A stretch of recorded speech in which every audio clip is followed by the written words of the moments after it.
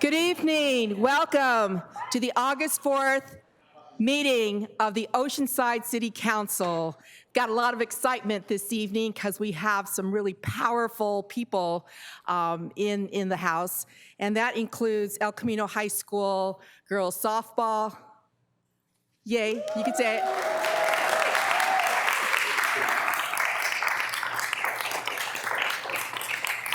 El Camino High girls basketball. Where are you girls? And not to be outdone, El Camino boys basketball. Is it basketball? Volleyball, excuse me, volleyball. Volleyball, shout out, volleyball, whoa. Thank you. In a minute, we are going to start the meeting. I'd like to first hand it over to our city clerk, who is going to give an advisory, and then we'll go on with the invocation. We do have Reverend Elizabeth Wilson Manahan in the house. Yes, great. Okay. So go ahead, Mr. City Clerk, Mr. Navarro. Thank you. Good evening, everybody. We would like to welcome you to the Oceanside City Council meeting. If you are on Zoom and wish to speak on an item, you must have registered to speak with the clerk's office prior to 4:00 p.m. today. If you are in attendance and wish to speak on an item, please register to speak with one of our staff members in the lobby prior to when public comment is called for the item. If you have material to distribute to the council or wish to contact a council member, please hand it to me or please come see me. I will take your information down. And if you have any materials to distribute, I will distribute the materials for you. And with that, we could do the roll call. Thank you, Mr. Clerk. Mr. Navarro, could you please take roll? Mayor Sanchez. Present. Deputy Mayor Kine. Councilmember Jensen. Councilmember Weiss. And Councilmember Rodriguez on Zoom. I'm here. Thank you, Councilmember Rodriguez. Okay, if we could please have Reverend Elizabeth Wilson Manahan, Associate Pastor at Oceanside First Presbyterian Church, come forward to the podium, and could we all please stand? Thank you. For our invocation. Let us join together. God, we thank you for another beautiful day in a beautiful place. We thank you for the gift of good weather and ocean breezes. We thank you for the hope that living in such a charming place gives to all of our lives. We pray tonight for your wisdom for our mayor, Esther Sanchez, our city councilors, Ryan Kime, Corey Jensen, Christopher Rodriguez, and Peter Wise. We thank you for their hard work to keep this gorgeous city safe and running well. Help them to make wise decisions which care for all of the members of our community. May they always remember to be mindful in their decisions, not just listening to the loudest voices, but those who will help them to make this city even better than it already is. Thank you for the business that is taking place this evening and the continued hard work of all who work in our city's government. Amen. Amen. Thank you, Reverend Manahan. And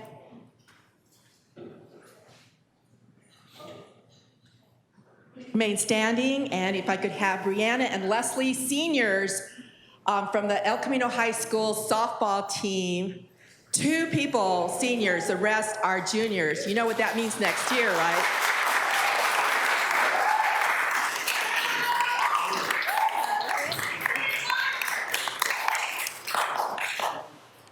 Place your right hand over your heart. Ready, begin. I pledge allegiance to the flag of the United States of America and to the republic for which it stands, one nation, under God, indivisible, with liberty and justice for all. Thank you, and you may be seated. Thank you, and if we can have the winning team of the El Camino High School softball girls, come on up, along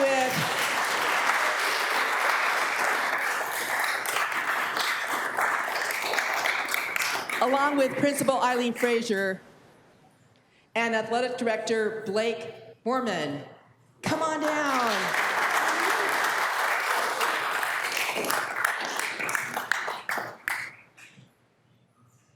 And I have to say that I got a call. I want to say it was maybe earlier in the day. Can you stop by, Ann? Are you here? Can you stop by? Yes, and watch this team that is winning tonight, and watch them win. And then on their way to the CIF finals, and I'm like, wow, yes, at El Camino, absolutely. So I get Ann, who is, there's no way, grandma. I'm looking for someone older, right? And I'm like, oh gosh. Because she is watching and she is cheering this phenomenal team of girls. I was gonna say women, young women, yes, of course. As you heard, 2 of them are seniors, the rest are juniors, and I am so excited. So very excited to say that it was a phenomenal game. I wish I was able to go the next day because that's when they went to is it San Diego, right? And really busted it out. So very close game, right? Until the very, very end. Yeah. So this is a certificate that I've invited this team to share their wins with us here at Oceanside. So exciting. And it basically says, on behalf of the City of Oceanside, I, Mayor Esther Sanchez, congratulate El Camino High School softball team players, students, coaches, teachers, Principal Eileen Frazier, and family members on your phenomenal CIF championship win. I applaud your leadership, dedication, perseverance, and team spirit in making our community a better place for everyone and in being such positive role models and ambassadors for our City of Oceanside. You have consistently maintained a positive attitude that will influence your life and all your future endeavors. This is a special moment for you to share with your family and friends and the City of Oceanside, right? Who are so proud of your accomplishments. Congratulations and best wishes.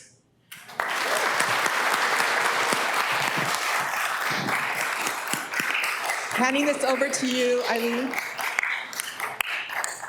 I'd like to take this opportunity to thank Mayor Sanchez for inviting us here tonight, and to thank all of these young ladies who did an amazing job, as well as the coach. Where is the coach? I'm sorry, Coach, where are you? Of course. Come on down, Coach.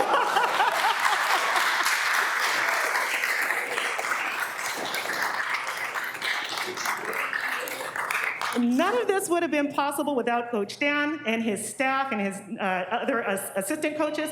Thank you so much for the work you do with these young ladies every day. And then Mr. Mormon, our athletic director, he works diligently to make sure that they have everything that they need to be able to go out there and do a great job. So again, thank you, Mayor Sanchez. Congratulations, ladies. I'm gonna pass this off to you. Thank you. Yeah, here we go, okay. Here we go. Did the rest of the council want to come and shake? Yes? Thank you. Thank you. Gosh, congratulations, congratulations. You guys rock it. Thank you. Thank you.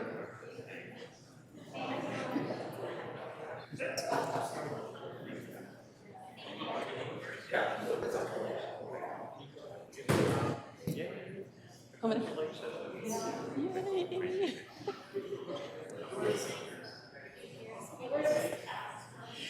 So maybe we can squeeze in a little more so we can get a picture. Invite the council if you want. Yes, come please. It's a great, great event for our city. We've got 2 other teams though, El Camino.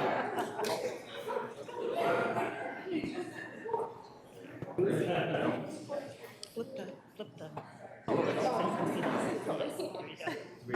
Eyes up. Do you want masks on or? How about off? Just real quick, just real quick. 1, 2, 3, go out, get. Go out.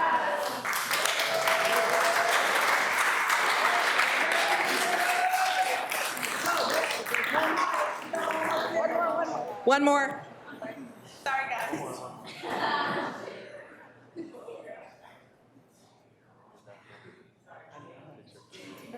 Comes once a year like Christmas, okay? Thank you again. Congratulations.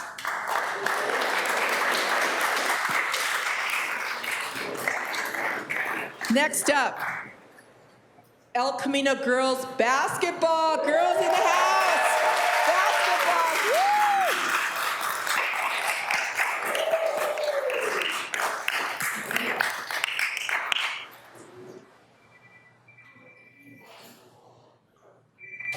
They know they got it. They're strolling, you know. Yeah, I see the stroll.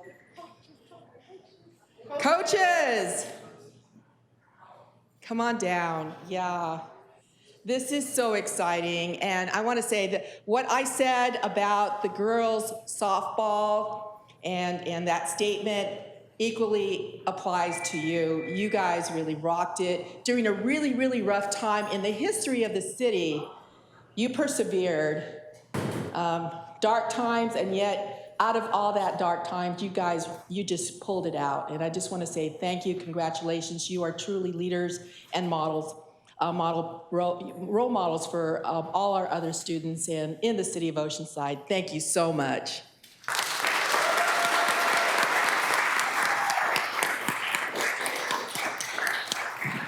So I'm going to hand this over to you, Principal Eileen Frazier. Again, thank you, and I'm going to hand it off to these young ladies who played hard on the court and continue to keep their grades up.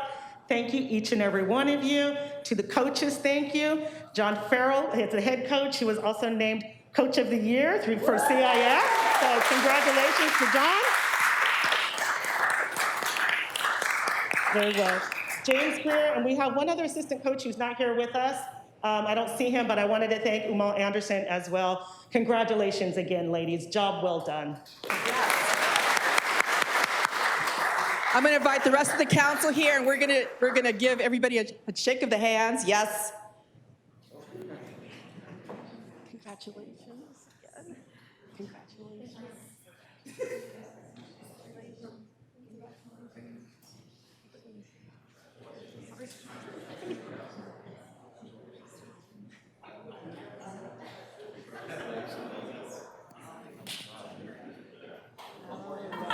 Please stay up here, council members, and we'd like to have a picture, another picture. Come on, squeeze in.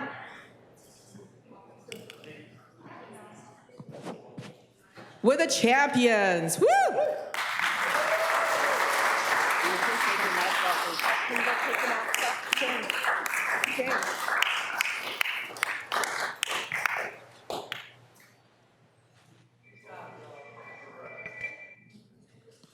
Thank you, thank you, thank you, thank you. Congratulations. Finally, we have El Camino High School boys volleyball. Come on, rock it out here, guys.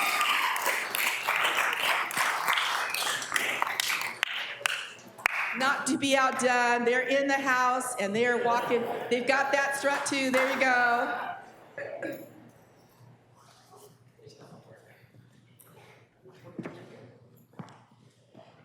And I know parents, fellow teachers, friends, family, everyone is so proud of what you were all able to accomplish. I mean, again, really, really tough times. Everything that I said before applies to you, and thank you so much. You know, it also goes to the coaches who, you know, had to stand there and inspire them through a really, really tough time. I mean, you never thought that this would happen, right? So. Oh yeah, I got that. So thank you again. I'd like to go ahead and invite the rest of the council to come in here and shake everybody's hand and then take a photo. And again, congratulations. This is really going to carry you through the rest of your life and what you were able to accomplish this past year. Thank you. Big hand for these guys, right?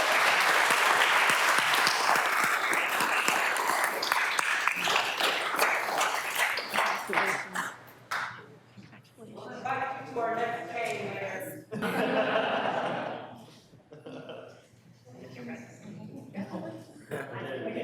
got to keep doing it again, you know? It only comes once a year, so. Okay. Pass this down to them. Let me, do you mind if I say something to Coach Ejiofor? While we're getting ready for the picture, I just want to say to these coaches, thank you for being the role models to these young men that you are. Thank you for your dedication to them, and thank you for just being there for such a crazy last year. You guys are amazing, and we appreciate your leadership. Thank you all for being here. Thank you for taking the time. I really appreciate it. Congratulations. Congratulations, family!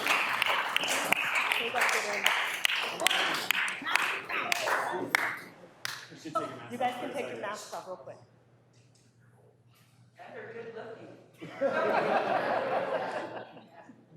Thank you. That was the parents. Got it somewhere.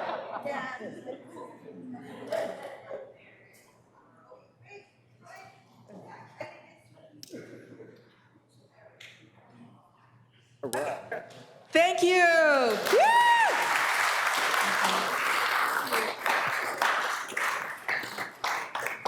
Next, if we can have, this is the Mayor's Business Member Spotlight with Scott Ashton, Executive Director for the Oceanside Chamber of Commerce. And we also have the Boys and Girls Club of Oceanside, and this is in recognition of their 70th anniversary of serving Oceanside.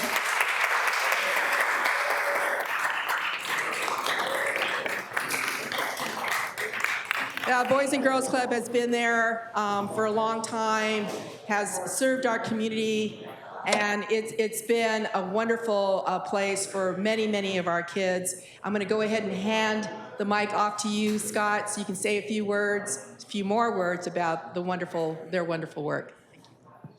Thank you, Mayor. We certainly appreciate the opportunity, and we're just honored to share this spotlight with the Boys and Girls Clubs of Oceanside. They've served our community for 7 decades now, and just many of the amazing leaders that we see here in Oceanside came up through the Boys and Girls Club, and you continue to serve our youth, and these kids are going to be our future entrepreneurs and future business owners and employees of our businesses, so we really appreciate your leadership, Jody, and your team, and your investment in our youth. Thank you so much. On behalf of the Board of Directors, our staff, and most importantly, our youth members, thank you so much for this incredible honor. Thank you, Mayor.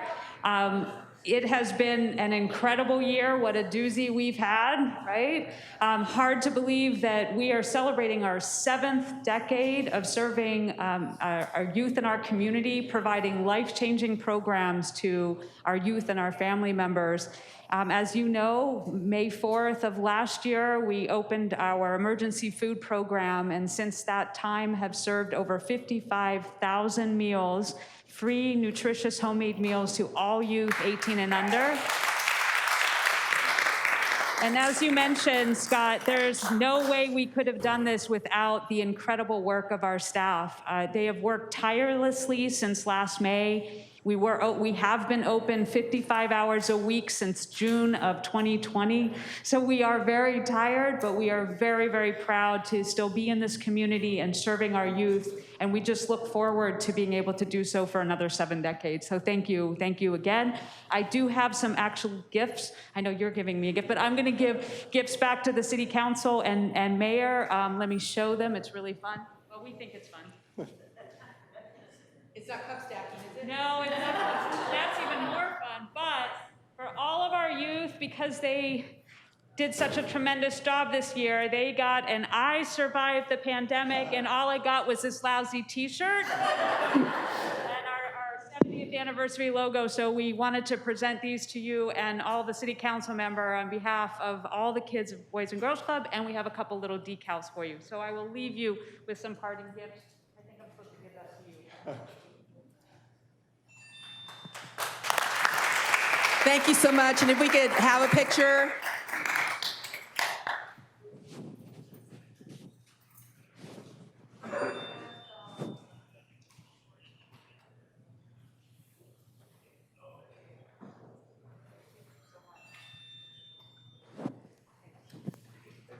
Thank you so much. Thank you. Congratulations on 70 years.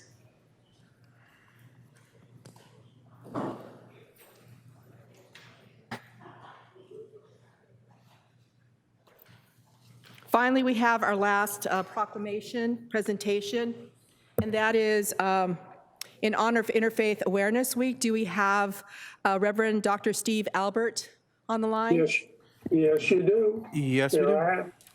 Fantastic. Well, welcome. Thank you.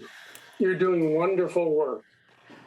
So I have a proclamation here. I was contacted by Reverend Albert and I said, Poway. Well, what he said was, he approached our former mayor, Jim Wood, back in 2017 when this is first starting off. Dr. Albert and the Poway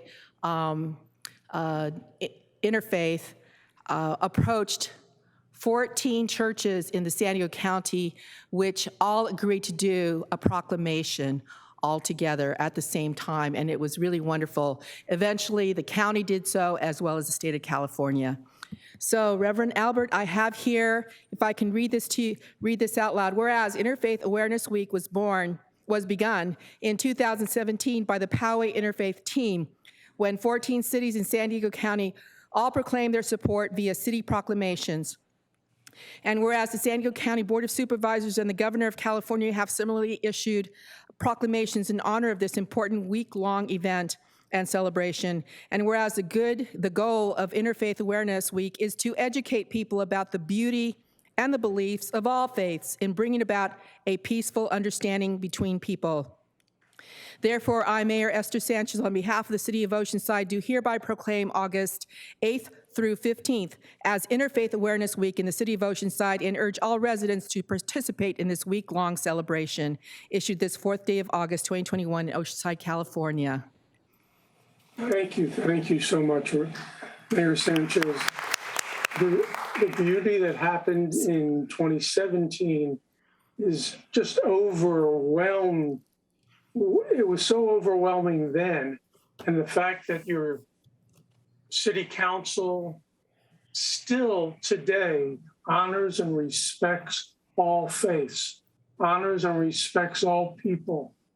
That is so beautiful, and it's the thing that we have, again, as you mentioned, it is a California yearly event, full week of honoring and respecting everyone. It has been picked up by the United Religions Initiative that exists in over 100 countries. And so this year, starting on the 5th of August, on the 8th of August, we will have our entire activities being put online for globally for over 100 countries. And we're just so appreciative of a city like Oceanside saying we care about people. And I just want to honor that. Thank you. Thank you so much. Thank you, Reverend Steve Albert. And so could you say the link or the website where they can find the link to the programs that you will be having this week? It's a very long Zoom number. How about the Perhaps website? How about the website? The website would be the Poway Interfaith Team.com. Fantastic. Thank you so much. Thank you. Thank you. Recording in progress. Next, we have a closed session report. Mr. Mullen? Thank you. Council met in closed session at 3:30 to discuss the following items. The first was conference with labor negotiator over the status of negotiations with the OCEA, or at least to provide direction to its negotiator with respect to a side letter with OCEA. Item 2, discussion about a threat of litigation involving a communication from Coast Law Group dated June 22nd, 2021. Finally, item 2B, Charles Smith v. City of Oceanside, workers' compensation case number ADJ 101-40316, and Denniston v. City et al., case number 37-2021, 31518. Council did meet for informational briefings with respect to those items. There's no action under the Brown Act to report on any of the items. Thank you, Mr. Mellon. Next on the calendar are the consent calendar items, which are items 4 through 17. I'd like to pull item number 7. Is there a motion to adopt the balance? So moved by Deputy Mayor Keim. I'd like to pull item 10. 10. And I'll second his motion. Okay. Item number 8 was pulled by the public. Okay. Okay, items 7, 8, and 10 have been pulled. Let's vote. We have a motion and a second. Councilmember Rodriguez, how do you vote? Oh, yes, Councilmember Rodriguez, my apologies. Yes, my vote is yes. Okay. Okay, so let's vote.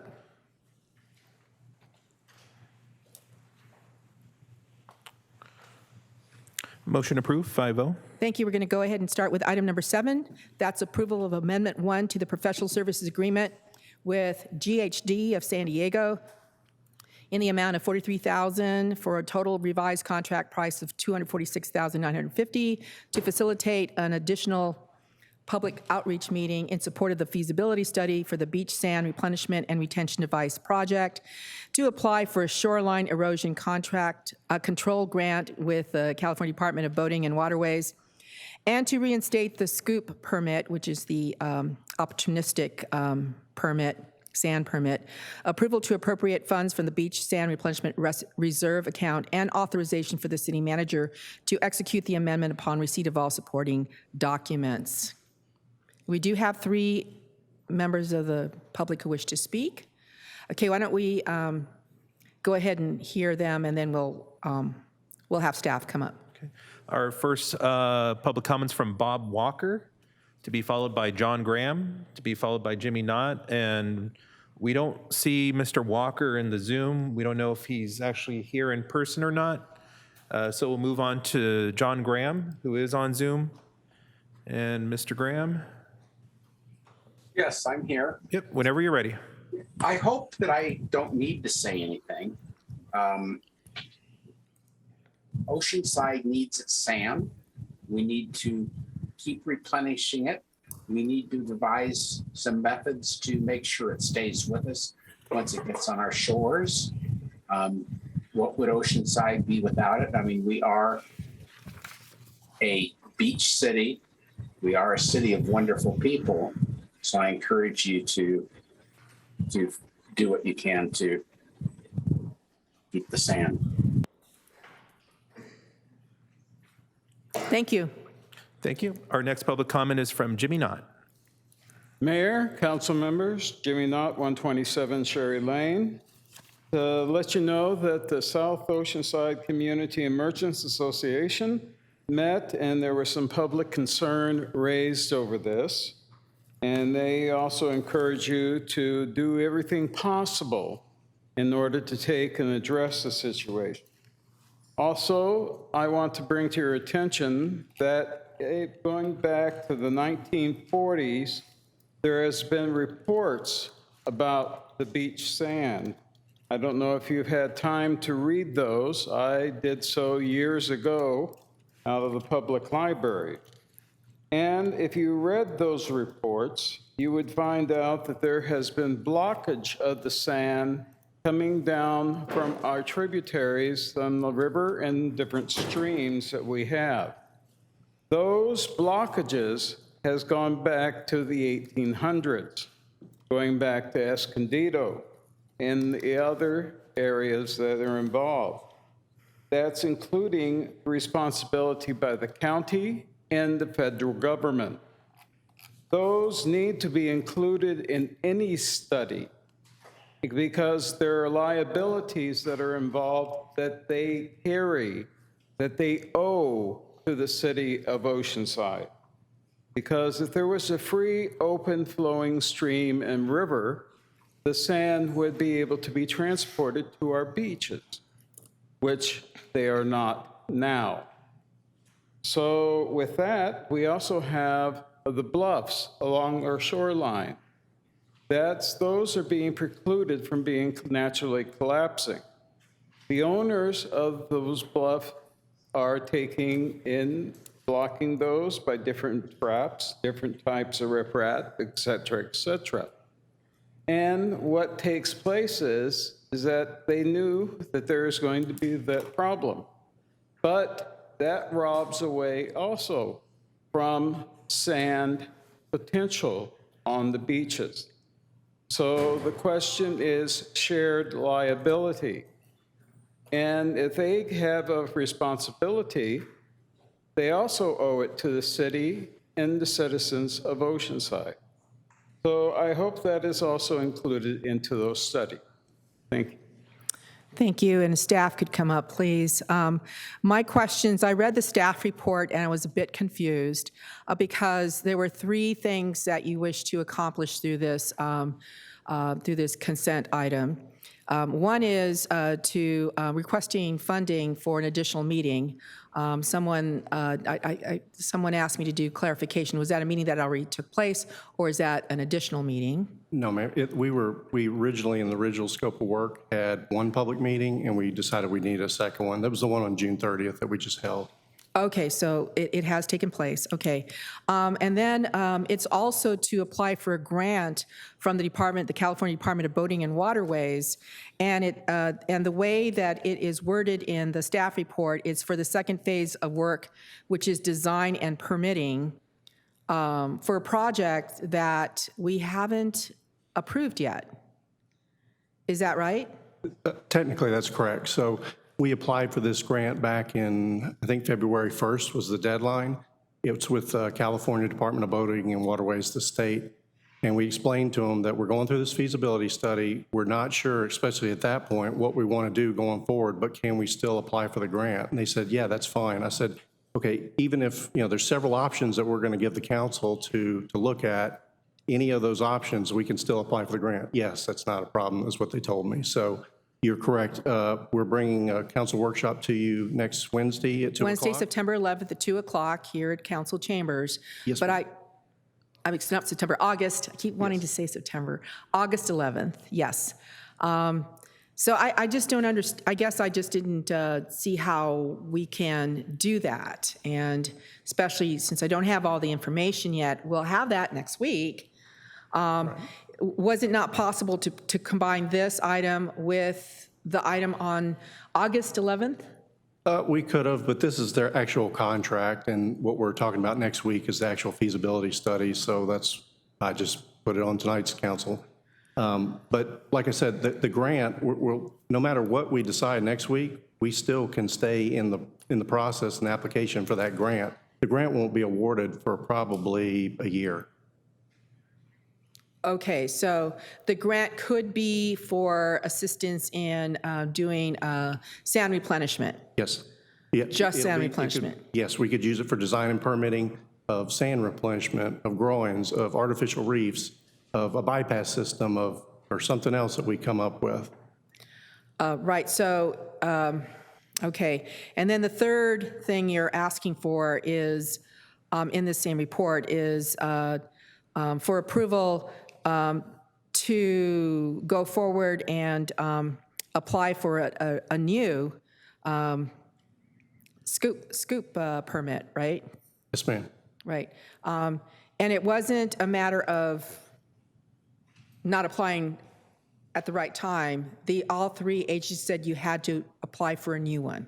One of them is actually still active. The other 2 said, and we had renewed them before, and then dealing with the water board, there was a lot of question. They were going to raise their fees really high. Then there was talk of a regional permit the Sandag was going to put together, and then all of a sudden, cities, now you're back on your own. It expired, and now we have to reapply for it. But we renewed it once. We renewed all 3 permits once, and they still said you have to reapply. They will not renew it for a year or 2 years or whatever. So my question, I guess, is this application for, it's the opportunistic permit, right? Yes. And that's to be able to get sand and then put it on the beach. Correct. Is that the only scope of the permit? Yes, ma'am. There's nothing else, just being able to gather sand from wherever the place. It could be at a lagoon, or it could be one of our lakes, and put it on the beach, as long as it's the right kind of sand.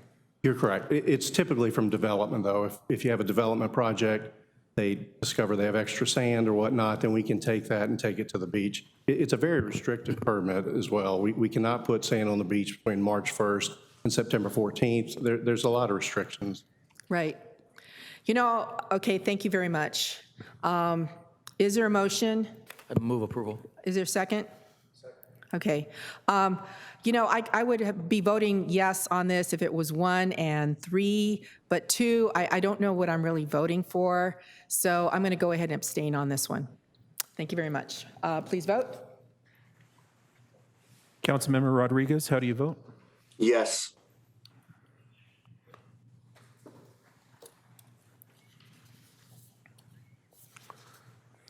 Motion approved 4-0 with Sanchez abstaining. Thank you. Item number 8 is approval of Amendment 2 to a professional services agreement with Tetra Tech of Irvine in the amount of $592,300 for a total contract amount of $3,474,000 for engineering support services during construction of the Pure Water Oceanside project and authorization for the city manager to execute the amendment. Who pulled this? Jimmy Knott? Okay. Thank you, Mr. Knott. Mayor, council members, Jimmy Knott, 127 Sherry Lane. I was taken aside recently, over about 2 or 3 weeks ago, by a member of the Utilities Commission, and then also by a couple of members of the public. They knew this item was coming up, and they've seen items like this in the past. And what they were asking about, if I knew if there has been any audit from the pure water situation or the development going on. I could not address this. They said, especially even the utility commissioner addressed this, that it seems like there's been change of orders, amendments, and all sorts of things that have gone on, and the original cost seems to be lost. It seems to be lost in the far past, and the amount of money has seemed to climb, climb, climb. I, along with the rest of those folks, would like to take and request that an audit be done of the Pure Water project so that the public can be reassured that the exact amount is being spent, and that we also have the knowledge of those change amounts, how much it is, and how much maximum amount that's being proposed that can be, in store for their wallets. Thank you. Thank you, Mr. Knott. We do have staff here to respond, and I do know that this is based on a loan, $60 million, something like that, where with a very low interest rate, 1.25 or something. And so anything you do with the federal government, you have to cross your T's, dot your I's, very, very public. So if you'd like to address the question. Thank you, Honorable Mayor, City Council. Staff does submit monthly and quarterly reports to our WIFIA EPA financing, as well as all of our grants, in order to receive the reimbursements for the project and ensure that these costs are consistent with what was being funded for the project. Additionally, the item here tonight, number 8, is an amendment to our engineer's contract for over $500,000. However, what we don't see is this is a scope that we're removing from our construction manager's contract, Parsons, and we anticipate that contract to be a deficit of about $700,000 to $900,000 by the end of the contract.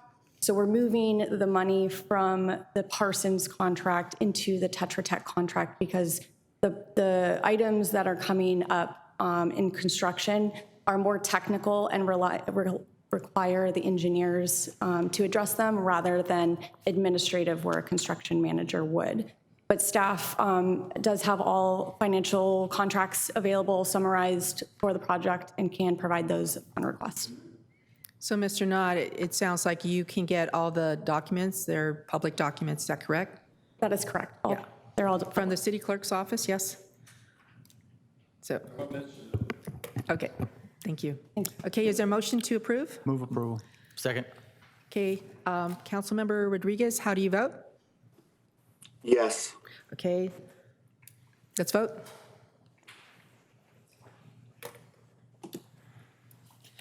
Motion approved 5-0.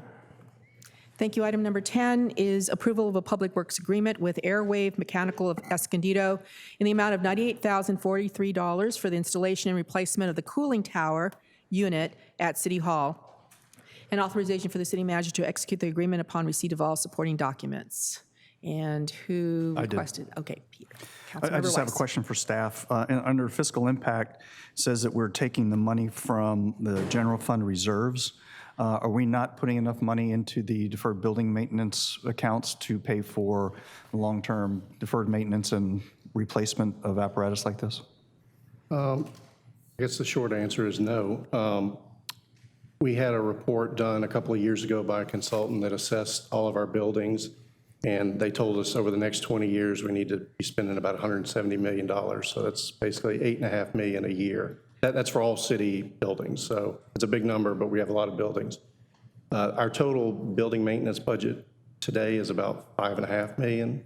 So we're a little short there, but we also, out of that $5.5 million, we have to pay for operating or electricity, janitorial services. So it's a lot of things that are not paying for actual repairs on buildings. So there are other set-aside accounts that we can draw from when we need, but the long story short is we're a little underfunded. Thank you. Move approval. There's a motion and a second. Councilmember Rodriguez, how do you vote? Approved. Approval. Okay, let's vote.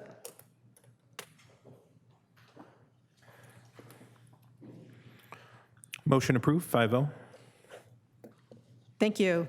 Let's go to general items. That's item number 18, which is adoption of a resolution supporting the reduction of marine debris and litter caused by single-use polystyrene and single-use plastic products. And we have Colleen Foster, Environmental Officer.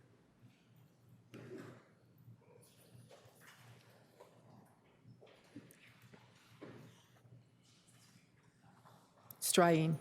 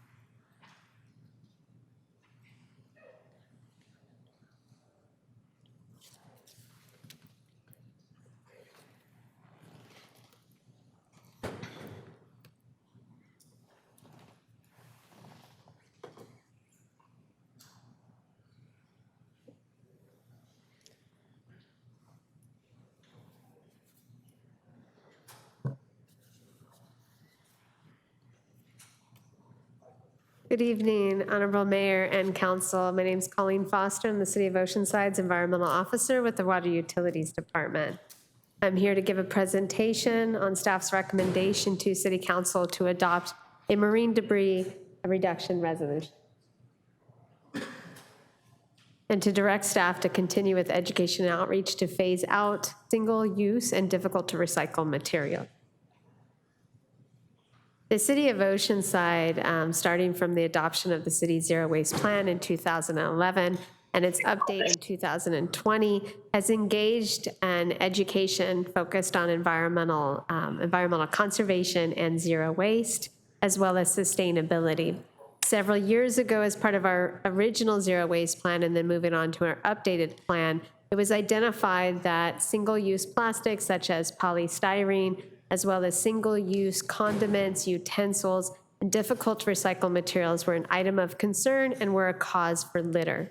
So as part of that, staff have been conducting significant education and outreach in the community to gauge the issue at hand and to engage on the best possible solutions to mitigate these items of concern and items that are considered litter in our community.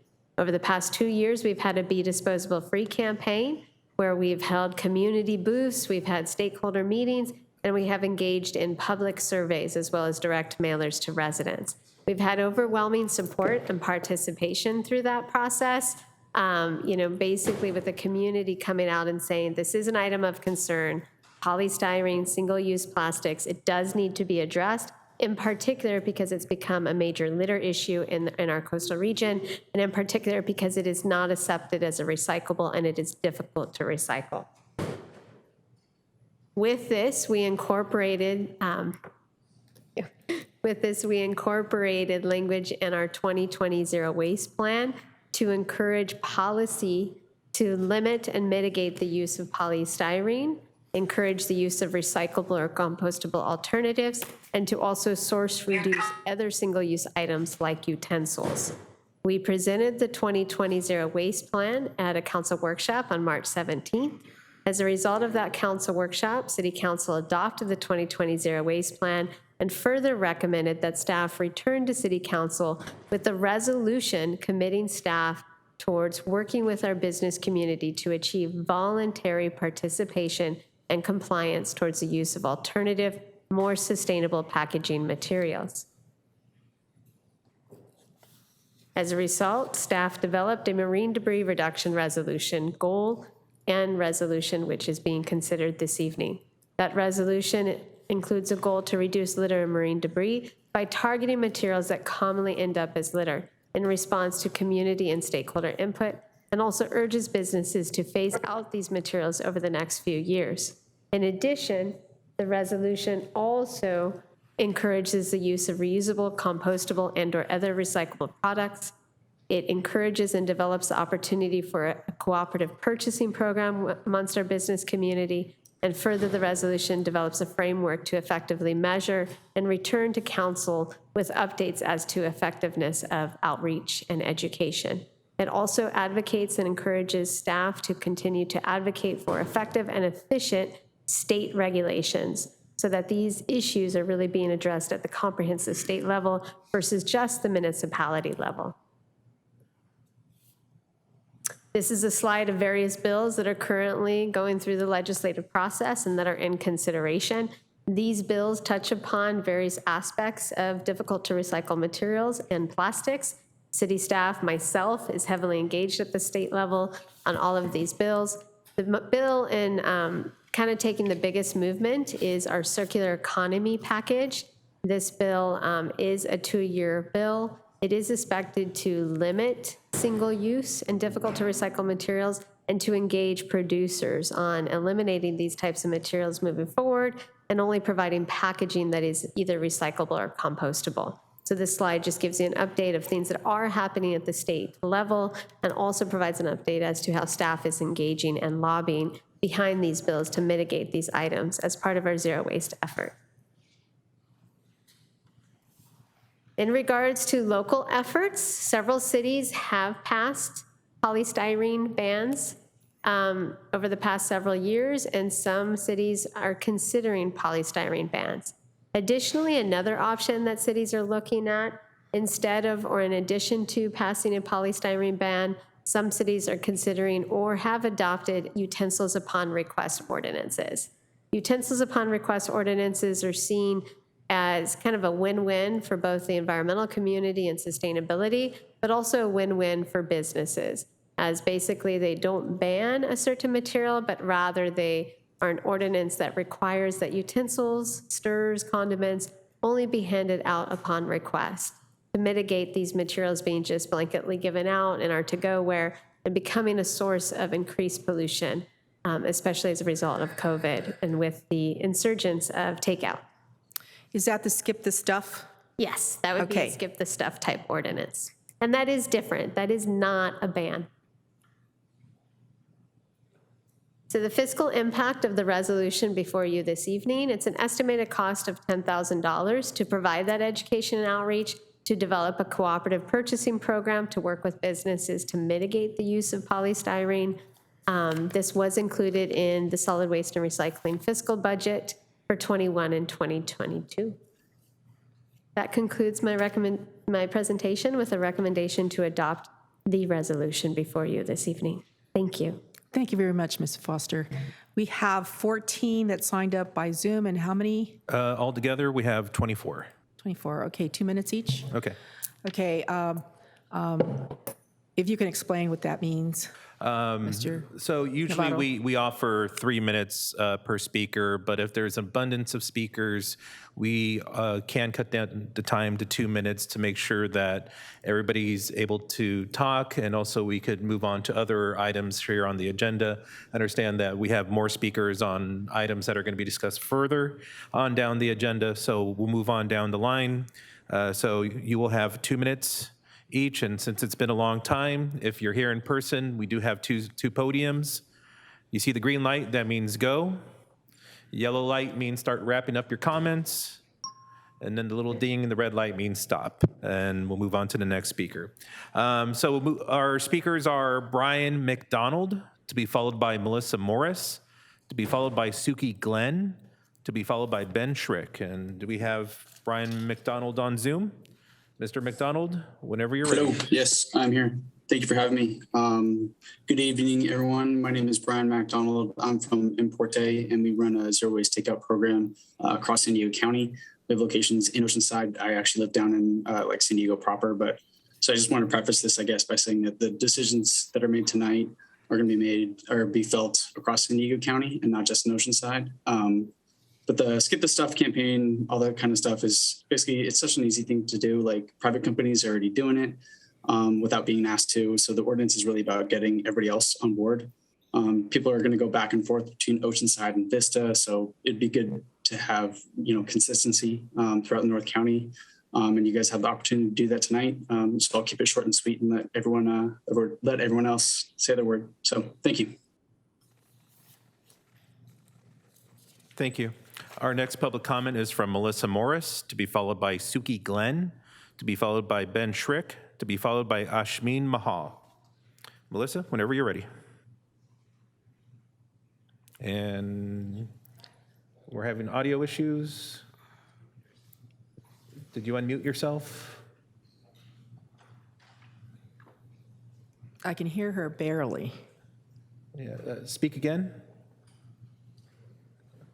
Can you say your name, Melissa? Oh, now I can't hear it all. It may be an issue on your end. We could get back to you, Melissa. We'll make sure you don't lose your place in line there.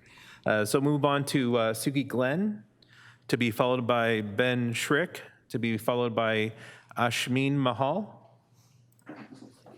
Hello, my name is Suki Glenn, as you already know. I'm a resident of Fallbrook and a body surfer at Oceanside beaches.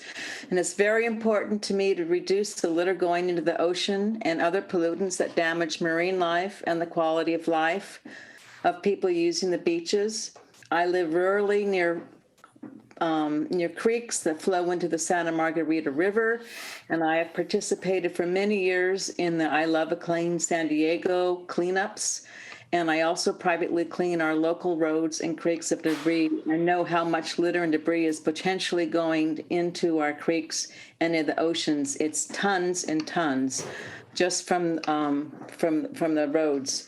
It is essential to adopt this Agenda 18 to reduce the many tons of debris and litter that end up in our precious natural resources. That's it. Thank you. Thank you. Our next public comment is from Ben Schrick, to be followed by Ashmin Mahal. Hello, all. My name is Ben Schrick. I'm a member of Surf Rider San Diego and also the founder of a plastic-free grocery business that delivers groceries within the San Diego County. And I'm appreciative of the marine debris reduction resolution that's been put together and any other waste reduction plans in the future. But especially am in support of Skip the Stuff ordinance and to prevent these single-use plastics going out into our environment, oceans, and community. In general, single-use items and packaging create financial costs and also environmental costs that are unnecessary.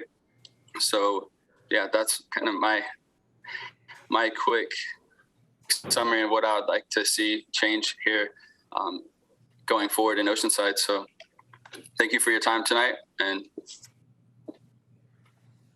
thank you. Thank you. Our next public comment is from Ashmin Mahal, and then we're going to go back to Melissa, and followed by Diane Nygaard. Ashmin, whenever you're ready. Good evening, Honorable Mayor and City Council members. My name's Ashmin Mahal, and I'm actually going to be a senior at El Camino High School. So I've been involved in advocating for Oceanside's fight against plastic since I was in 7th grade. And the progress we made is formidable, but we could and should do more. As a concerned Oceanside resident and as a concerned Oceanside student, I urge the city to move forward with drafting a skip the stuff ordinance. An ordinance which would, as we discussed before, would require plastic utensils, straws, stirrers to be provided only on request.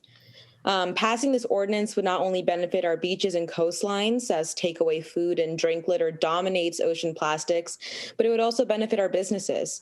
Asking businesses to provide these utensils on request would only decrease the amount of utensils they have to give to customers and therefore have to purchase. This simple change can create an immense positive impact, and I urge Oceanside to continue fighting for our beaches and coastlines and move forward with a skip the stuff ordinance. Thank you for your time. Thank you. Thank you. We're going to go back to Melissa Morris, to be followed by Diane Nygaard, to be followed by Laura Minna Cho, to be followed by Gabriel Clifford. And Melissa, let's see if this works. Hi, can you hear me? Yes, we can.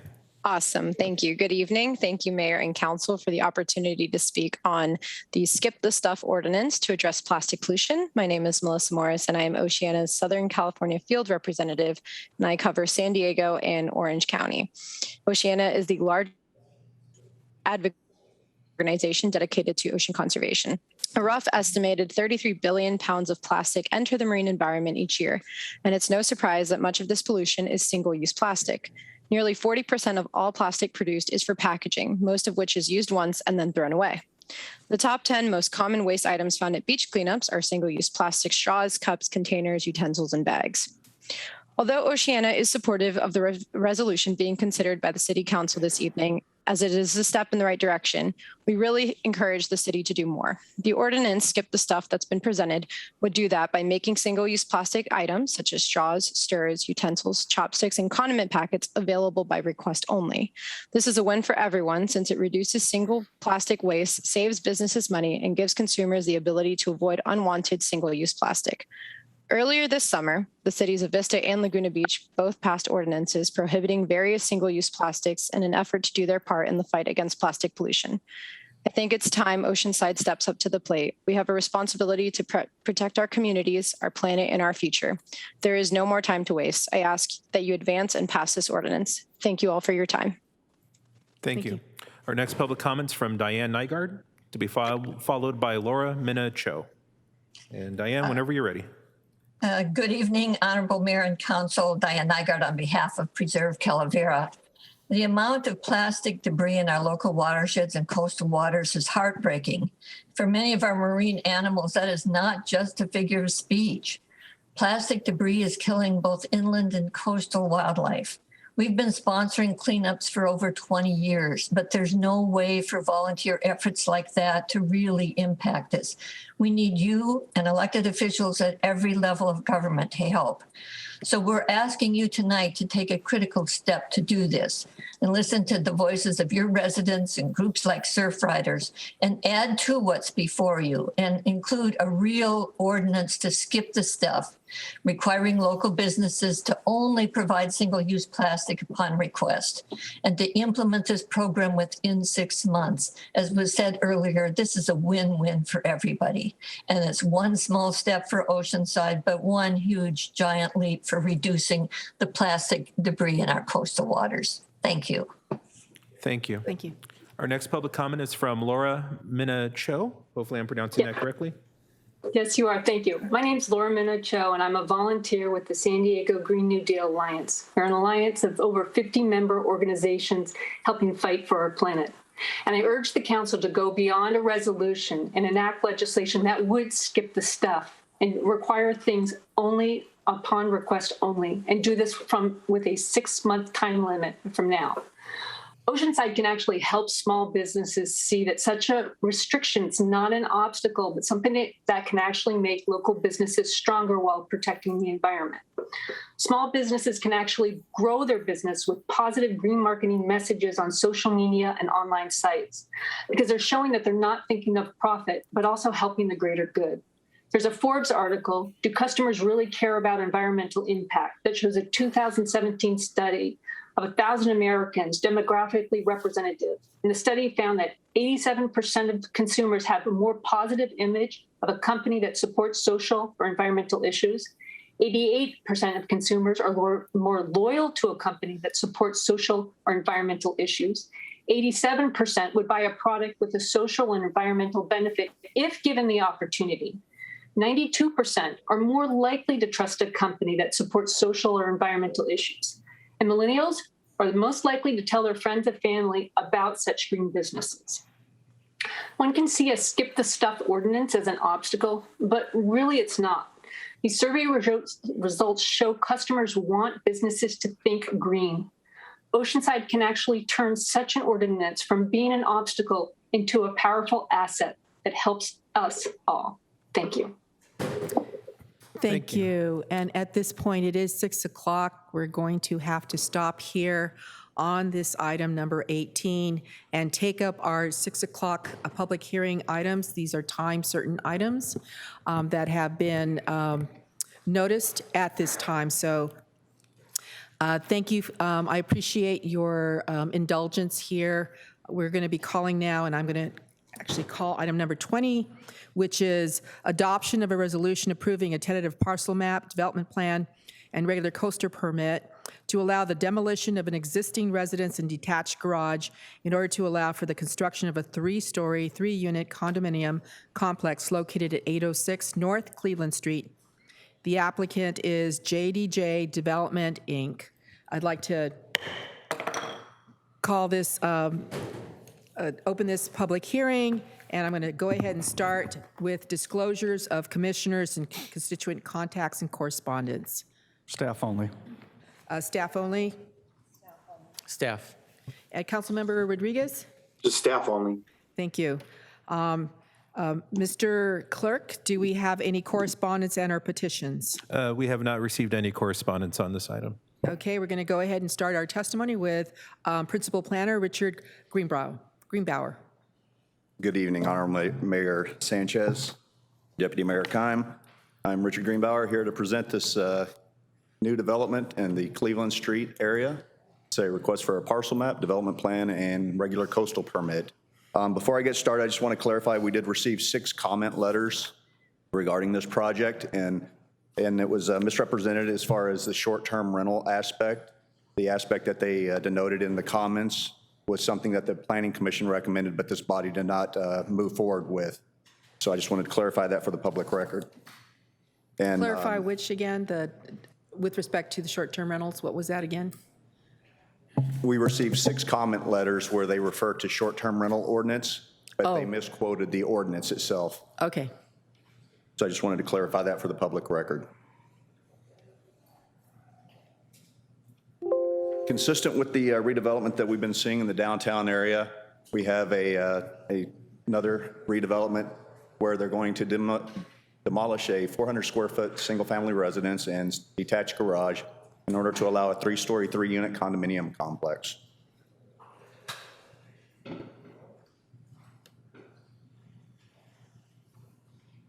The subject site is on the east side of North Cleveland Street, north of Neptune Way, and resides in the downtown Subdistrict 5. I presented a brief overlay of the development standards for that project site, as well as the proposal for the project in front of you this evening. You can see it meets or exceeds all the development standards for that zone district. Therefore, that's why staff is moving this forward at this time. Consistent with the redevelopment in the downtown, we have a new modern type design that brings forward a mix of materials that are rich and will improve the existing character of the neighborhood, and consistent with our local coastal program to enhance and bring forward new development in a nice and timely manner, and that's consistent in design guidelines for the downtown.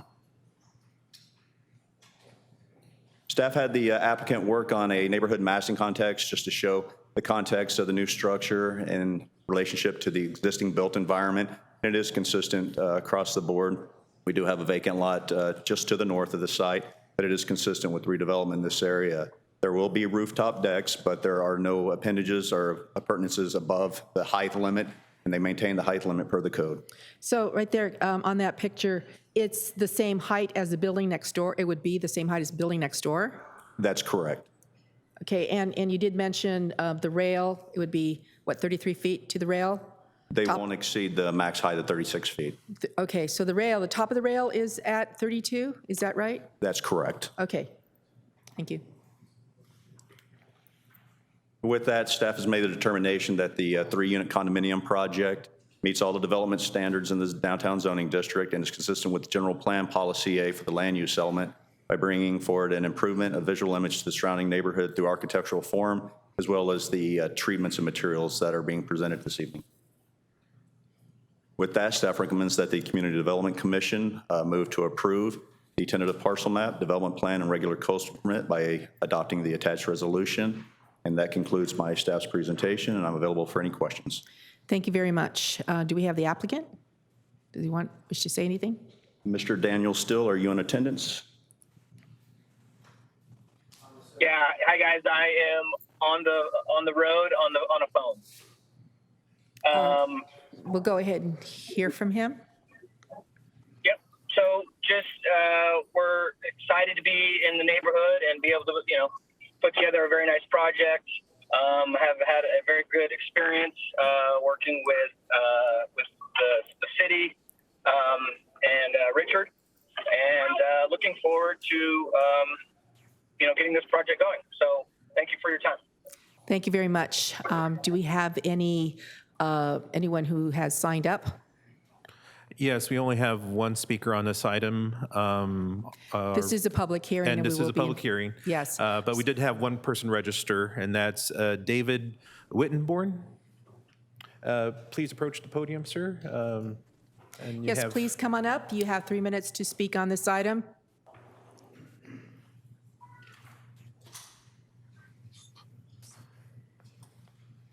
Mayor and council, we welcome improvement in our neighborhood. Our concern is with the intended use of the developed property as a short-term rental. And so I ask that the council not approve a project without the tacit understanding and agreement of the property owner to abide by Chapter 24 of the Oceanside City Code that states that new non-hosted short-term rentals be prohibited. We ask that further development of the 800 blocks of North Tremont and Cleveland streets preserve the residential quality of the neighborhood. At a time when we're all concerned about the critical shortage of housing in our city and state, adding more non-hosted Airbnb and VRBO properties would not be in the interest of our neighborhood and community. The city has clearly endeavored to make Oceanside both a desirable place to live and a tourist destination. Development in our downtown residential areas should not displace permanent residents for short-term visitors. Permanent residents keep Oceanside a desirable place to live and visit. I ask the council to stipulate that the development of the property of 806 North Cleveland cannot be a non-hosted short-term rental property. Thank you. Thank you. This is a public hearing. You do not have to sign up in order to speak. If you wish to speak, please approach the podium. You would have up to 3 minutes to speak. And this is item number 20. Seeing no one rising, I'm going to go ahead and close this portion of the public hearing and ask the city attorney to respond to the issue that was raised with respect to short-term rentals and city ordinances. Yes, I did have an opportunity to see the speaker's letter. What he's citing in the ordinance on page 2 is a section of the whereas clause that references the Planning Commission recommendation with respect to your short-term rental ordinance. That's the section where they recommended no new non-hosted short-term rentals be prohibited, or should be prohibited in the following residential zoning districts. That was not adopted by the city council, so there is no such prohibition in our city code. Okay, thank you. Any other comments by staff, by Mr. Greenbauer? No? Honorable Mayor, I have no other comments on it. Okay, thank you. Let's take it to the council. Councilmember Rodriguez also has his hand raised on Zoom. Okay, Councilmember Rodriguez? Yeah, I'd like to move approval with staff recommendation, no restrictions. This is private property, and private property owners have private property rights to do what they wish per current ordinance and laws in the city of Oceanside. If they want to turn into a vacation rental or a future owner would like to do that, that's their right and prerogative, subject to our local short-term vacation rental ordinance. So again, I'd like to move approval on the project. I think it's going to be a great project. Second. There's a second by Councilmember Weiss. Is that right? Yeah, okay. Any other, Deputy Mayor, did you wish to speak on this item? No, I think the issue of short-term rentals is important. I don't want to discount the speaker's concerns. I think it's something that we've begun to address. I don't think we're there yet in having a polished ordinance, but we're working on it. I think it's something that we need to continue to monitor. I'm looking forward to staff's coming back with our first report of how our first ordinance went and what we need to do to make improvements. I'm going to support this tonight, but I do expect staff at a certain time to come back with our short-term rental ordinance and what we're going to do to make it more effective. Thank you. Thank you. We do not have an ordinance, a similar ordinance that was referenced by the speaker. I do welcome the idea of revisiting this, seeing how we are doing. I understand that there may be some ways that we are not collecting all the TOT, and also with respect to it, especially during this time when we have a housing crisis, how we are doing in terms of ensuring that we are able to provide housing units and our housing stock. So I'm going to go ahead and support this at this time, but look forward to having on this the item of short-term rentals to be back before the council. So let's vote. Let's first ask Councilmember Rodriguez for his vote. Yeah, I made the motion, so I support it. Okay. My vote is yes. That's a yes. Let's vote. Motion approved, 5-0. Okay, next is item number 21.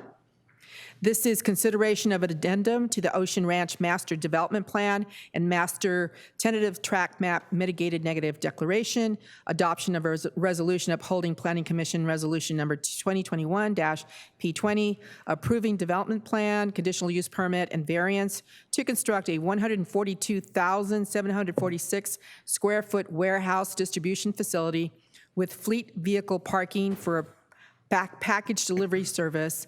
That's DIB 3 Ocean Ranch Distribution Facility with the applicant Ryan Childs of Lincoln Property Company. Appellants are 3 in number. They include number 1, Andrew Grunman, 2, Smart Growth Oceanside, care of Finney Arnold, LLP, and number 3, Jeannie Leeper. I'm going to go ahead and open this public hearing and request disclosure from council members and constituents with respect to constituent contacts and correspondence. Staff, I met with the project applicant. I also met with one of the appellants, and we've received a number of emails and phone calls from various parties. Same, I have met with some members of the public. I also met with the applicant and have received many emails and correspondence. Same, the applicant and Staff, applicant, and appellant. Thank you. Do we, Mr. Navarro, do we have any correspondence and or petitions above and beyond what we have already stated? Councilmember Rodriguez? Pardon? We didn't ask Councilmember Rodriguez. Oh, Councilmember Rodriguez, my apologies. Disclosures, Councilmember Rodriguez? Yes, just staff, the applicant, and public. And then all correspondence has been forwarded to the city council prior to this meeting. Thank you. We're going to go ahead and begin first with testimony of our senior planner, Rob Damaski. Did I say that right? Hey. That's correct. Getting there. Good evening, Honorable Mayor and council members. I'm Rob Demahowski with the Development Services Department, and here this evening to present the appeal for the Ocean Ranch Distribution Center. Staff is recommending that the City Council consider an addendum to the Ocean Ranch Master Development Plan Mitigated Negative Declaration and uphold the Planning Commission resolution approving the project. On May 17th, the Planning Commission conducted a public hearing and the project, and after due consideration, the Planning Commission considered an addendum to the Ocean Ranch Mitigated Negative Declaration and adopted a resolution approving the project by a 4-0 vote with 3 commissioners absent. On May 27th, the City Clerk's office received 3 separate appeals by Andrew Grunman on behalf of residents and workers for Safe Oceanside. The second appeal by Vinnie Arnold, LLP, on behalf of Smart Growth Oceanside. And the third by Jeannie Leeper, accompanied by a petition with 40 signatures. Located within the Ocean Ranch Corporate Center, the project site consists of 2 vacant lots totaling 28 acres and has a general plan designation of light industrial and a zoning designation of limited industrial. Development is regulated by the Ocean Ranch Master Development Plan, which utilizes the limited industrial zone district for permitted uses. Surrounding land use consists of light industrial uses, including biotech, manufacturing, warehousing, and distribution, and the St. Cloud residential community is located directly north of the site. The project is comprised of 3 requests: a development plan to allow the construction of a 142,746 square foot warehouse distribution facility to operate as an Amazon logistics facility, a conditional use permit to allow an industrial building for distribution and storage purposes that exceeds 50,000 square feet, and also to allow more than 6 heavy truck terminals, and a variance to construct a retaining wall that exceeds the maximum height of 8 feet. The proposed logistics facility would provide last mile delivery service of products ordered online through Amazon. Packages would be shipped to the facility, processed, loaded on vans, and then delivered to customers in the Oceanside area. The proposed facility would have 125,756 square feet of warehouse and 16,990 square feet of office area. A loading dock with 15 truck terminals will be located on the north side of the building. As a 24-hour operation, the facility would have an estimated 500 employees working during multiple shifts, not at the same time. For parking, the site would include 583 fleet vehicle spaces, 230 employee parking spaces, 15 truck terminals, and an additional 8 spaces for trailers, and a staging area to accommodate 144 vehicles. To avoid conflicts with commuter traffic, an estimated 174 delivery vans will leave the facility in waves starting at 10 a.m. and returning by 10 p.m. 60 flex vehicles, which are privately owned vehicles operated by Amazon partners, would leave the facility between 4 p.m. and 6 p.m. And the heavy trucks, 21 tractor trailers, would enter and exit the facility over a 24-hour period. There would be one truck in and 1 truck out with no queuing of trucks or idling of vehicles. The applicant is requesting the conditional use permit to allow the square footage to exceed 50,000 in the 15 truck terminals. The truck terminals would be considered incidental to the main function of the facility as a package delivery service and would not operate like a traditional distribution center where heavy trucks are the primary vehicles for delivering goods. The applicant requests a variance to construct a retaining wall along the north property line that exceeds the maximum height of 8 feet. Based on existing topography, the applicant is proposing to depress the finished grade of the site to establish ADA compliant elevations. Elevations on the north end of the site would be dug out, resulting in an interior facing retaining wall with elevations between 8 to 17 feet. The proposed Shot Creek wall would match the building, and it would also be planted with creeping vines and draping vines. And in response to the appeal, the applicant has provided additional justification which has been provided on with the staff report as attachment 5. The project was reviewed and approved by the Ocean Ranch Architectural Review Committee. The proposed 46-foot tall building is designed with concrete tilt wall panels with score lines to match. Metal awnings and canopies are located around the perimeter to break up the wall plane, and the exterior paint will be white with dark accent cut squares and a blue painted parapet. The project took into account multiple planning considerations, the first being average daily trips. As part of the mitigated negative declaration for Ocean Ranch, a cumulative trip generation cap of 35,754 average daily trips was established for the entire industrial park to ensure traffic impacts are less than significant at the full build out of the project. Each lot was allocated a specific number of trips based on Sandag trip generation rates for various uses, including industrial, office, retail, and so on. The project site, lot 1920, was allocated 3,974 trips based on large industrial and office use. Rather than use the standard Sandag rate, the applicant prepared an updated trip generation memo using a project-specific analysis, which is provided as attachment 6 of the staff report. And per that memo, the project would generate 1,188 ADT, resulting in a surplus for the site of 3,279. Heavy truck terminals, as previously noted, the project would have 21 heavy trucks per day using the one in, one out approach. As a recommended conditional approval, the applicant would be required to have a haul route approved by the city to avoid conflicts with surrounding areas and residential streets. For noise, which was a major concern heard during the process by the neighborhood, the applicant conducted an acoustical analysis and concluded that the project would comply with the city's noise ordinance at all property boundaries. Furthermore, the retaining wall would also help reduce the noise levels.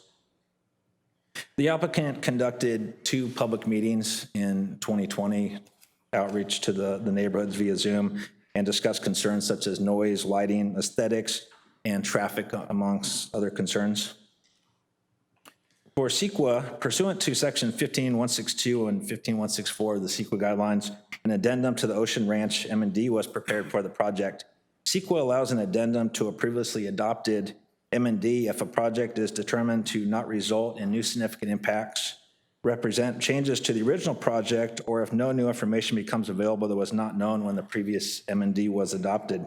While some clarification and additions to the previous M&D are necessary, the addendum indicates that none of the conditions outlined in section 15162 exist, which would require preparation of a subsequent environmental document.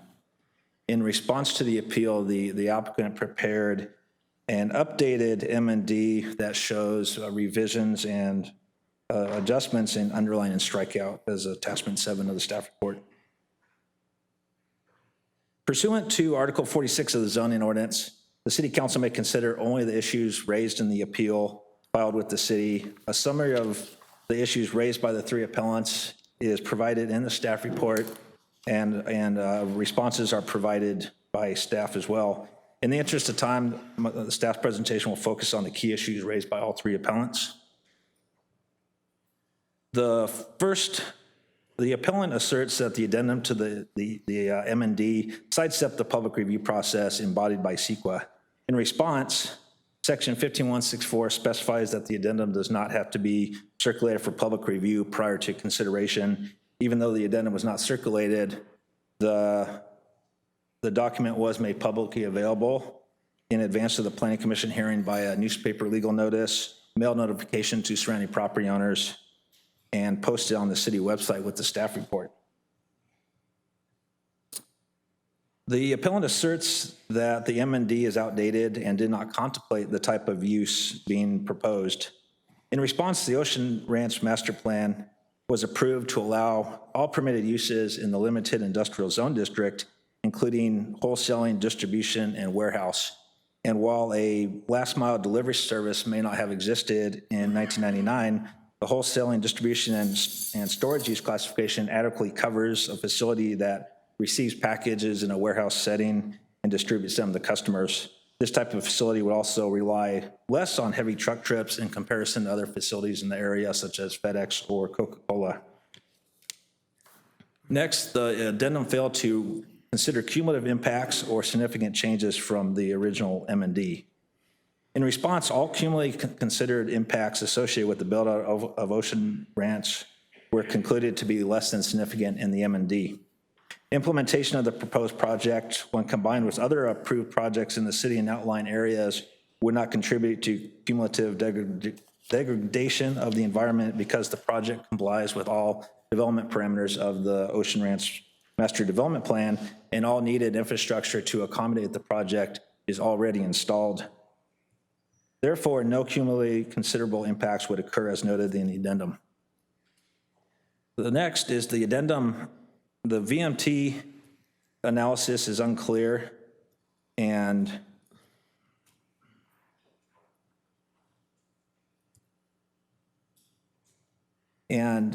on who is an employee and on the basis for trips counted. In response, the applicant prepared an updated project-specific trip generation memo, as previously noted, which identifies trips from both employees and subcontractors, including the types of trips. The addendum uses VMT as a threshold of significant and explains that the project would have a less than significant impact using the city's recently adopted VMT-based transportation threshold. Based on the latest Sandag screening map and the city's VMT guidelines, it is determined that the project is located in a low VMT generating area and is screened out from requiring VMT analysis, including consideration of cumulative impacts.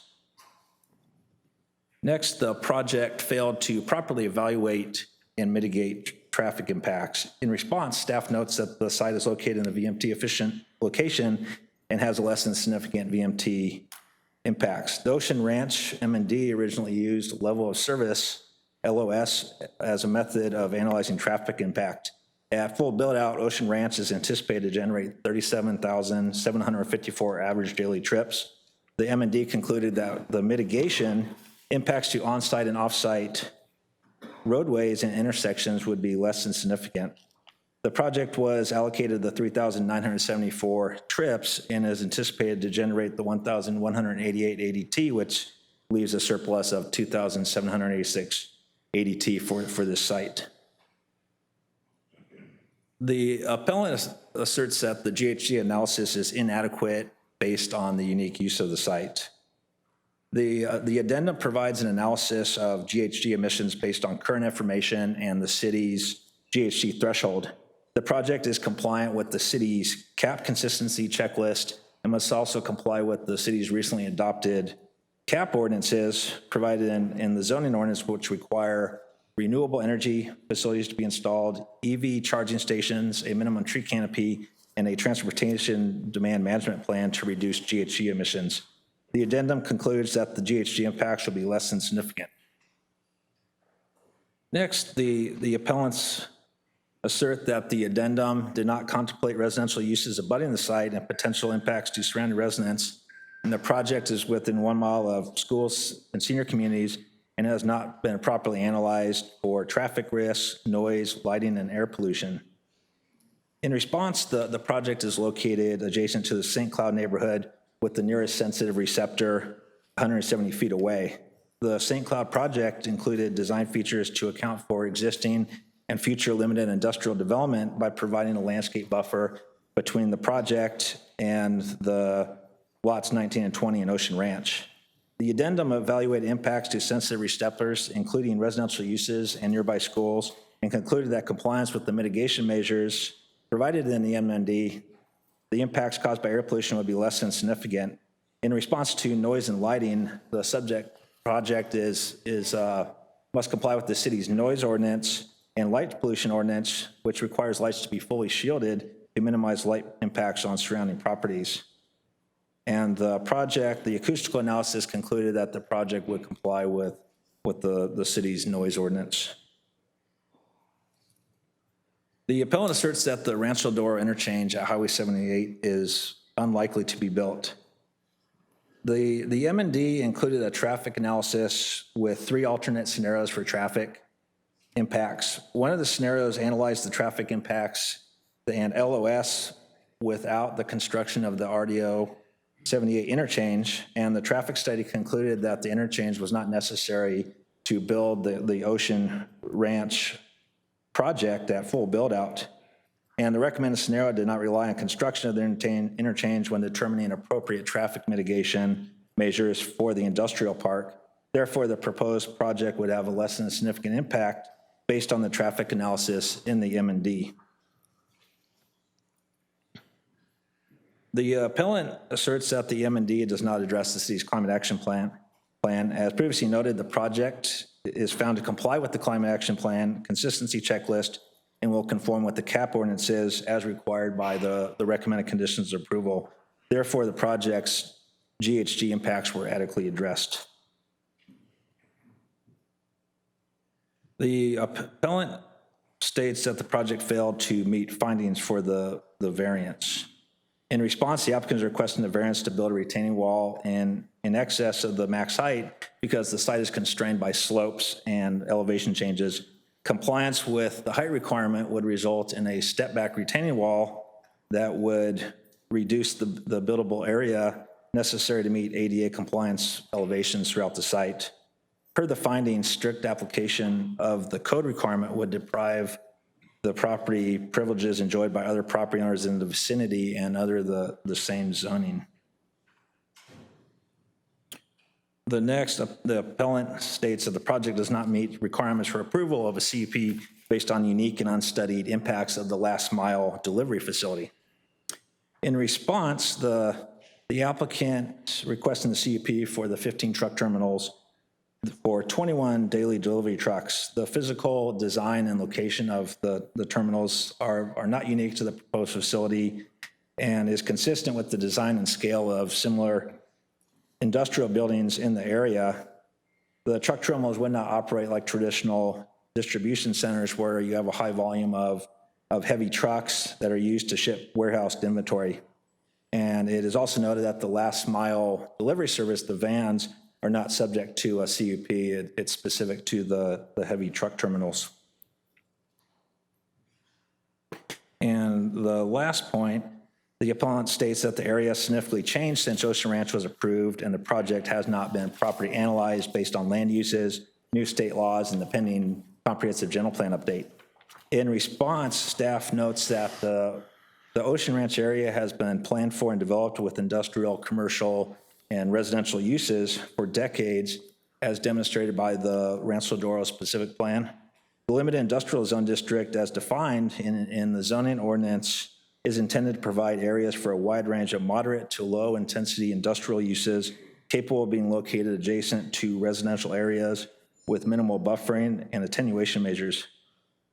While the city is undertaking a comprehensive general plan update, the city is obligated to process development plan applications under the general plan codes and regulations that in effect at the time the application is filed. The project was fully analyzed in accordance with city policies, local ordinances, and state law, including CEQA. The recommended conditions of approval in compliance with mitigation measures would ensure that the project is compatible with the surrounding area and not detrimental to public health, safety, and welfare. Based on the information presented this evening and in the staff report, staff recommends that the City Council by motion consider an addendum to the Ocean Ranch Master Development Plan and Master Tentative Track Map Mitigated Negative Declaration and adopt a resolution upholding Planning Commission Resolution 2021 P20 approving the development plan, conditional use permit, and variance to construct 142,746 square foot warehouse distribution facility with fleet vehicle parking for a package delivery service. This concludes my presentation. I'm available for questions. Thank you, Mr. Domowski. Next, we are going to hear from the appellants. There are, again, three. I'm going to go ahead and name them in the order that they appear in the agenda. The total number of minutes for this are 30 minutes, so each are going to get 10 minutes unless there is an agreement that has been made otherwise in the distribution of the time. Can I have the first listed Andrew approach the podium and ask Do you plan on speaking for 10 minutes? You can Actually, also. Mr. Grumman isn't here today, and so I'm Mr. Tal Finney of Finney Arnold LLP, and I'm going to be speaking on behalf of Smart Growth Oceanside and residents and workers for a safe Oceanside. Okay, you're not speaking on behalf of Mr. Grunman. Mr. Grumman is not here. I'm speaking on behalf, I'm representing those two groups. Both? Yeah. Okay, so then you are letting me know that you are getting up to 20 minutes. Yes, there's also another residents group that is present here today. Yes, and, that's they're Jeannie reserving- Leeper. Correct, and they have 4 different folks that are part of their group that want to speak for like 2.5 minutes each. And then I would have 20 minutes, but I might finish early. So again, they're. Okay, Yeah. so there all is will an still be agreement. less than 30 minutes, Madam Mayor. Okay, so let me just get this right. Mr. Arnold, right? You are Finney Arnold? Mr. Finney, yes. Okay. You are going to be representing Andrew Grunman and Smart Growth Oceanside, so you get up to 20 minutes, and you can reserve time for rebuttal after we hear from the public. Very well. Okay, and then we are going to hear from Jeannie Leeper for up to 10 minutes, and she can reserve some time for rebuttal. After that, we will hear from the applicant, which is Lincoln and Lincoln Property Company, and they will be able to speak for up to 20 minutes, and they will not have the opportunity for rebuttal. Very well. Okay? So we're going to go ahead and have you begin, and you can, as far as I understand, you are going to be able to speak for up to 20 minutes, and if you wish to reserve any time to rebut anything that perhaps the applicant is saying and or the public is saying, you can so do. Very well. And do you, Madam Mayor, do you have a counter so we can track these? I hate to ask, but I know it's usually. There should be a counter just right there. I'm going to so there it is. Very okay, well. Excellent. I'll start the time over again. So Okay. Thank you so very that's much. how you could gauge your time. Don't take any of his time now. I appreciate it. I don't want to battle a lawyer, okay? I sure appreciate this. Thank you so much. So, Thank you, Mr. Arnold, right? Finney Arnold. Mr. Finney, Ms. Arnold. Mr. Finney. African American and I much tougher than I keep am. saying that. So you're Mr. There's a My Mr. law Finney and a partner. Mr. Arnold. Right. Okay, Mr. Finney. Got it. Please Very well. begin. Thank you so much. Thank you, Madam Mayor, members of the City Council, staff, and members of the public. I appreciate the opportunity to address you. My office represents an unincorporated association of Oceanside residents. There's 2 of them, the Smart Growth Oceanside and residents and workers for a safe Oceanside, that appealed the Oceanside Planning Commission's approval on May 17th, 2021 of PC Resolution number 2021 P20, which approved a development plan, conditional use permit and variance to construct a 142,746 square foot warehouse distribution facility with fleet vehicle parking for a package delivery service. The proposed facility would be situated on 2 vacant parcels, totaling 27.95 acres and located on Ocean Ranch Boulevard within the Ocean Ranch Corporate Center. This project approvals included the certification of an addendum to the Ocean Ranch Master Development Plan and Master Tentative Track Map, final initial study, environmental checklist, and mitigated negative declaration adopted in conjunction with Ocean Ranch Corporate Center Resolution number 1999 P56, as well as approval of D20-00014, CUP20-00023, and V21-00003. As local residents, our clients may be adversely affected by the potential air quality, traffic, soil quality, groundwater quality, noise, public health, and safety impacts that can be caused by this project. These individuals and their families live and work in the city of Oceanside. They would be directly affected by the traffic, air quality, soil quality, groundwater quality, noise, public health, and safety, and other impacts created by the project. Individual members may also work on the project itself. As such, they would be first in line to be exposed to any health and safety hazards that exist on the project site. For all of these reasons, the project should be developed pursuant to the public information and decision-making process embodied within the California Environmental Quality Act. And I'm the former Special Counsel, Senior Advisor, Director of Policy to the Governor, and the former OPR Director for the State of California, Office of Planning and Research. So I administered CEQA for the entire state for many years. The project approvals were granted pursuant to an addendum to the Ocean Ranch Master Development Plan which was drafted in 1999 and last amended in 2005. The certification of the addendum effectively sidestepped the public review process embodied within CEQA. As a result, the addendum does not comply with CEQA.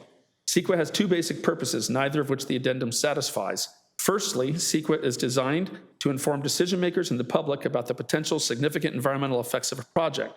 That's under CEQA guidelines, section 15002A1, and I used to write those. CEQA requires that an agency analyze potentially significant environmental impacts in an environmental document. PRC section 21000, Public Resources Code. CEQA guidelines, section 15002. Specifically, that the environmental document should result from the extensive research and information gathering, including consultation with state and federal agencies, local officials, and the interested public. And that's the Berkeley Keep Jets Over the Bay Commission versus Board of Port Commission case, as well as Schaefer Land Trust v. San Jose City Council of 1989. To be adequate, the environmental document, the addendum, should evidence the lead agency's good faith effort at full disclosure. That's under CEQA guidelines, section 15151, also the Laurel Heights Improvement Association versus Regents of California case of 1988. The EIR has been described as an environmental alarm bell whose purpose it is to alert the public and its responsible officials to environmental changes before they have reached their ecological point of no return, which is the County of Inyo case from 1973. Thus, the EIR protects not only the environment, but also informed self-government under Citizens of Goleta Valley versus Board of Supervisors from 1990. CEQA directs public agencies to avoid or reduce environmental damage when possible by requiring alternatives or mitigation measures. That's again CEQA guidelines and Berkeley Jets. The environmental impact report serves to provide public agencies and the public in general with information about the effect that a proposed project is likely to have on the environment and to identify ways that environmental damage can be avoided or significantly reduced.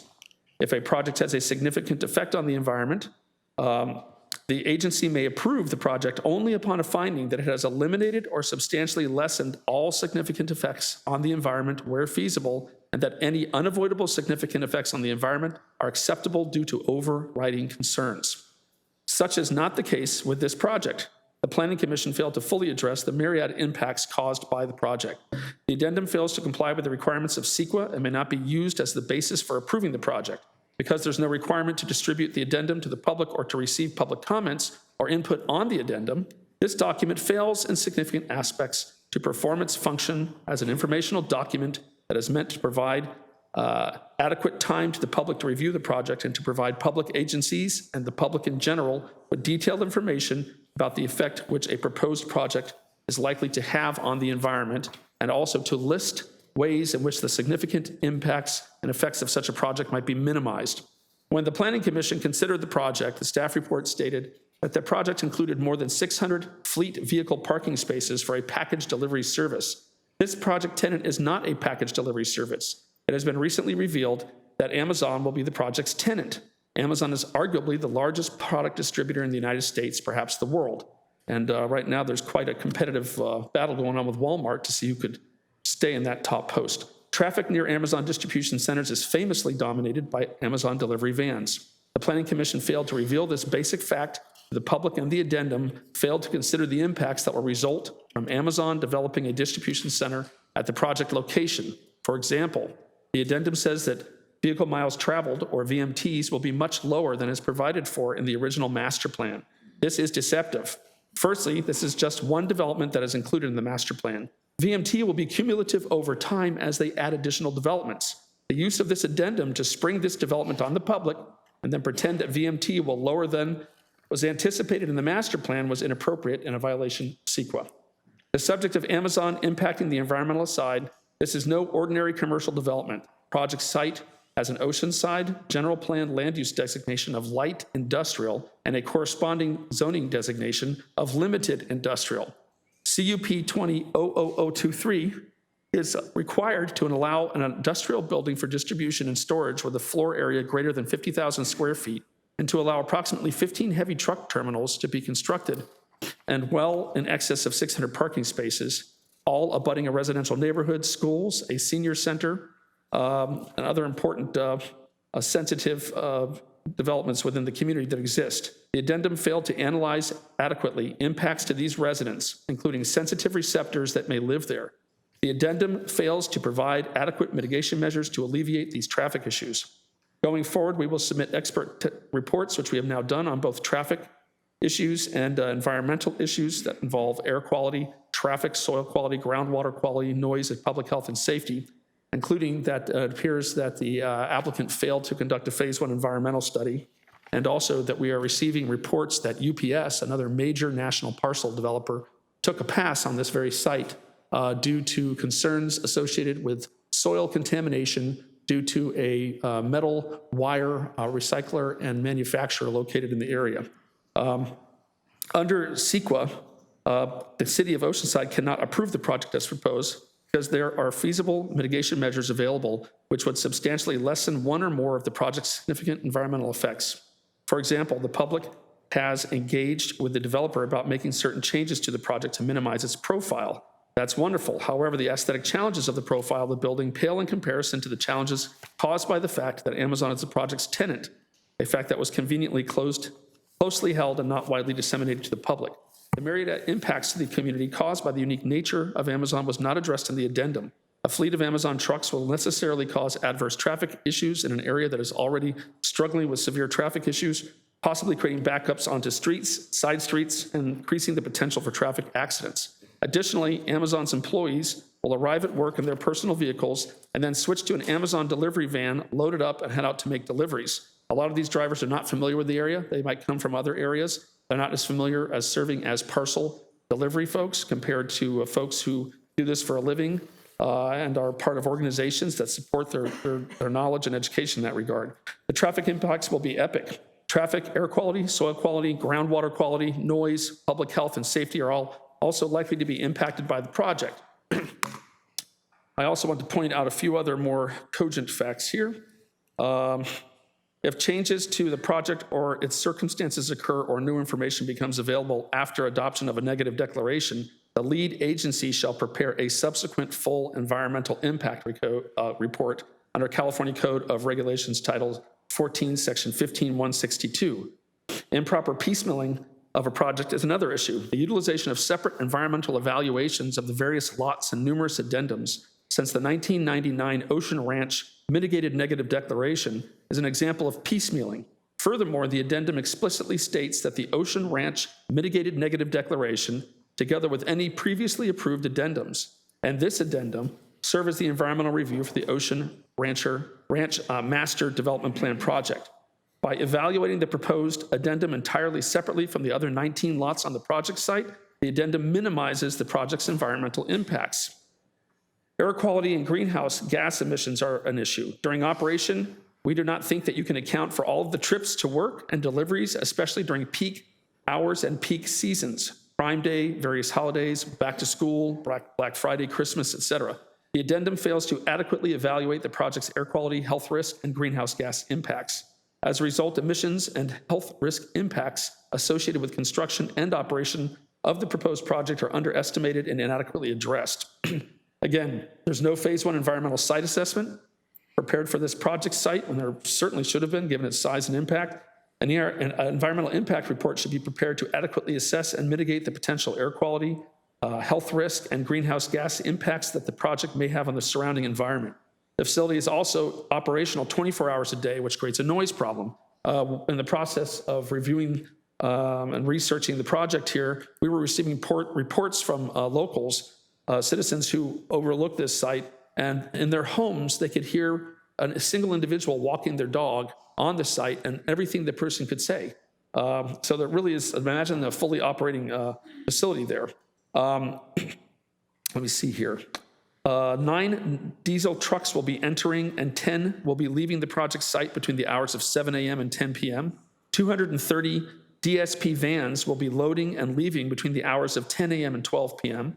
The vans will come back on site to park between the hours of 7 p.m. and 9 p.m. 60 flex vehicles will enter the site load and leave the site between the hours of 4 p.m. and 6 p.m.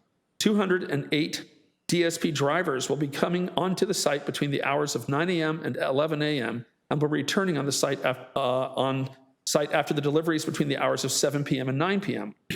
58 associate cars will be coming into the site between the hours of 7 a.m. and 10 p.m. 145 associate cars will be leaving the site between the hours of 7 a.m. and 10 p.m. At night, 12 diesel trucks will be entering and 11 will be leaving the project site between the hours of 10 p.m. and 7 a.m. There will not be any van activity at night. 122 associate cars will be coming in and 30 will be leaving the site between the hours of 10 p.m. and 7 a.m. Truck trailers are delivering goods throughout the day. Delivery employees arrive prior to 10 a.m. and delivery vans are operating from 10 a.m. to 9 p.m. Empty trailers can be noisier due to the lack of weight. Vans beep when reversing and occasionally use horns. Do the acoustic analysis take these items into consideration given the volume of vehicles and the nature of an Amazon distribution center? We believe not. The Long Beach-based firm says they do, however, that the ambient sounds are greater than the predicted level. This makes no sense to us. How can a vacant lot of less noise than the predicted level of an Amazon distribution center? The transportation assessment of this project does not adequately describe the impacts of this project because it appears that the incorrect project trip generation rates were used. The transportation assessment did not address the Caltrans analysis for the congestion management plan, and the ingress and egress routes for the project were not analyzed or described in the transportation assessment. As demonstrated above, the Planning Commission failed to adequately disclose, evaluate, and mitigate the project's environmental and traffic impacts, resulting in a legally deficient CEQA document. The City Council can require the preparation of a proper EIR that addresses all the significant impacts, traffic patterns, noise, air quality, soil quality, as well as the health and safety for the community, both during and after construction, which CEQA mandates, and should require a full environmental impact report be drafted and considered before this project moves forward.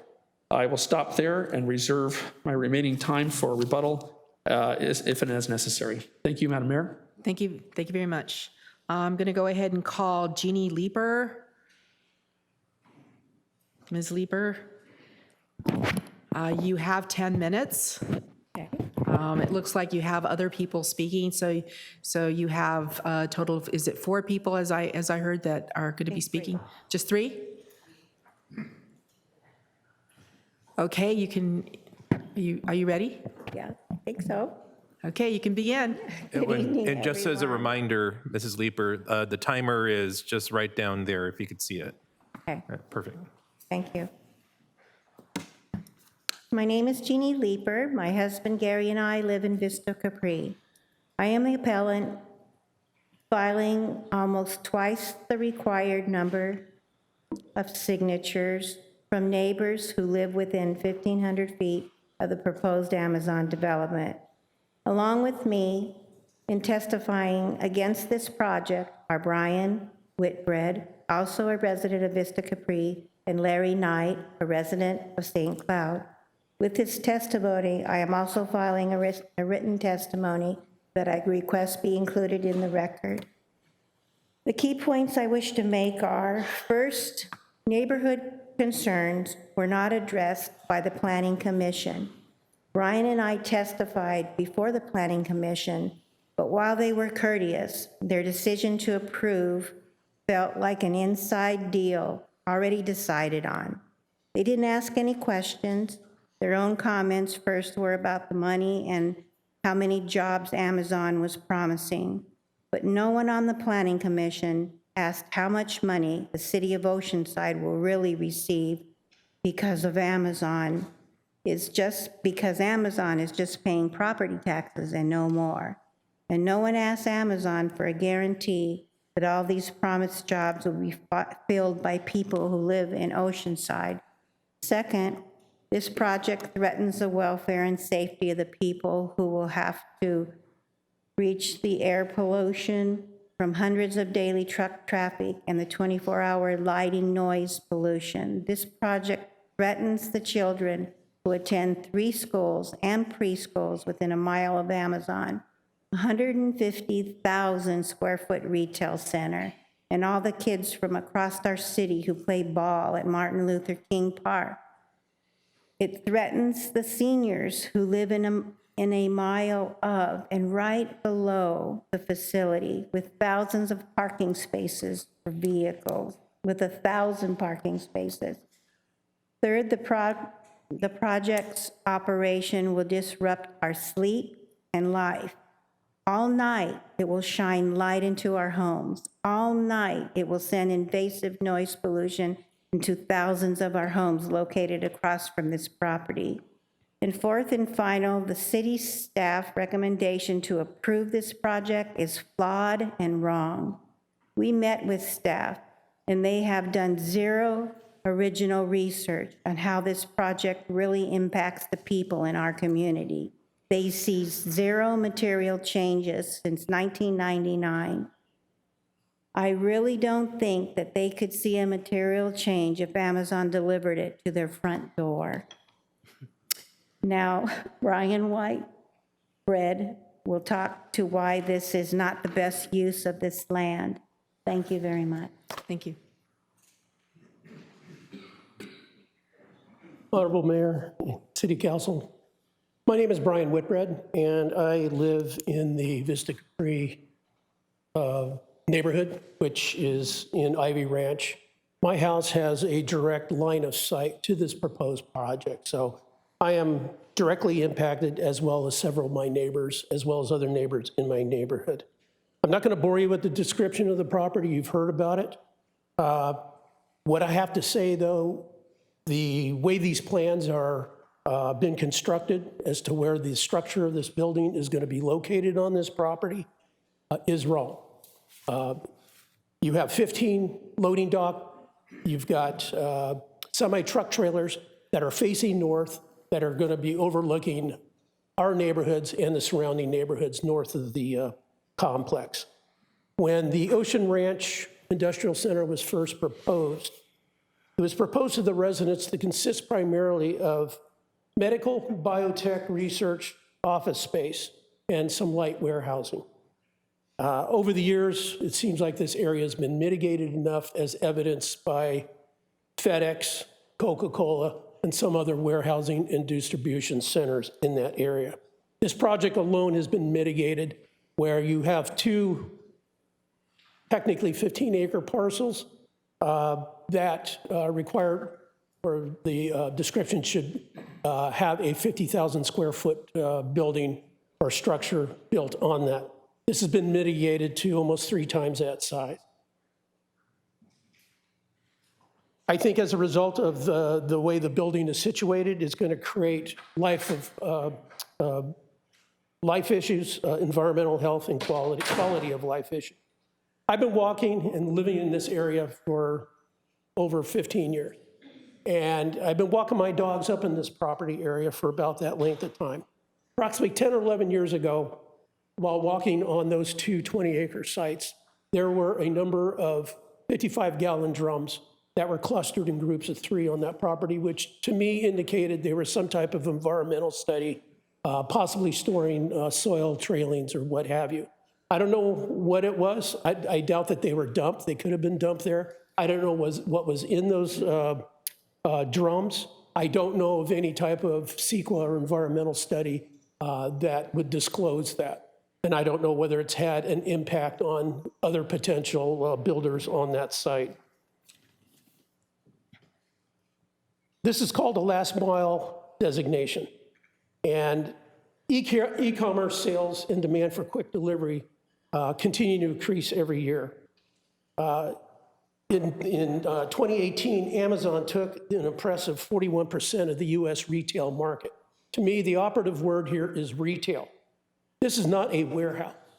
This is a retail center and a delivery center where it's designed to complete same-day or next-day service. You can equate this to a Walmart superstore minus the customer physically going to the store to shop. This is actually a retail distribution center. As a result, should the city collect sales tax in order to mitigate the infrastructure costs that the amount of traffic is going to create within the city? Or is it going to be left to the onus of the taxpayer? This is also a material change to Oceanside's general plan as well as the Ocean Ranch conditional plan.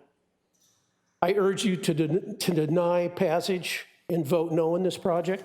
All the environmental industrial studies presented do not include the human element that is affected by this project. You've got a number of ratios, logarithms, what have you, but it really doesn't address the human standpoint of the people that reside in this area. Thank you.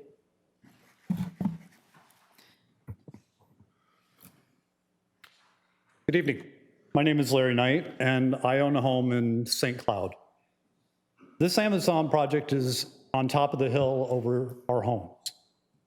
I invite you to come to my home so you can hear the sounds and how conversation just is heard right down below us. Imagine the noise level between 10 p.m. and 7 a.m.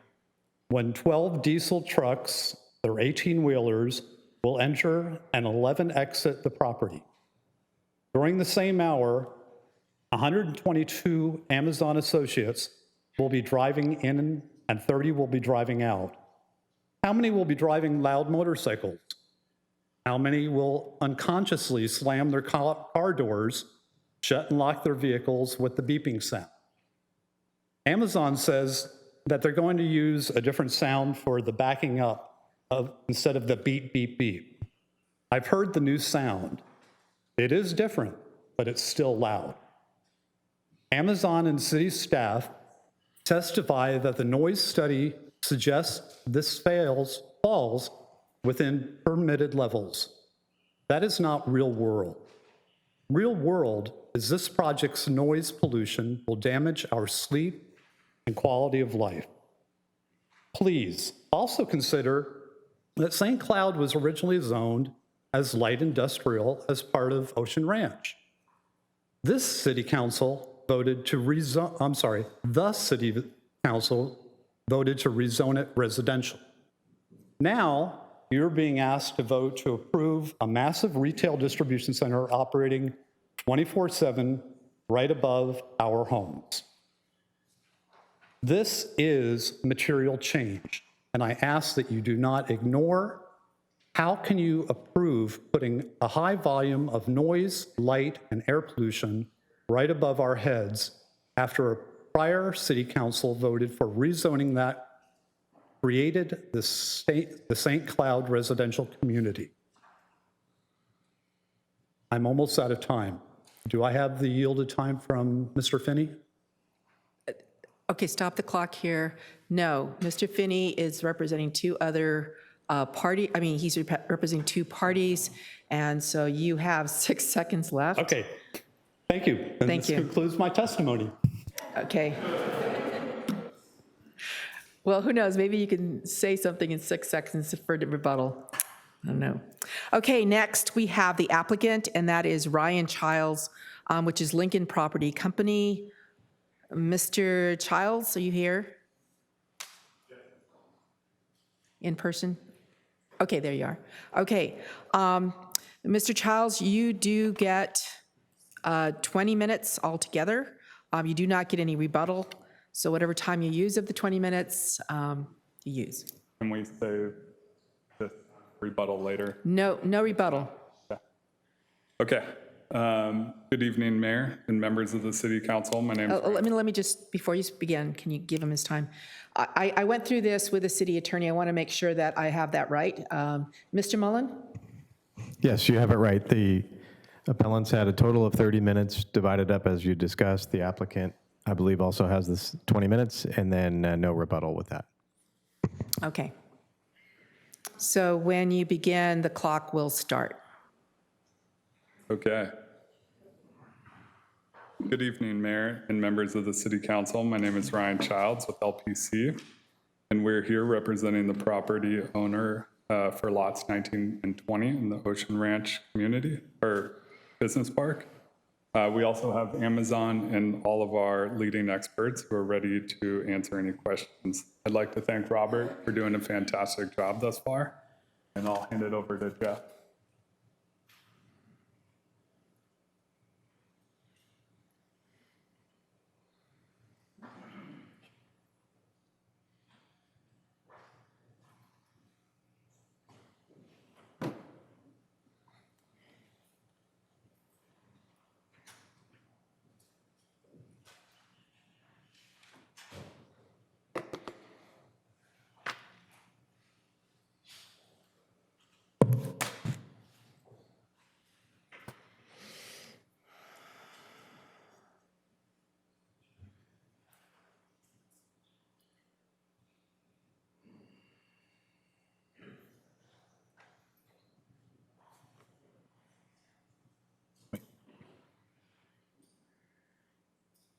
Good evening. First of all, my name is Jeff Forrest. I'm a land use partner at Shepherd Mullen, Richter and Hampton here in San Diego. And first of all, it's great to actually be at a live hearing after a year of COVID and Zoom meetings and all the rest. It's a great showing we have tonight with public interest over this project. Also just want to thank all of you for your public service. It's not easy being a public official and coming and listening to all the complaints and trying to sort through fact from fiction and vote accordingly. So we appreciate your service. As Ryan said, Robert did an excellent job. He provided a great summary in his presentation of the project and a rebuttal.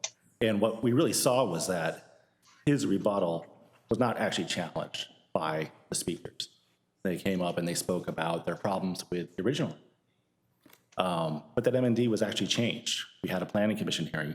We listened to what the public was saying, went back and said, how can we improve our trip to make it more accurate, to be less subject to a land use classification? What is actually going to be emanating from this site from all sources, not just employees, all sources coming in. And we wanted to measure all that to be as accurate as possible.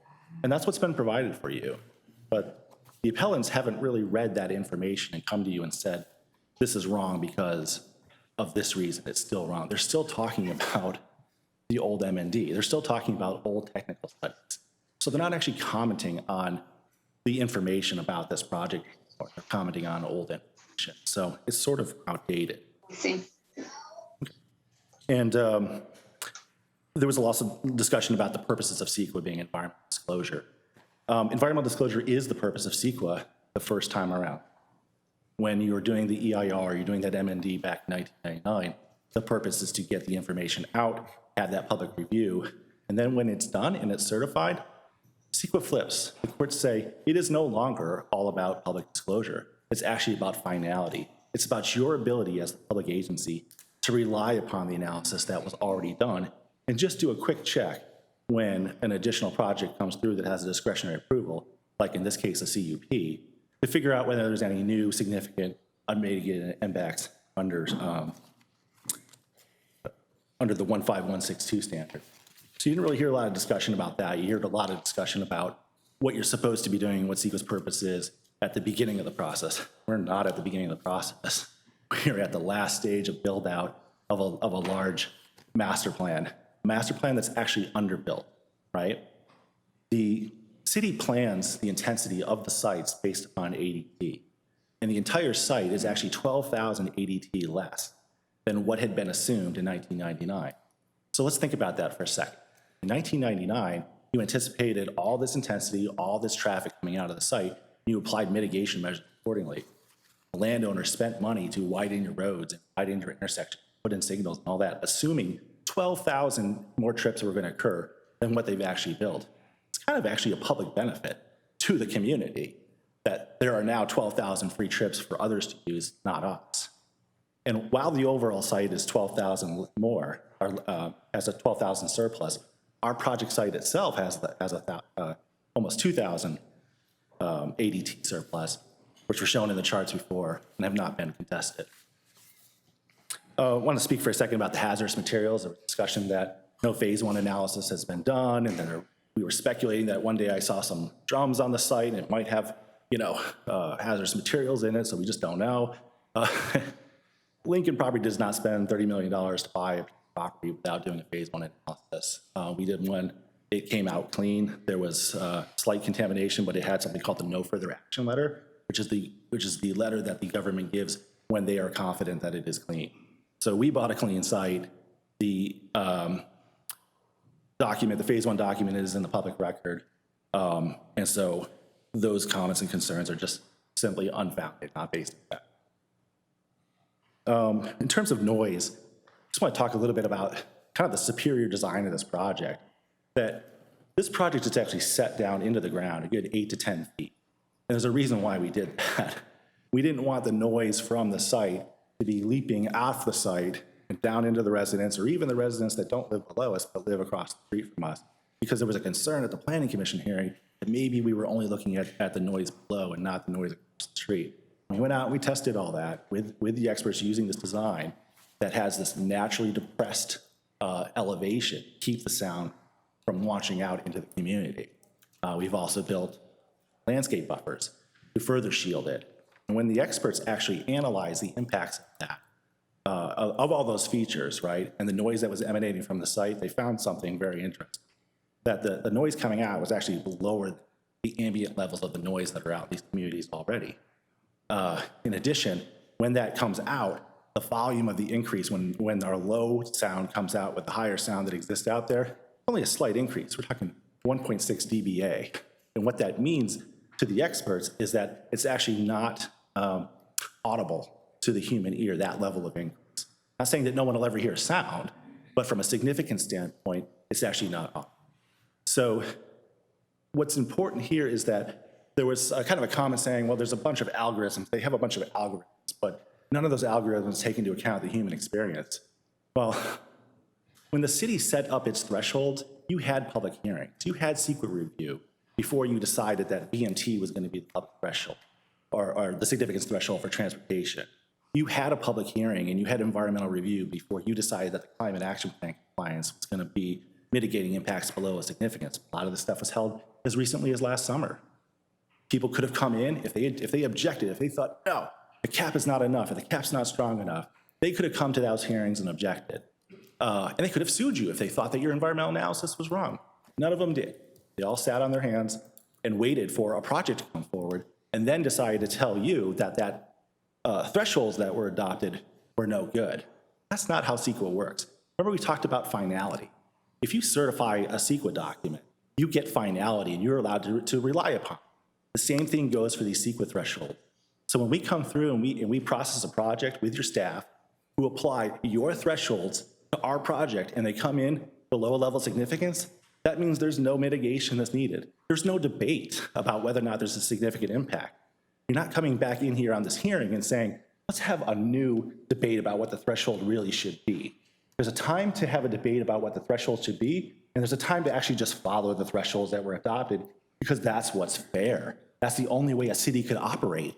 How could you guys know? How could your staff analyze projects that came in if every single project allowed somebody to come in and say, no, the real significance threshold here should have been this. I know I should have showed up a month ago or a year ago and told you that that was my opinion, but I waited. That's not how the law works.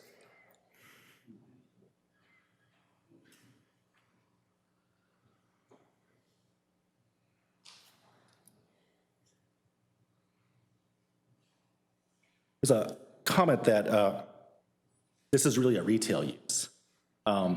You as the city council, you have discretion to analyze land use classifications that come before you. In our common experience, we know what a retail store is. It's a place where consumers actually go themselves to buy goods. In fact, Amazon has retail stores.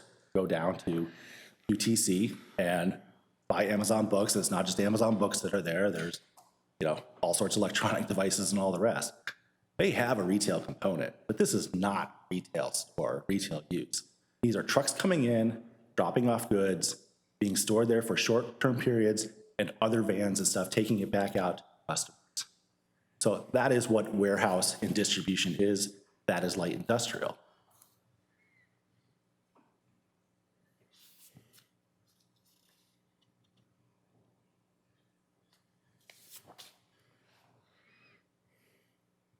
There was another comment that, we sort of hid this concept of Amazon, being the tenant. One thing, no applicant really needs to disclose who the tenant is. It's about the CUP, and it's about the site plan that's supposed to be analyzed. But we also didn't actually hide Amazon. Amazon was out into the public community in giving presentations to the public. So nothing was hidden up. And then when the comments came back saying, well, now that we know that it is Amazon, we're not so sure that the land use classification and the ADTs tied to that are appropriate. So what did we do? We heard that at Planning Commission. We worked with the city staff. In fact, it was your staff who told us, you need to go find out exactly what the ADTs that are coming out from this exact site. And so we followed their direction and came back with more accurate numbers. And you still haven't heard any comments why that is inaccurate. You hear them saying why the old analysis is not accurate. So I think it sums us up. We wish we had some rebuttal time, but instead I think what we can do is, if you guys have questions during your deliberations that you feel you need to ask us for clarification, we've got all of our experts here. We have Amazon representatives here to answer all those questions. We're going to basically rely upon the written record because we've already responded to all the comments that have been made, all the appeal letters in writing, and we think they already say all that's needed. So we will wait for your questions if you have them for us, and thank you for your service. Oh, I'm sorry, we have one more. Thank you all for your time tonight. There was a couple other things that we just wanted to bring up as a part of this and helping you guys. Could you identify yourself? I'm yes, sorry. I apologize. My name is Scott Moffett. I'm with Lincoln Property Company. Okay. So, thank you.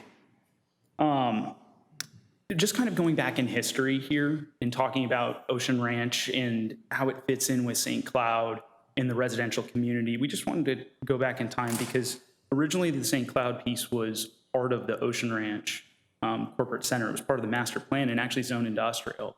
And, you know, over time, I believe it ended up being 7 years later in 2006, it ended up being rezoned to residential.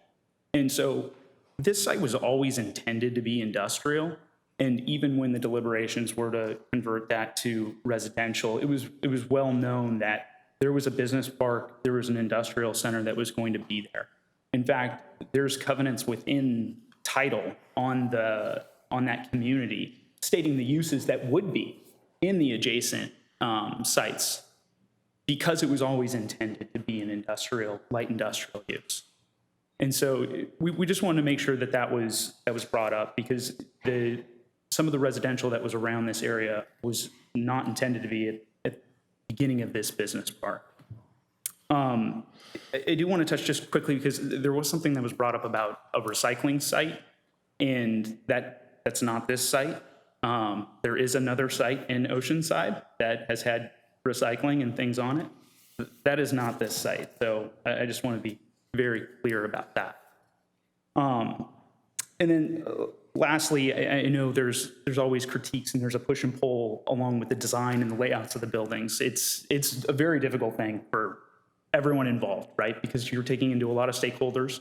You want to make sure that you're doing the right thing and the best thing possible. So we hear about the orientation of the loading docks and some of these other things, and there are constraints that are pushed upon us by either the Ocean Ranch design guidelines or city zoning and things like that. And it's just a push and pull. And so given some of the design constraints, this is what leads to the project at the end of the day. So we just wanted to touch on a couple of those things as well. So we thank you all. And like Jeff said, we're more than happy to answer any questions that any of you all have about the project. Thank you very much. Okay, this is the public comment period. We do have 6 people who have registered to vote by Zoom.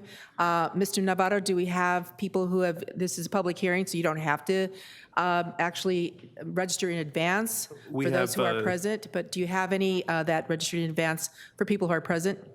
Yes, we have 24 registered speakers. Okay, so 24, that includes? 24 total. Total, okay, so it's going to be down to 2 minutes. Yeah.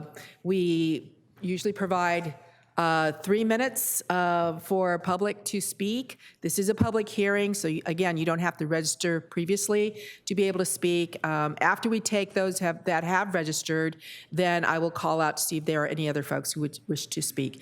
You will be given 2 minutes to speak. 2 minutes. Folks on Zoom, 2 minutes, and also people who are here presently in person. Mr. Navarro, if you'd like to go ahead and begin. Our first public comment is from Ruben Estrada, to be followed by John Berg, to be followed by Chris Weiner, to be followed by James Rosenfield. And I believe we have Ruben Estrada on the line. Yes, hello. Thank you for the opportunity to speak. In regards to the Amazon facility, the Economic Policy Institute paints a true picture of what Amazon is as a company. Amazon fulfillment centers do not generate broad-based employment growth. So, and under the, with those comments in the next door neighborhood, oh boy, you're gonna have jobs. Well, that's not the case. Seattle Times also rates it's a high turnover rate for frontline employees. And they state that Amazon's business model is to churn through the employees. Their turnover rate in the year 2020 was 89 to 107% compared to 83% in the other warehousing transportation in California. Also, in regards to the, as I mentioned, the times of the Amazon vehicles leaving the facility, 10 o'clock, FedEx has the same departure time for the vehicles every day. And I live down off Mesa, and it's like a racetrack of FedEx vehicles going down toward Santa Fe. So we're going to add that to the Amazon vehicles. It's going to create a serious traffic problem in all the major intersections in this area. In addition to that, the Amazon drivers are contract drivers, they're not direct employees to Amazon. Therefore, they do not have to comply with the same kind of oversight that, say, the larger vehicles like the UPS trucks have to abide by. Their drivers are pressured to make as many delivery as possible with lax regulatory oversight. There's resulting in hundreds of accidents.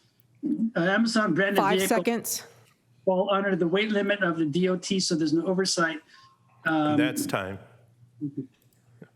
Our next public comment is from John Berg, to be followed by Chris Weiner, to be followed by James Rosenfield, to be followed by Rhonda Guadarrama. And Mr. Berg, whenever you're ready. Yeah, good evening, Honorable Mayor Sanchez and members of the City Council. My name is John Berg, and I've been a resident of Oceanside for nearly 10 years, since 2011 when I was first stationed on Camp Pendleton. I truly believe the proposed delivery station would be a great fit for the Ocean Ranch Business Park. After being stationed on Camp Pendleton and serving in the Marine Corps for 5 years, I used my GI benefits to attend college full-time and attained a bachelor's degree in business management. During that time, while attending school full-time, I started working at Amazon. I'm so thankful to have a job that allowed me the flexibility in my schedule as a student and a way for me to provide for my family. Throughout the past 5 years with Amazon, I have received numerous opportunities to grow within the company, including 4 promotions, and am now a salaried manager at a delivery station in Vista that actually services the Oceanside community currently. I'm so proud to say that I've seen the same mobility and growth opportunity for so many of my fellow transitioning veterans. I've stayed with Amazon not only for the job growth, but because their company values align so closely with what I loved about the Marine Corps. They both focus on dedicated service to the community. I personally am employed at the same type of facility that is being proposed for Oceanside, and can attest that the vans that will be making the customer deliveries are already in the area. But by relocating the station to Ocean Ranch, the footprint will be smaller, deliveries will be more efficient, and the employees will not have to travel as far. I think it's also important to remember that Amazon was on the front lines during this pandemic. While everyone else was in lockdown, Amazon's essential workers made sure parents got their diapers, seniors got their groceries, and we all got our toilet paper. I choose to work at Amazon because I believe in the company's values and see prospective employment growth from within. These are good jobs, especially for people like me who need flexibility as a student and an opportunity as a transitioning veteran. I'm proud that Oceanside celebrates itself as a military town, and proud to work for a company that has pledged to hire over 100,000 veterans and military spouses by 2024. That type of dedication will help so many of our local spouses. Thank you. Thank you for your time. Thanks.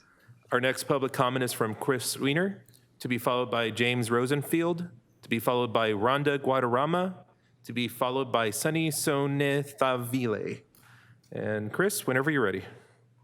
Hello, Honorable Mayor Sanchez and council members. My name is Chris Weiner, and I strongly support the Amazon Last Mile Station in the Ocean Ranch Industrial Park because this project will generate over 500 new jobs in our local economy. As chair of the Oceanside Young Professional Network and co-chair for Oceanside Unified School District's CTE Advisory Committee, I constantly hear about the need for more job opportunities. These jobs would be a huge benefit to young professionals just starting out who need experience, and also for those that can qualify for management level positions. There's a tremendous amount of growth opportunities too. They offer tuition assistance for in-demand fields, which can benefit our residents long-term and lead to those higher salaried jobs. Most people still need to work while they get a degree, and this not only helps them, give them the flexibility to go to school, but also to advance in their careers. We can't deny the community a benefit like Amazon will bring to Oceanside. They have the funding to support some of the major initiatives we need help with, like upskilling our workforce or finding solutions to homelessness. We should be embracing this company to see how we can partner together to make a difference not only in job growth, but in our community as a whole.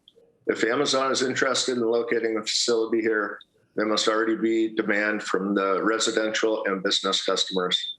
This demand comes from your constituents. People clearly rely on their services, and I think it would be a great benefit to the city. I hope you join me in support of over 500 jobs coming to Oceanside. Thank you. Thank you. Our next public comment is from James Rosenfield.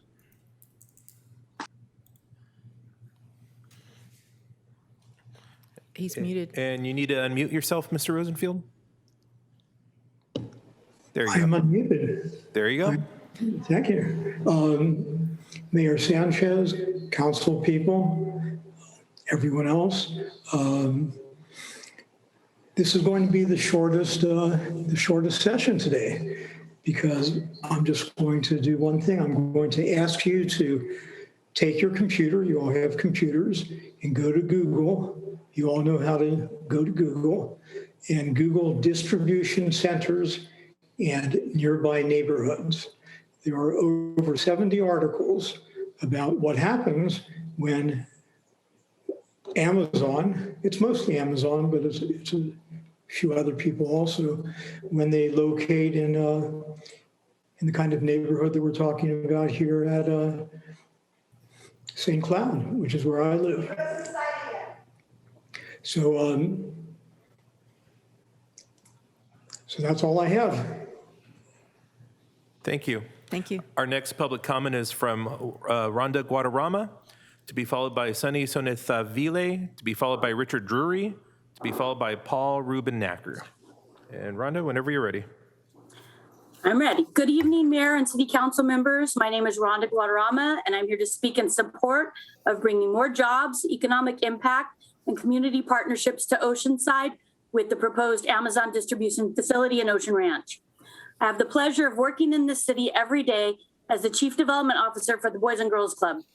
This past year has been challenging, to say the least, and yet I'm proud that we remained open to make sure we gave our children a safe place to be when schools and just about everything else was closed. Amazon was also on the front lines during this time, making sure those of us who could stay home were able to, because they were able to get supplies delivered to their homes because of Amazon. I think almost everyone relied on them during this time. I know I did. And I'm grateful that a company that is willing to step up when we need them most is also making a choice to locate their last mile facility here in Oceanside. We clearly have the demand from our residents and businesses, otherwise they would not be choosing us. I also want to offer a different perspective because I am also related to an Amazon employee. My son-in-law is a driver for Amazon and has been a really good fit for him and our family.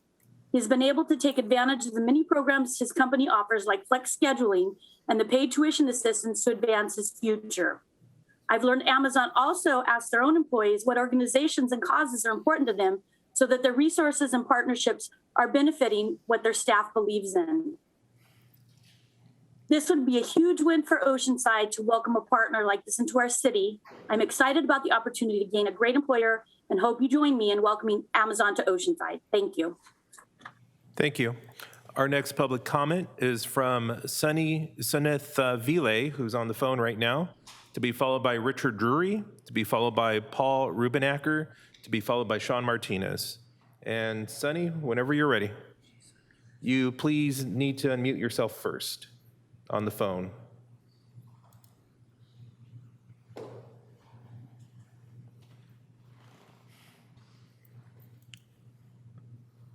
Sunny, we sent you an unmute request, so you need to unmute yourself on the phone call. I believe it's *6.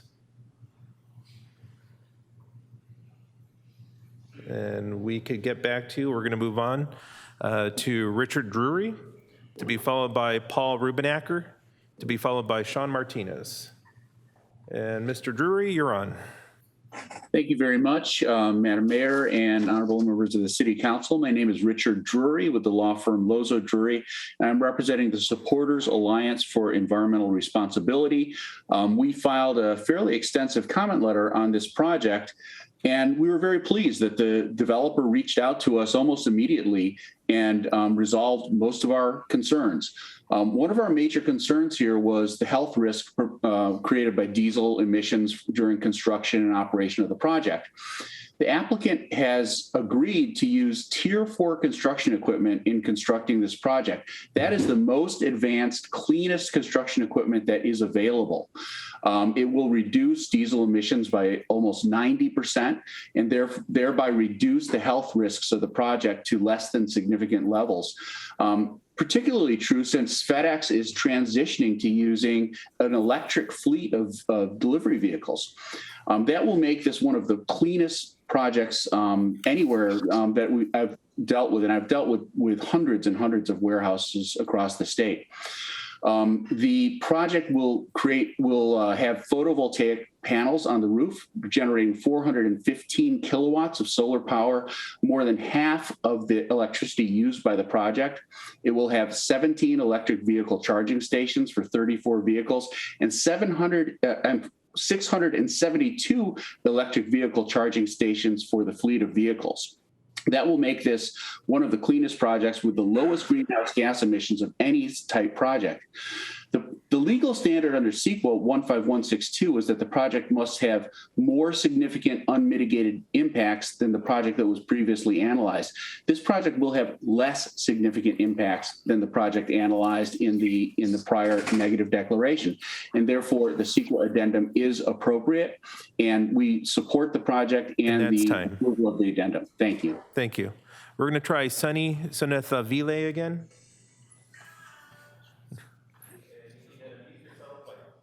You need to unmute yourself by pressing *6, Sunny.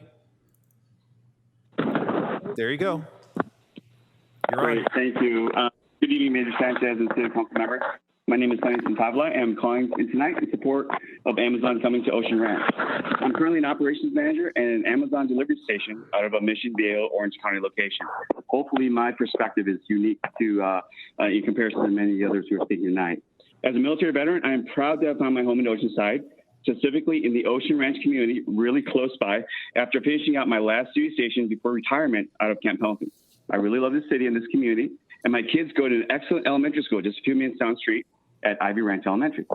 On a personal level, as an aside, as a resident of Ivy Ranch, this proposed delivery station would give me the flexibility to apply for a position that I could literally walk to from my house. And for most of the employees that would work there, they could do the same. Working this close to home, it would also give me significantly more time with my two little kids and less time spent on the road. As someone already in a management role at a delivery facility, that is essentially what you will be voting on tonight, I can flatly attest that this will not add more commercial traffic in our neighborhoods because those delivery vans are already on the road serving customers right now, but they're just coming from a further location in Carlsbad.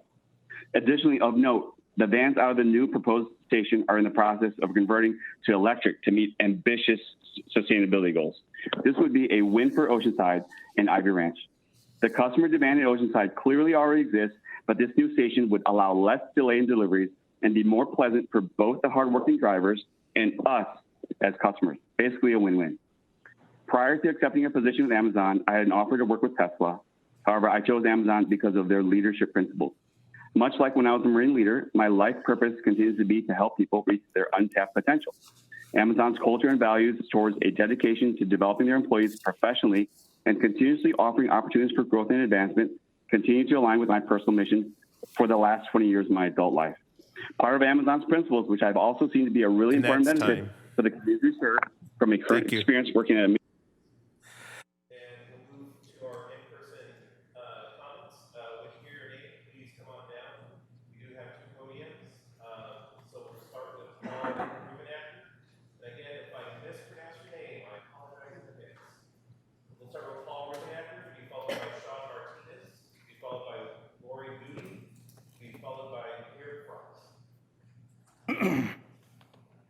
And you could start.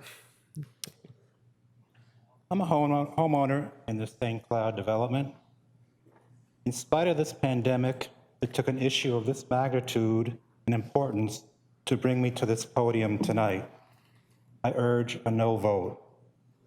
This is the absolute wrong project in the absolute wrong location for all the following reasons. I do not want to be disturbed by the incessant 24/7 noise which will be generated by this project pouring down that slope and into my home. My home is my sanctuary, just like your homes are to you. Any additional noises will be intolerable.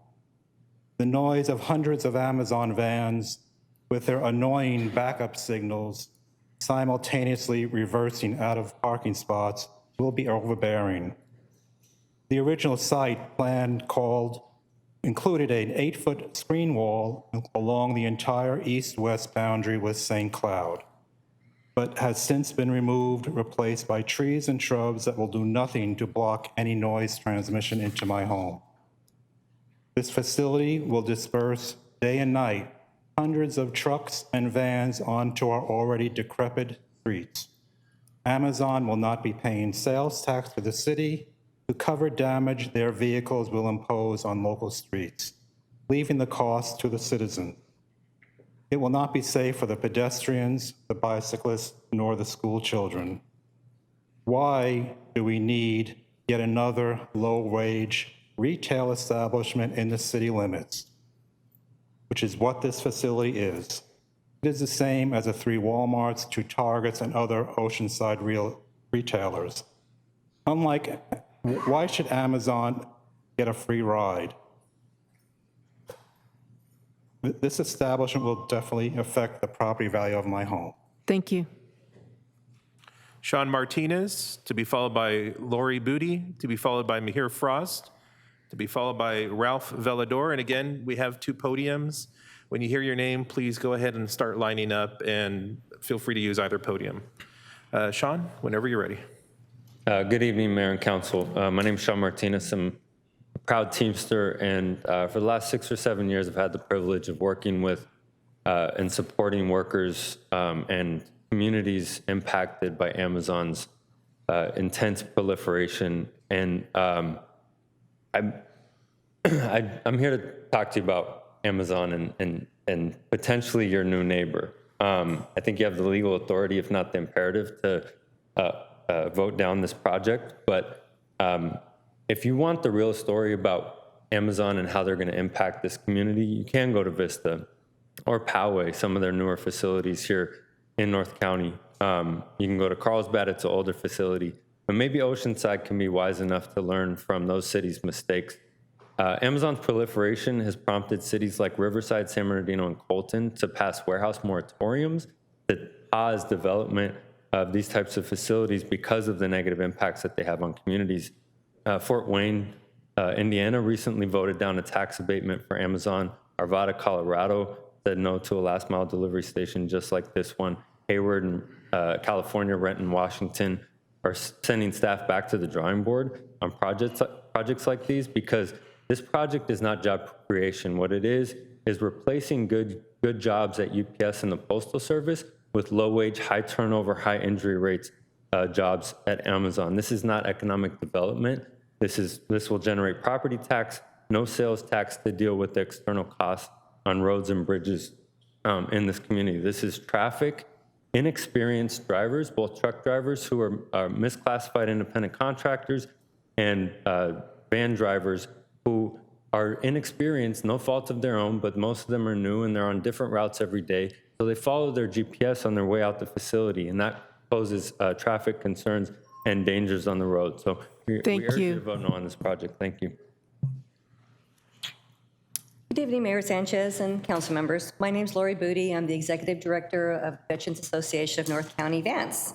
Vance is a nonprofit, and we're operated as a resource center for active duty military as well as veterans. And we are here in support of the proposed Amazon distribution facility. We see this distribution facility as a great source of employment for veterans, active duty spouses, and their entire families that are of working age. When we had the pandemic, Vance started a food and diaper distribution because 91% of active duty spouses were furloughed. a lot of those jobs aren't coming back. So this is right in the wheelhouse of active duty and their spouses. Just last month, Amazon set a new plan. Right now, they currently have about 40,000 40,000 veterans and spouses working for them. They've set it for 100,000 in the next 3 years. That's huge numbers, and I know that my community would jump at that to be able to get into that number to help. We're very much so a military-centered community and city, and this is what it's all about. As I said, this is their wheelhouse. Our community's all about veterans. Our food and diaper distribution explains it right there. We've had over 4,603 volunteer hours just for that project alone. Veterans are really important to our community, and keeping them employed is important. Amazon offers a wonderful upskilling program for veterans' military spouses. They have access to fellowships, mentorships, military spouse support, deployment, benefits, all types of things. I just really hope that you join me in support of more job opportunities for past and present heroes and here in our community. It just makes sense. Thank you. Our next public comment is from Mahir Frost, hopefully I'm pronouncing that right, to be followed by Ralph Villador, to be followed by Bill Quisenberry, to be followed by Kelvin Barrios. And again, once you hear your name or you see your name up there, please start lining up so we could go from one speaker to another. So Mahir, whenever you're ready. I just made a little poster, just to remind everyone of my points.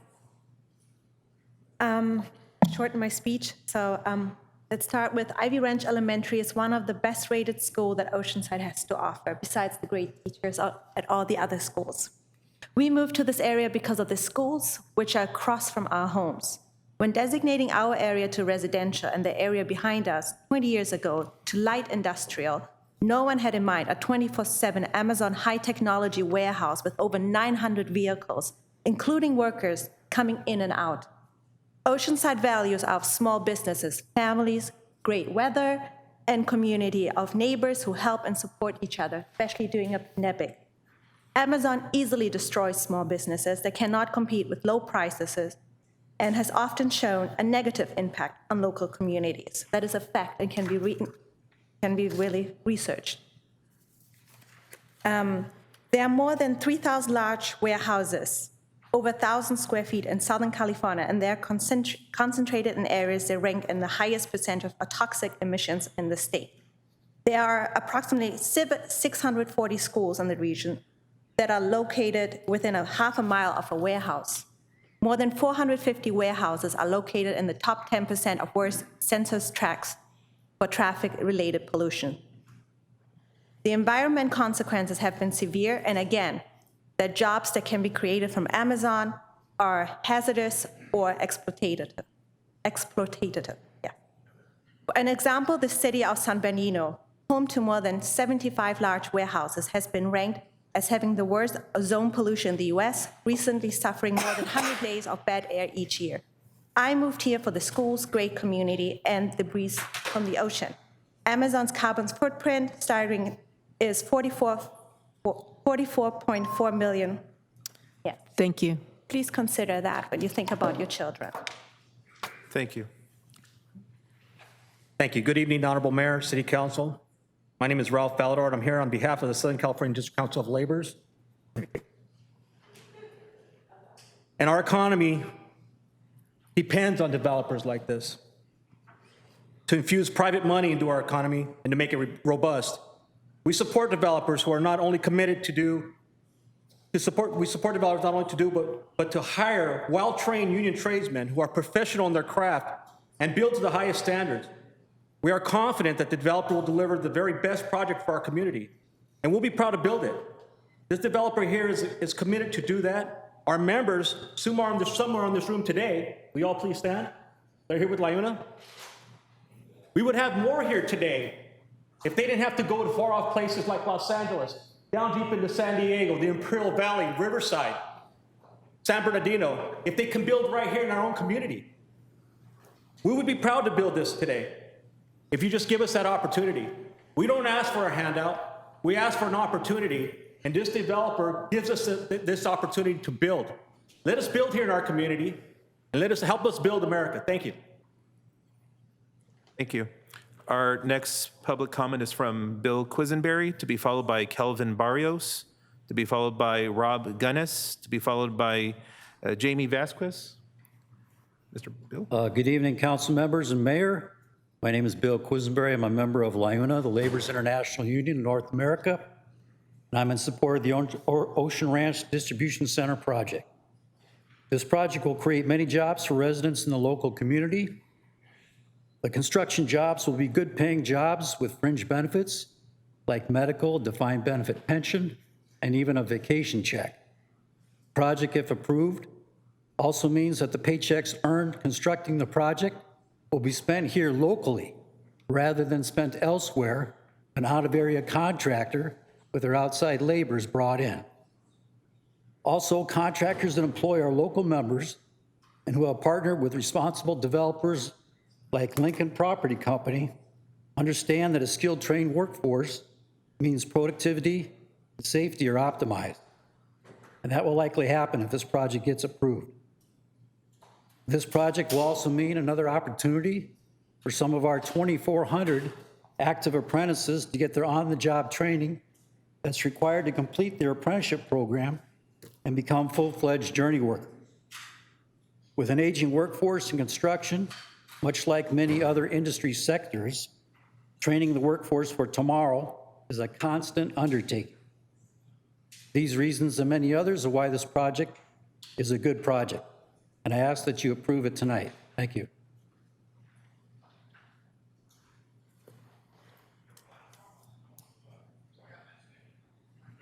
Good evening, council members and honorable mayor. My name is Kelvin Barrios. I am the director of Government Affairs for Laborers Local 89. We're a San Diego County Construction Trades Union. I'm here representing Val Macedo, our business manager, and our over 3,800 construction workers residing in San Diego County. In addition to that, we have about 20 of our members here that reside here locally, and would like to note that we do have about 300 members that reside in Oceanside. I'm here to speak in support of this project. I think you guys have already heard from some of my fellow union brothers that there is a commitment from this developer to build this project using a local workforce, paying skilled workers to construct this that would in turn provide for the working men in the audience here a living wage. This project has already gone through the process. The Planning Commission was in full support. It has staff recommendation. I believe the applicant for the permit has spoken to the issues, and I urge the council and the mayor to approve this project today. Again, thank you for your time. Thank you. Our next public comment is from Rob Gunnis, to be followed by Jamie Vasquez, to be followed by Dwayne Garrett, to be followed by Jack Hellmuth. Good evening, council and mayor. I'm an industrial broker who's been working in the North County for 30 years. And also working with City of Oceanside with numerous people here. And I'm here to support Amazon coming to Ocean Ranch. What a great tenant. The industrial world as we've seen it has changed. The retail as we've seen it has changed. And it's the fabric of this United States of America has gone to warehouse distribution. And that's been proven up by one of the best in the business is Amazon. So I'm really excited to have them here. The site that they're going to is a site that's in a 400-acre master plan industrial project that allows this type of use, industrial manufacturing, distribution, biotech. And this particular site has an overage of ADTs, which allows a higher density type of use to go on the site. Amazon is undercovering it. So the density could be as high as 500,000 square feet of manufacturing space, which would be a lot more trucks on the road. So I'm in big favor of it. I'm excited as a broker to see them come to Oceanside and land here. So I'm in support of Amazon.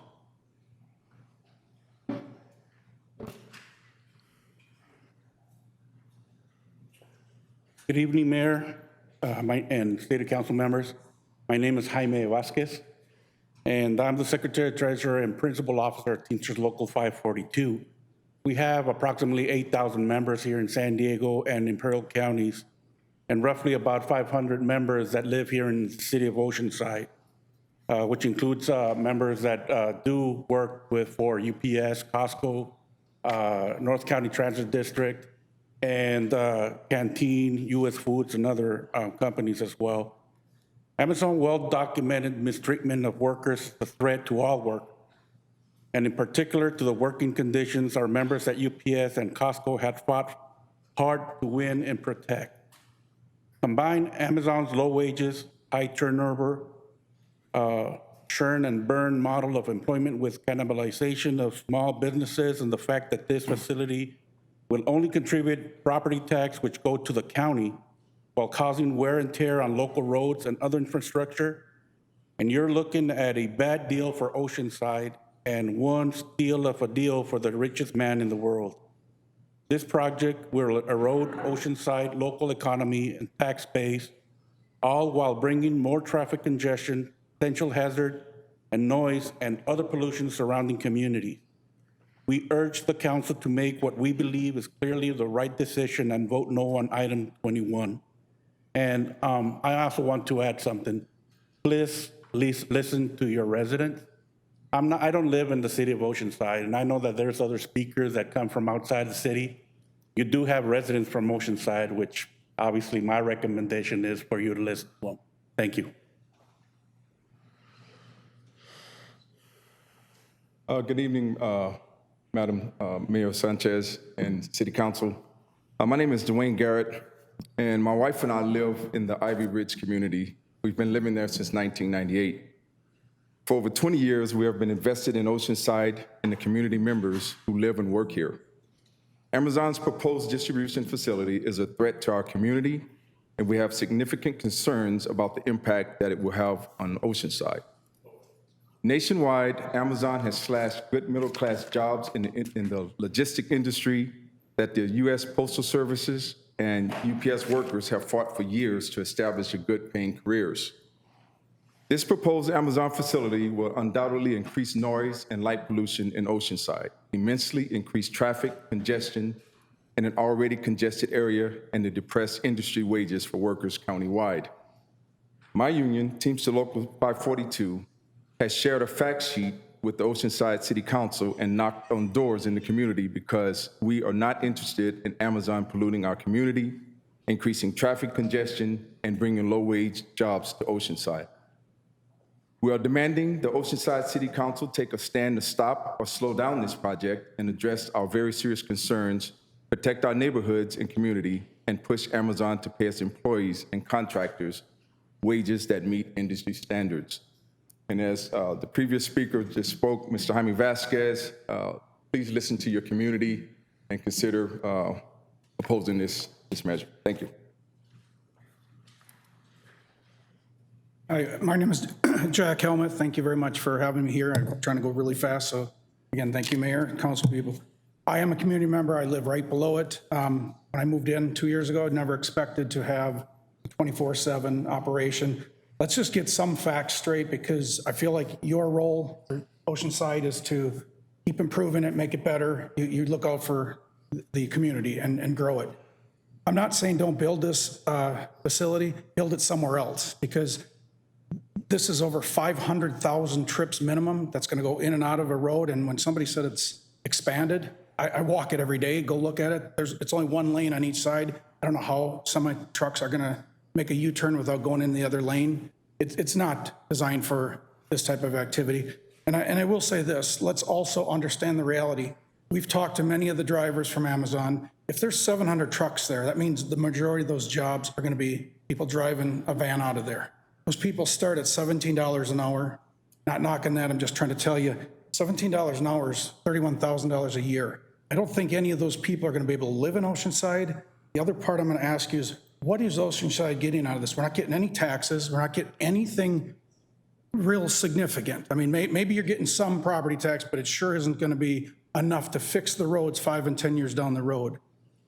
I would ask you, do you want this in your backyard, literally 1,000 feet away? Because like everyone said, this is going to be noise all day long. I hope you make the right decision and find a different spot, maybe a spot that's designed for 24/7 activity. Because like I said, everyone likes Amazon, just not this. And the funny thing is, it seems like the majority of the people here supporting Amazon, I'm going to guess none of them live within a mile of where this is going to be built. So their representation is just for them because they get some kind of pay out of it. Commissions, lawyer fees, whatever it is. So just please take that into consideration. Thank you. Thank you. Our next public comment is from Amber Niuatoa, Kelly Walker, Chris Betancourt, and then Al Sanchez. So Amber, take it away. Hi. Thank you, Mayor Sanchez and City Council. I have been a member of Oceanside since I was a youth, and my mother married a Marine. I graduated from El Camino High School, graduated from Maricosta College. I'm now a professor at Maricosta College, and I teach yoga within the community at Lincoln Middle School. So I am very active in this community, and I live in St. Cloud. Previously, I lived on the intersection of Old Grove and Mission, where the community housing Old Grove Apartments is. And this community will also be directly impacted by the noise and the traffic that is going up and down based on this coming to town. Several things that I just want to make a quick point on.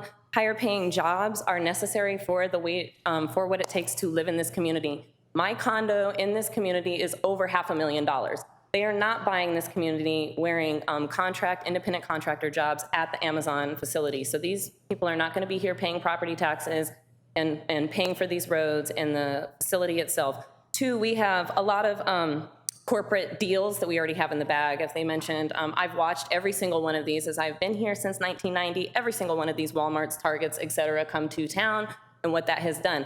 I literally went to Maricosta College because I was like, either join the Marines, Walmart, or college, right? I did not want to do any of the other two, so I went to college, right? But I also know that that's not for everybody, so I'm not discounting that. Also, the jobs might be coming into town today, but Amazon has plans to go to drones and other things. So how long-term, 5-10 years from now, how many of these jobs will still be in the city of Oceanside? Noise, roads, schools. I've seen people on the council here even rolling their eyes when citizens are speaking. So as someone who votes for some of you, and some of you don't even live here, I am very concerned with how the city is going to proceed on this matter.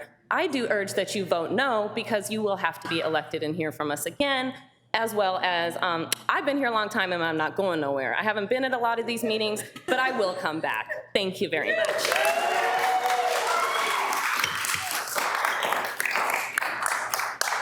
Thank you. Good evening. Thank you. I've been an Oceanside resident since 2007. We moved from Los Angeles to improve our overall quality of life, and I hope to continue that. I am against the Amazon distribution center for a variety of reasons, two of which are most importantly for me is traffic and the air pollution exposure due to the diesel particulate matter. We know that diesel particulate matter has been identified as a toxic air contaminant and represents 70% of the known potential cancer risk from air toxins in California. And it's not just Amazon up there. It's the Coca-Cola trucks. It's also the FedEx trucks.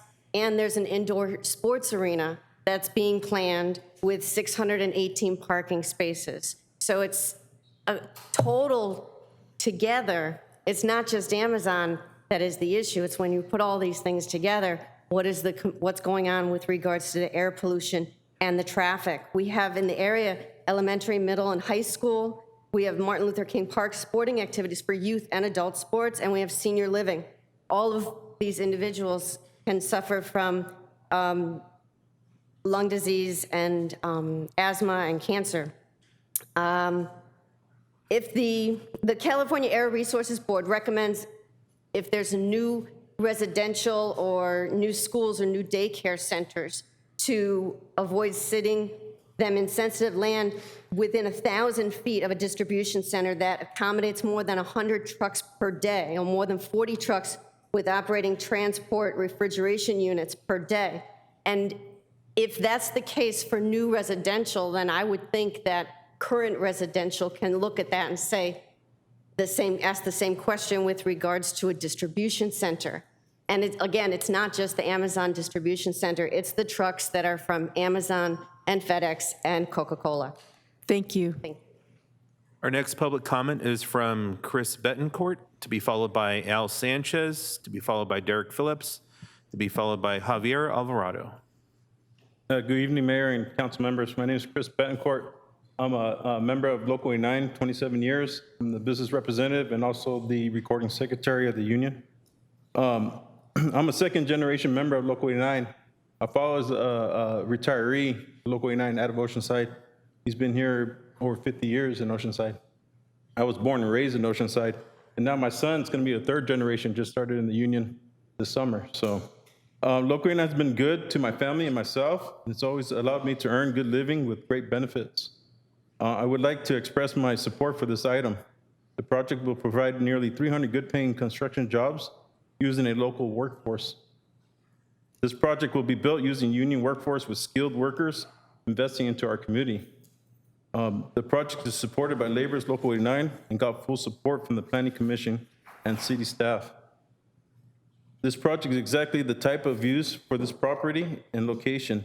We'll also be providing nearly 300 construction jobs. I was born, raised in Oceanside, like I said. Let's create good-paying jobs, and let's put people to work so we can invest back into our communities. I urge the council to approve this project tonight, and I appreciate your guys' time. Thank you.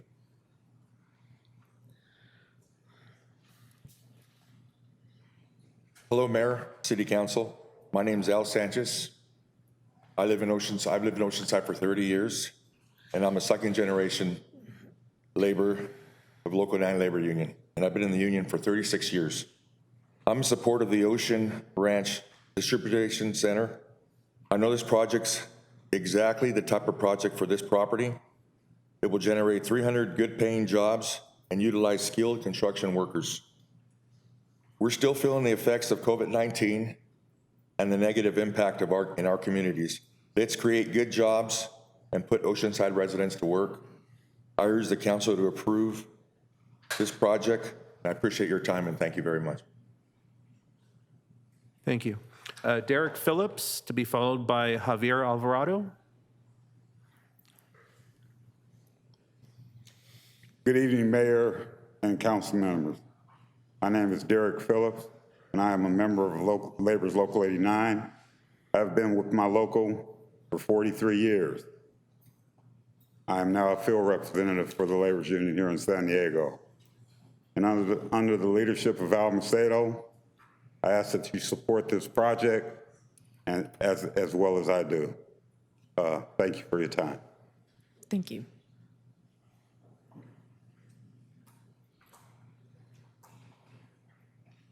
Good evening, Mayor and council members. My name is Javier Alvarado.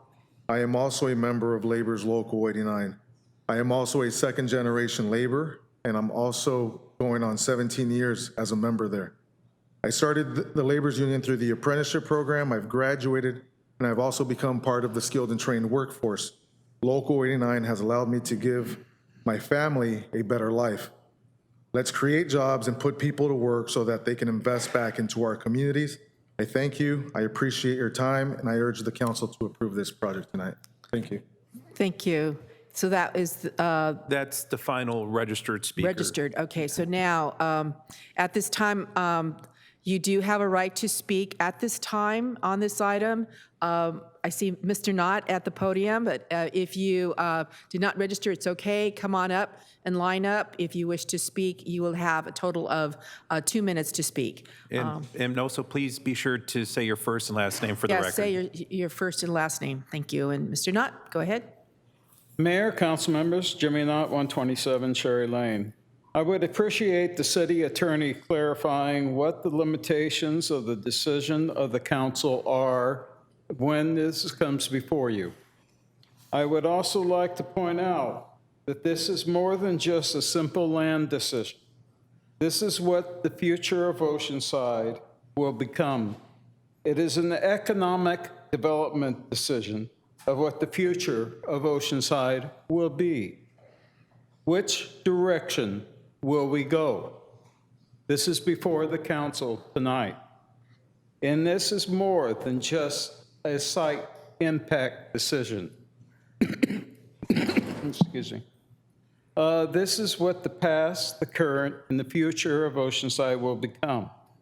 We have learned during COVID what can happen with the businesses in this city can be, and what the impact in our future tax redistribution will become.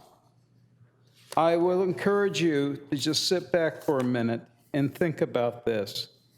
What will be the plan for the future of impacts for our businesses? Will we take and have more closures? Will this take and become more outside distribution coming into the city? Or what will be for the future of our small businesses? This is your point of decision. Thank you. Thank you. Next. Hi, my name is Andrea Balasuria, and I live behind Ivy Ranch Elementary School. Mayor Sanchez, Peter Wise, council members, I'm against this project. Before you guys vote on this, I would like y'all, each of y'all individually, to walk down Mesa at around 10 o'clock any night, and you'll see the impact that FedEx, Coca-Cola have on our community. And then multiply that X number of times with Amazon moving in. You will see firsthand what we are talking about, noise pollution, light pollution. And all of these people FedEx has worked with us to try and mitigate some of these risks, but they're still there. And so just do that one thing. Walk down Mesa at 10 o'clock any night, and if you still think you need to approve it, then go ahead. Thank you. Thank you. Madam Mayor, ladies and gentlemen, Christopher O'Brien. I'm an active duty Marine. I live at St. Cloud. Hey, last summer, you guys said you put the thing forward. Maybe people were distracted with the global pandemic and the civil unrest. So that might be why they didn't go to the meeting. I'm opposed to this for 3 reasons: noise, safety, and traffic. Noise, the vegetation is for sure definitely not enough, as many residents have attested to. If you have computer so I got my master's in computational fluid dynamics. I can tell you that all computer models are wrong. Some are useful. If you have models that are telling you that this is quieter than an empty field, that model is not only wrong, it's not useful. I'm concerned about the noise. My job, I fly helicopters, and that involves me flying night, low altitude, high speed with students who are brand new to flying the helicopter. So losing sleep for me and losing the alertness and awareness that comes from breaking the circadian rhythm could be a threat. Traffic.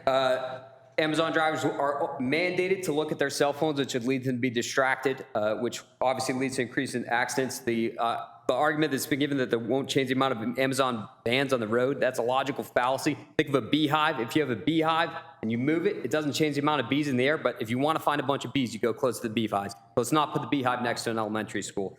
And then safety, again, with the elementary school. And listen, Amazon is a great company. I use them all the time. It has to be built. I just don't think it's here. I like working out, working on my car, but those things are loud and dangerous. So I don't do them at 3 o'clock in the morning. I don't do them in the bedroom or close to anybody's house. So let's move this to a different place, or limit the hours, or limit the capacity so this thing doesn't grow into the future. That's all I got. Thank you.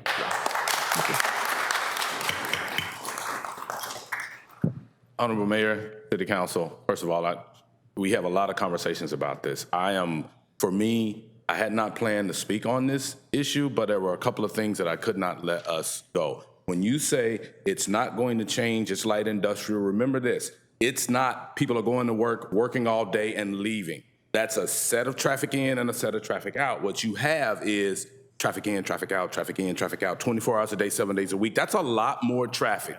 There are traffic issues right now. If you watch on Mesa, just look at the backup with the school. So we'll go with the school backup, then we'll go with the traffic backup for these issues. The other thing is a little bit of chemical waste or whatever matters. And so when people aren't showing up as a resident, think impact versus intent.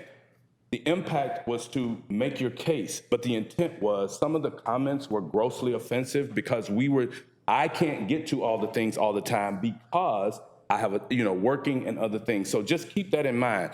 Also, Local 89 does great work. The city, with all of the construction we're doing around here, we ought to find every project we can to give them. I just do not believe this is a project they ought to be doing because this is not a good project. Amazon is not a good employer, pure and simple. We can call it how we want to, and we have to think about, as a veteran and a 35-plus year nuclear industry individual, we can have good paying jobs. in this city. I just do not think this is it. Again, Rob Howard, Oceanside resident, let's not continue to chatter and fight about this. Let's figure out a way to do our economic development in a way that we can be proud of. The residents of the city seem to have a problem with it, and I think we may want to think about that because we have to live here and we're down there every day. Thank you. Thank you. Thank you. Okay, next. I'm Patty Roth, and I live in Oceanside. And you know there's an upside for Oceanside. You vote to not deny this project. That land is invaluable for a biotech company like Genentech, which is located across the street on Oceanside Ranch. An office building there would offer ocean views. A tech company located on that land would deliver high-salary jobs for people who actually could live in Oceanside. If you vote for Amazon, you are dooming Oceanside's last best chance for attracting a biotech company like Genentech. What does Amazon offer? Jobs that fail to pay enough for the average Amazon work associate to even afford an apartment in Oceanside on current rental rates. This concludes our testimony. We request that our remaining allocated time be held for any rebuttal testimony we may wish to present. Thank you. Thank you.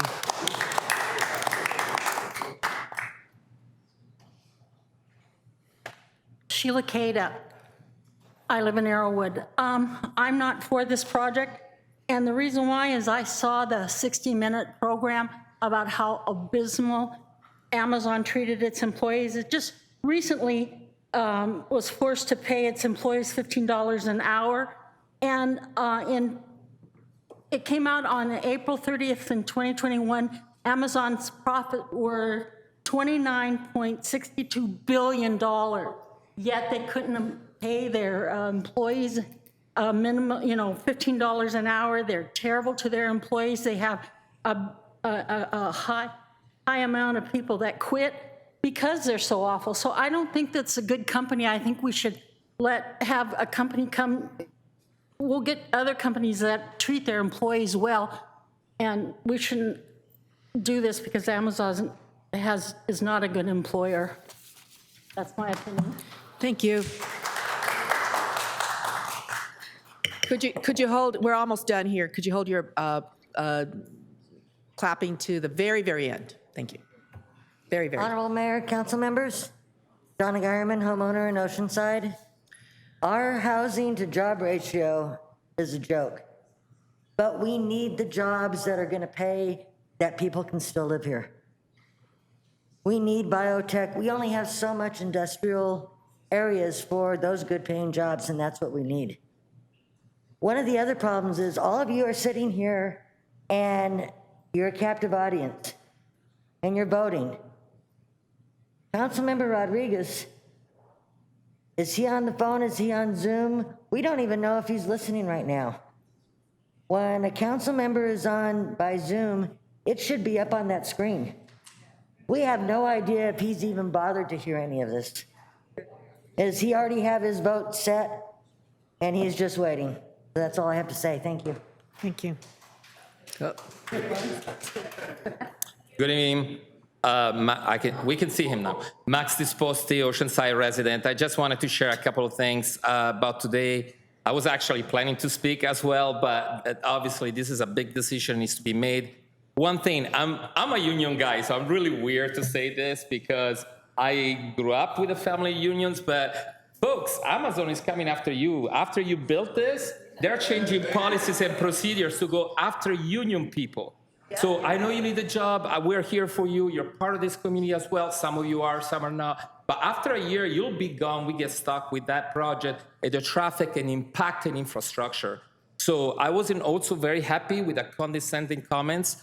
We know the planning commissions has made a decision, but this is how democracy looks like. You come back to us and we can change things if we feel we need to change things.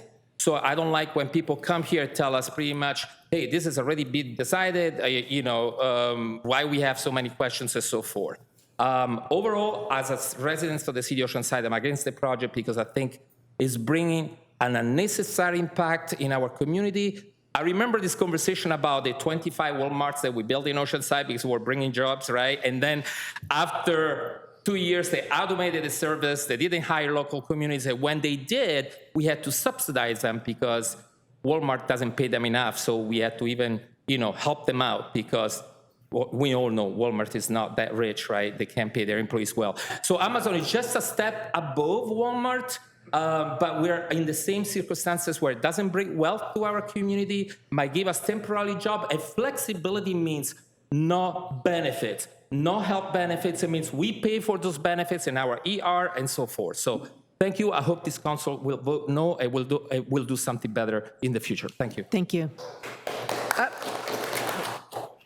Okay, I don't see anybody else rising to speak, so I'm going to go ahead and close this portion of the public hearing and ask the only person left that has some rebuttal time. That's Mr. Finney, who is one of the appellants. If he wishes to speak, I believe he has 5 minutes. He has about 5 minutes, 40 seconds. 5:40. Thank you so very much. Ready for action? Yep. Okay, thank you again, Madam Mayor, members of the council. Wanted to, again, Tal Finney with Finney Arnold, LLP. And I'll just give a quick background. I didn't give it to you before. I'm the former Chief Deputy Controller of the state of California, the General Counsel to the State Controller, General Counsel to the Lieutenant Governor, Senior Advisor, Director of Policy, Special Counsel to the Governor, Director of the Office of Planning and Research. So I was the state's Chief Planner, and I administered CEQA. I enforced updates of the general plan guidelines statewide. I was chairman of the local government partnership for the state of California. And I also did the CEQA guideline updates and issued the first environmental goals and policy report for the state since the last time Jerry Brown had been governor. And so I'm very involved in planning statewide. I work with a lot of communities. I've represented developers, I've represented cities and counties, and I've represented residents. And when I represent residents, it's for a reason. And I have very deep concerns about this project. You've heard quite a bit from the community here. I do want to point out a couple notes I've been taking through my research into this project and meeting with different folks, looking into legal issues and also the practical side of things, which includes there's 3 different schools that are located immediately adjacent to the site, which presents major air quality and safety issues for the kids. And they don't have the same ability to come here and speak at the mic to defend themselves. Again, this indeed is more like a 21st century retail operation than a traditional distribution center, like a United States Postal Service or UPS type site. We have seen this transformation occurring within our society. COVID has further stimulated it, but does that mean that that's what we really want to do as we're learning more and more about the community and how these communities are affected by these type of large, big box retail distribution centers? As one of the folks spoke today, I think it helps for the council members to observe the community and see how it was affected by FedEx and Coca-Cola, which are both already there. Again, I do mention that UPS had rejected this site, which is a big deal. That's something we're going to be looking into. I have long-standing, very close working relationships with the Department of Toxic Substances Control, South Coast Air Quality Management District, the Regional Water Quality Control Board, and the California State Water Resources Control Board. That, if necessary, will have to be looked into to see what's really going on down here, especially if someone says he's seen 55-gallon drums on the site, they're no longer there, and nothing was ever communicated about it. There's also a senior center within a mile of the site, a preschool within a mile of the site. The Martin Luther King corridor has 3 baseball diamonds, a California State Park, Oceanside National Little League diamond, all which already cause traffic backups, let alone the folks who are vulnerable to what this might cause. It's at a key intersection of Mesa Drive and Villa Ranch. You also have Rancho del Oro was a major corridor that already has a history of traffic and accidents. The inexperienced Amazon drivers are assigned different areas and routes every week, and so don't compare to seasoned, skilled UPS and USPS drivers who are typically Teamsters and who have regular routes that they are intimately familiar with. It's bad for the economy as the drivers are not paid a living wage. We talked about the flex vehicles and the impact of 24-hour service. The problems are the roads, which they're not 4 to 8 lane wides. Their intersection and Oceansides are already seriously congested during peak hours as it is on these smaller roads. A large percentage of the truckers are independent trucking companies who also don't know the truck routes, which also increases potential safety issues, let alone air quality issues. High density condo project that was there was not zoned for that level of density. St. Cloud, 2007, was originally part of the Ocean Ranch 1999 and got rezoned. The area kept getting developed with residential and schools, but Ocean Ranch's zoning designation was never changed. These changes to the area are significant and material, and this alone would trigger CEQA for purposes of an additional review. And along those lines, I was the key fellow who, for the governor of California, back at the turn of the millennium, negotiated and helped get passed the first law in the state of California's history to work with the military on land use planning issues as, and here in Oceanside and other communities, residential areas naturally started to encroach upon Pendleton, and that had to be dealt with. And as residential communities expand and encroach and come upon these industrial areas or light industrial areas that were zoned at the time, that's when general plans should be looked at. And not every city or county, cities review their general plans every 5 years, which they should, which leads to wise zoning decisions. And in that case, we worked something out that worked. Here, it hasn't been addressed at all. And I was personally involved in that one. Finally, City of Oceanside will only get a percentage of property tax for Ocean Ranch, which is designated as it was for the purpose of stimulating Oceanside's economic climate. The proposed Amazon Center not only does not create good-paying jobs, but also does not truly generate any meaningful revenue for the city. I've already mentioned child and senior centers, senior citizen safety, popular area for families and their kids and seniors to walk and engage in outdoor activities will be stunted and ended. And then, of course, the light and noise nuisance, we've been talking about that as well. So I do want to close by stating that this CEQA analysis was done in 1999. That's 22 years ago. My 22-year-old son just graduated from film school. I went from changing his diapers to now having to help him find a job. That's a long time.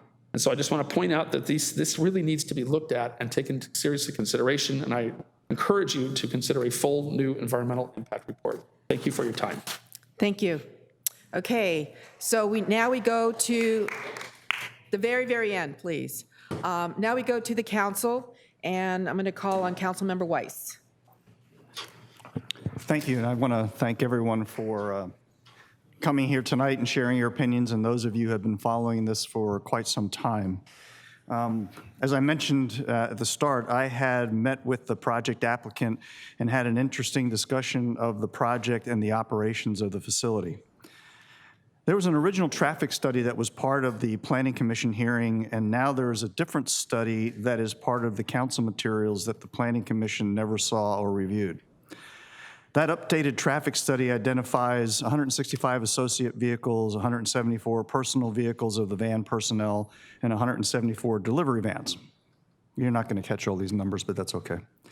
The project description in the addendum lists 230 associate spaces, 216 van personal spaces, and 508 delivery van spaces. And in discussions with the applicant, there could be as many as 670 delivery vans at maximum capacity and peak periods. That would also require a similar number of delivery driver, personal vehicles, and associate vehicles. In my opinion, the addendum analyzes only an increment of the total impacts associated with this project and does not evaluate the ultimate or peak period impacts for traffic or noise. Therefore, the traffic and noise impacts for the projects appear to be understated in the addendum. I don't have confidence in the conclusions of those since it appears to be just a small increment or an initial phase. It's also interesting to note that on page 14, the noise study indicates that, quote, trucks will not have backup beepers. Trucks used at the site either have no backup alarm or white noise alarms. And yet on page 101 of the updated addendum, there's a statement that, quote, even with regular in-reverse beeping warnings, the noise impact analysis shows operational noise impacts will not be significant. So whether it's the inconsistencies within the environmental documents or just the fact that the ultimate and peak period impacts are far beyond what was studied, I feel the the addendum is flawed. You know, addendums are typically used when there are minor technical changes to the previously approved project. Based on the evidence that we've heard tonight and in the record, I'm not convinced that there are only minor changes. It's hard for me to make that determination. So for those reasons, I move the council grant the appeals and deny the project. I will second that motion. Motion and a second. Great. I want to just say a few things here. And I know it's been a long night. Councilmember Weiss has actually said a lot of what I had planned on saying. But in 1999, there was no anticipation of a St. Cloud and no anticipation of Amazon facility. What is being requested here is a conditional use permit because the normal for this floor, normal square feet is 50,000. This is being requested 142,746, 142,000. It's almost 3 times. And also because it goes over the limit of 6, and it's heavy trucks, and this is 15. In addition, the retaining walls, which, you know, I understand the retaining walls were for noise, but I mean, we have instances in Oceanside where it's a bowl effect. It's actually amplified. I've thought long and hard about this project, and I am persuaded by Mr. Finney's arguments and comments, and I do incorporate his arguments for the basis for denial as well, along with the residents here who actually live within a mile and a little farther. I mean, what we're talking about are traffic impacts that the addendum, I don't believe even comes close to analyzing and, in fact, stating real facts about what is really happening here, and the fact that it can be expanded. It doesn't even analyze that. So an addendum is only used when there are minor technical changes or additions, and you know, those are quotation marks, you know, out of the code, and I cannot find that the project will not result in new significant traffic, noise, and GHG greenhouse gas impacts. I mean, this is a completely different thing. Along with Councilmember Weiss, I have been around for 20 years. I know what the changes are. These are significant change circumstances that have happened since 1999, and I cannot ignore that. I am also not actually happy that there's a new addendum. I know that those were the arguments by the applicant that, well, look, you know, the comments don't even address the new addendum that we put in there. Well, that is not actually proper, nor, you know, in terms of procedure. The Planning Commission did not have a chance to review that. There's no new public review period in order to look at that. And even if it was proper, I am not convinced by this, by the changes at all. It's, I believe, severely understates the impacts to this community. And seeing no more lights, then, oh, yes. I just wanted to speak quickly to the motion. So the motion was basically to deny the project. So you don't have findings in front of you for denial, as is common if the council is going to take a position contrary to what the staff has presented. The findings are actually for approval. So you can go forward and proceed with respect to your motion based on the comments, but we will have to prepare findings that will come back.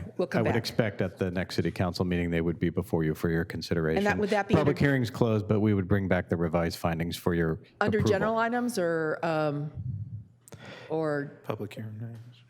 Well, the public hearing portion would be closed, Right. so we'll have to research what section of the agenda it'll be under, but there won't be a new public hearing. Okay, thank you. And Deputy Mayor Keim, I'm sorry, I didn't see your light. And we do you wish to Councilmember speak? Rodriguez has his hand raised on Zoom. Oh, I apologize. Councilmember Rodriguez and then Councilmember Keim. Sorry. Thank you very much. Could we have staff please come up and address Councilmember Weiss's concerns one by one?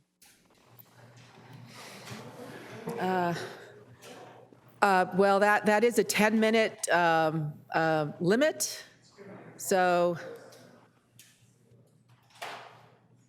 do we have staff that wants to, that can respond to all the concerns that have been raised by Councilmember Weiss? Honorable Mayor and Council Members, Jonathan Borrego, Development Services Director. So I did take notes, but I would ask Councilmember Weiss if I've missed something with respect to the basis for his motion to make sure that I address that as well. Generally, I think the primary point of the findings that were offered by Councilmember Weiss related to some discrepancies in the information that was presented to staff. Presented within the studies that were ultimately presented to staff and then to the City Council for their consideration. Certainly there are discrepancies in the numbers. We've seen that. And of course, the numbers, as the council member suggested, did change between the Planning Commission and the City Council determination. There's no doubt about that. There was some additional information that was presented to staff between the period in which the Planning Commission considered the application and the City Council considered the application. Of course, it's up to the City Council to decide as the lead agency or agents of the lead agency anyway, whether or not those discrepancies rise to the need to prepare some additional environmental analysis. Clearly, in the mind of Councilmember Weiss, according to his comments, those findings can be made, and certainly, staff would absolutely agree that there are changes to the numbers that were made between the Planning Commission and the City Council determination. And obviously, he feels that it's to the point where there needs to be additional analysis, and staff certainly would not argue that point. Thank you, and this is discretionary action. Councilmember Rodriguez, would you like to speak in addition to those comments? Yes. I guess at this juncture, staff has a recommendation on the table based on that new information. And it just seems like there's some conflicting assessments between what the Planning Commission reviewed and what's being brought before council. It's, in my opinion, this should have been delayed and maybe even brought back before the Planning Commission with the updated numbers and information so that the public and the Planning Commission have accurate information to move forward on, just setting everything up for success. This is 500 jobs. In the future, there's 300 construction jobs. This is a big decision. It's a big opportunity for our city. And I just want to make sure that the community has accurate information to look at. And right now, it seems like there's a lot of misinformation. For me, personally, I don't feel comfortable making a decision on this project, knowing that some of the information is convoluted or misrepresented. So I would still like to see this project come back, but with accurate information and mitigation measures, if applicable. We need the jobs. This is about jobs. So with that being said, what would be from here if we decide to vote no on the project based on the lack of information, and maybe the attorney's office can weigh in on that. We really need to have it.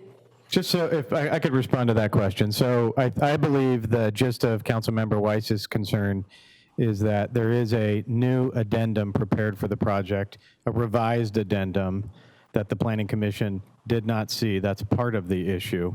And that's true. There has been revisions to the addendum that were prepared in response, I believe, to some of the issues that were raised on appeal. But I believe what he also highlighted, and the record will speak for itself, is he believes that there are internal inconsistencies between the project description, the amount of parking, the number of delivery vans that are associated with the project, and the number of trips that were modeled.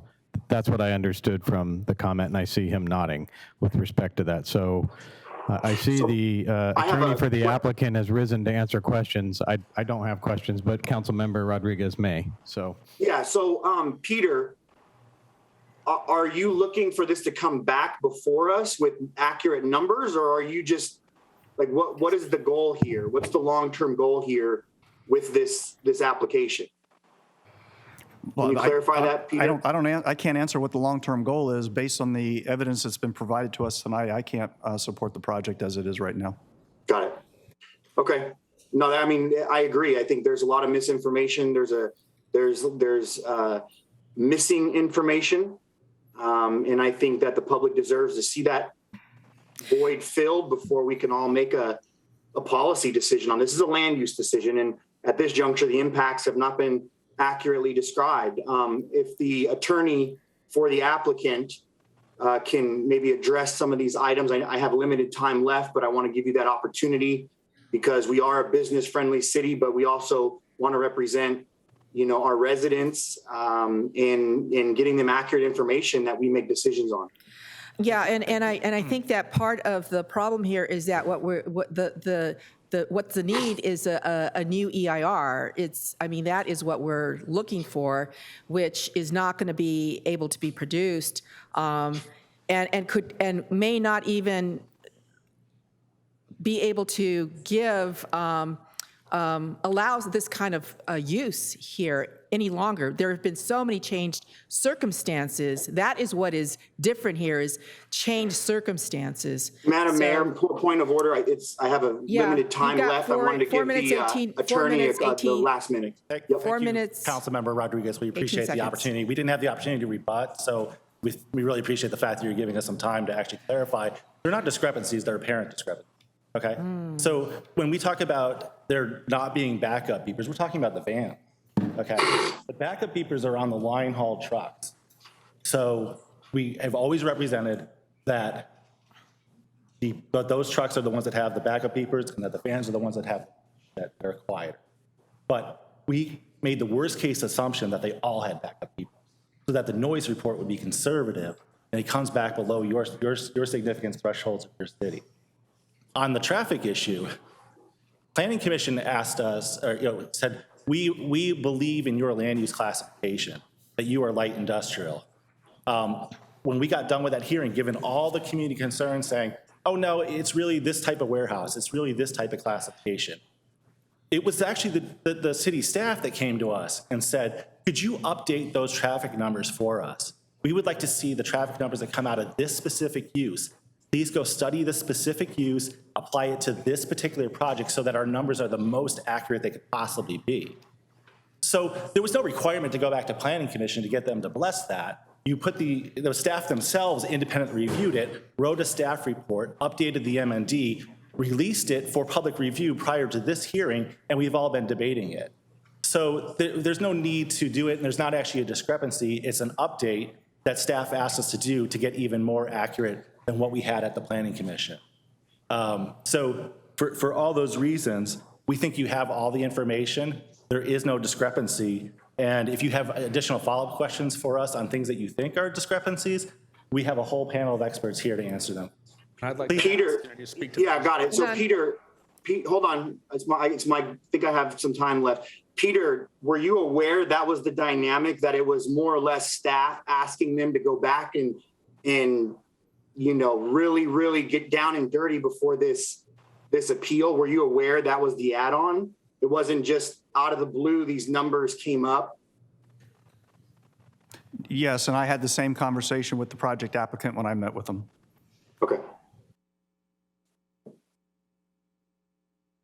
All right, I have no further comments. Thank you. Councilmember, for giving us the opportunity. Deputy Mayor Appreciate it. Kime? I'll call on you shortly, but Deputy Mayor Kime? There's a motion and a second. I just want to, before we vote, I want to clarify for the audience. So the vote will be on Councilmember Weiss's motion to deny the project. So yes will be to deny the project. No will be to not Correct, support with the caveat that we will need to return if that motion carries with appropriate findings. Right. Thank you. Okay, let's vote. Let's ask for Councilmember Rodriguez's vote first.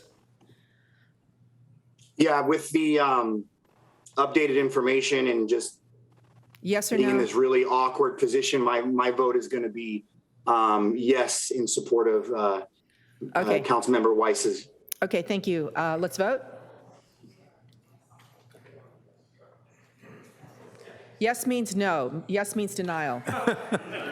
Yes means you're granting the appeal. Motion Granted the motion appeal. approved, 5-0. Okay.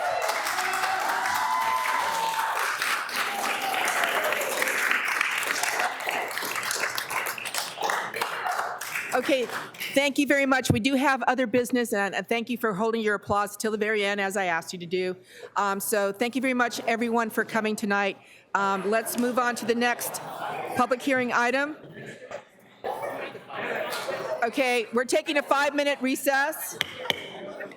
5-minute recess. We'll be back at 1:15. Start getting back to our seats. It's 1:15. Can the council return to their seats? Council members, please return to your seats. Recording We in will be progress. starting the meeting here. All right, We do have a quorum. we have a quorum. Okay, And my we mic is are on. now on item 22, which I am assured will not be too long. So item number 22, we're back in session here. Back in session. Thank you. All right, item number 22, approval of a fourth substantial amendment to the 2019-2020 Annual Action Plan and authorize submission to the U.S. Department of Housing and Urban Development, that's HUD, authorization for the city manager to submit the revised annual action plan to HUD for funds under the Community Development Block Grant Program, authorization for the city manager to sign and execute required documents for the grant funds, and authorization for the Housing and Neighborhood Services Director to sign agreements with subrecipients. I'm going to go ahead and open this public hearing and request disclosures from commissioners. That's who we are sitting as, and constituent contacts and correspondence. Staff. Staff. Staff. Okay, Councilmember Rodriguez? Just the staff report. Okay, thank you. Mr. Novato, do we have any correspondence under petitions not previously submitted? We have not received any correspondence on this item. Okay, we're going to go ahead and begin with the testimony with Cecilia Barandiaran. Did I say that right this time? Sí. Ay, qué bien. Good evening, Council and Mayor. Thank you for having me here tonight. I'm here to go over our Fourth Amendment to our 2019-20 Annual Action Plan. As you mentioned, we're here to basically process this Fourth Amendment, authorize the submission, and move into the final piece of this funding. The CDBG CARES funding has been used for rental assistance, food distribution, nonprofit PPE, hotel motel vouchers, and admin PPE. What does that mean? I'm going to give you a brief summary of what we've actually done so far. So in essence, we have provided so far 87 rental assistance applicants. We've provided food to 785 residents. We anticipate providing food to an additional 700 residents. We're assisting 3 agencies with PPE in Boys and Girls Club of Oceanside, YMCA, and Operation Hope for deep cleaning for their programming. The Hotel Motel Voucher Program assisted 120 households, and we anticipate reallocating funding to that as part of this process. And we have been doing PPE improvements at our resource centers, and we're working at doing some necessary PPE for the Country Club Senior Center as well. We have until August 16th to submit this amendment for any uncommitted funds. We estimate that we're going to have a balance of around $387,547, and we recommend reallocating that to the Transitional Hotel Motel Voucher Program. We should have the full figure and be able to provide it in a council update in the next week or two as we are winding down our emergency rental assistance program. And as I mentioned, we do recommend having that be funded against the Transitional Hotel Motel Voucher Program to be used for gap funding from the existing program that is in place until the future shelter operations comes into place or until funds are expended. Is there a deadline for expending the funds? We have 5 years in total. Oh, okay. But we anticipate that the funding will be expended probably by January, February of next year. This was presented to the Housing Commission at the July 27th meeting. And that concludes staff presentation. Thank you. Do we have any request to speak? We don't have any registered requests to speak on this item. This is a public hearing. This is the time to hear from the public. If you have any comments that you wish to speak, you could make them now. You have up to 3 minutes to speak on this item. And please, if you do wish to speak, identify yourself, provide your name. I see no one rising. I'm going to go ahead and close this portion of the public hearing and go to the city council. Deputy Mayor Keim. Motion to approve. There's a motion and a second. Please vote. Councilmember Rodriguez, how do you vote? I approve.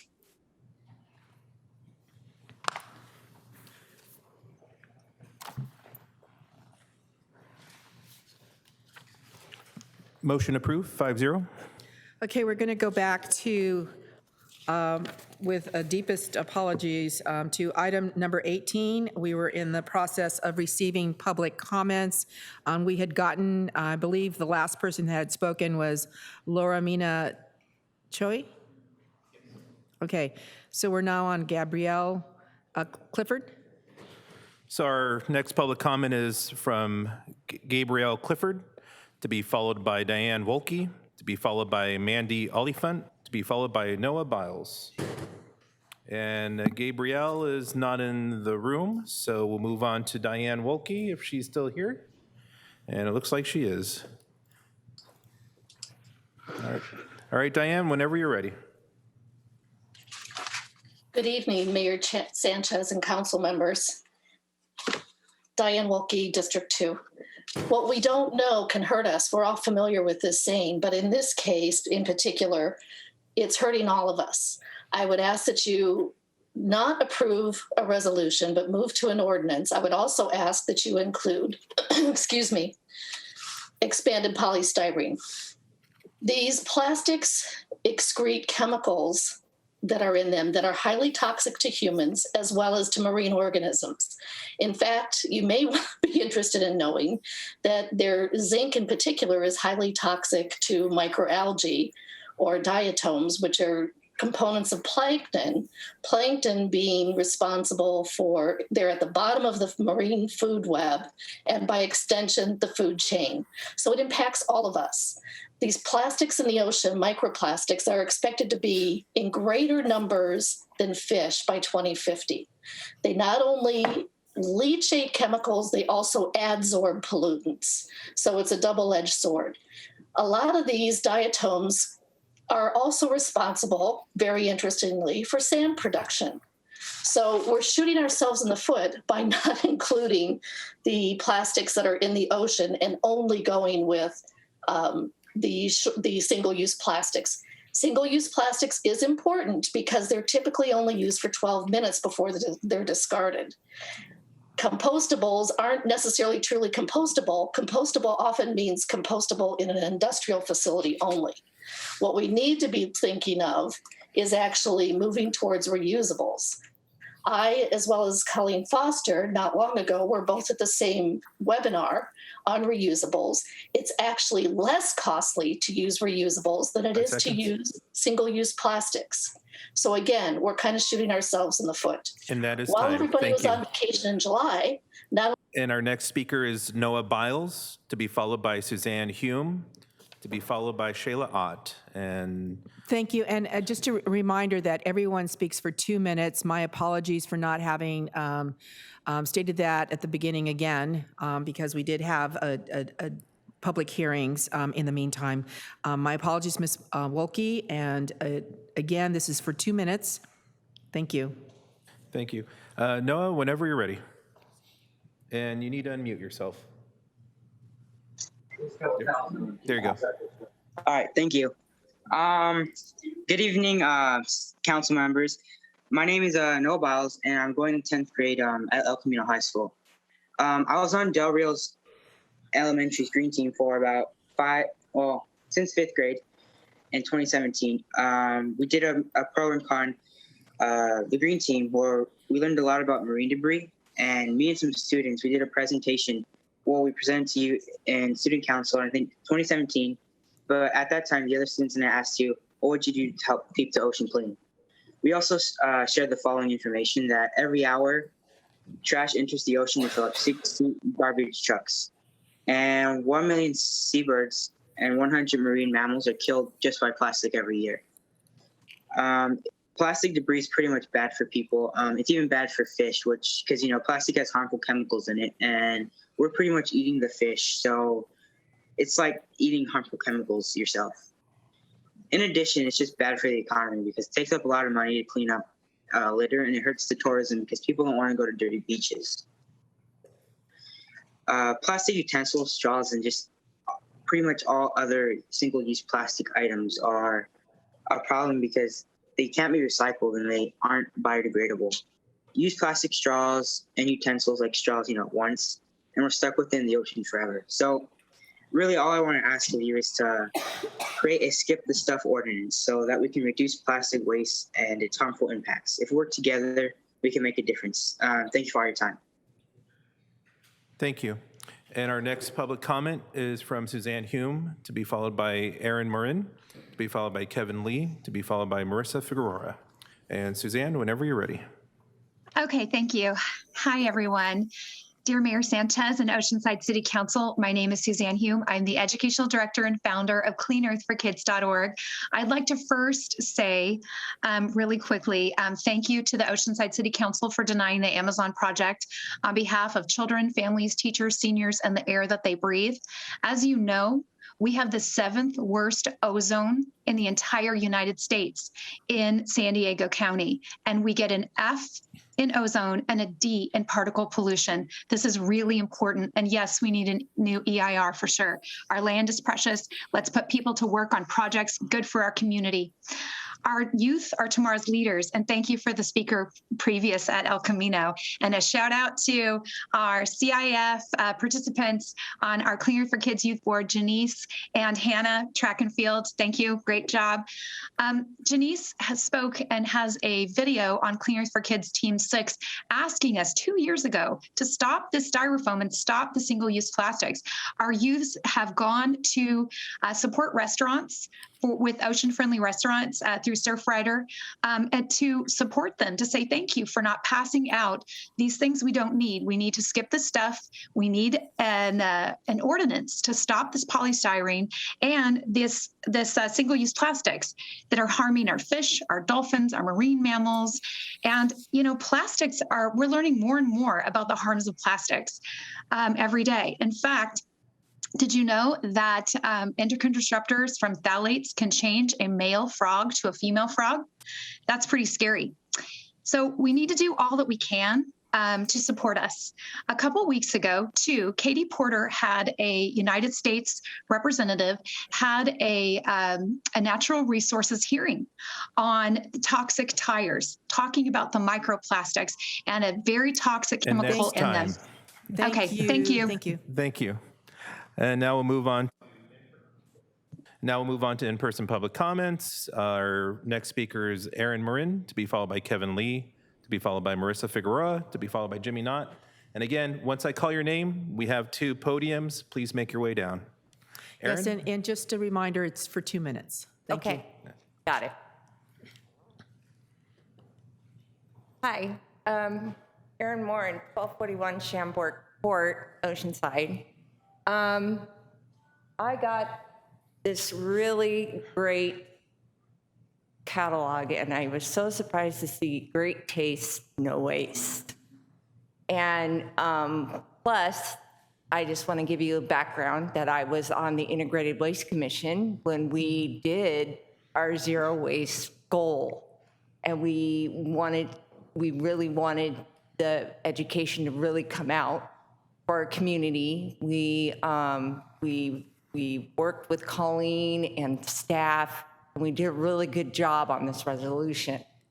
I think it's really important that this piece of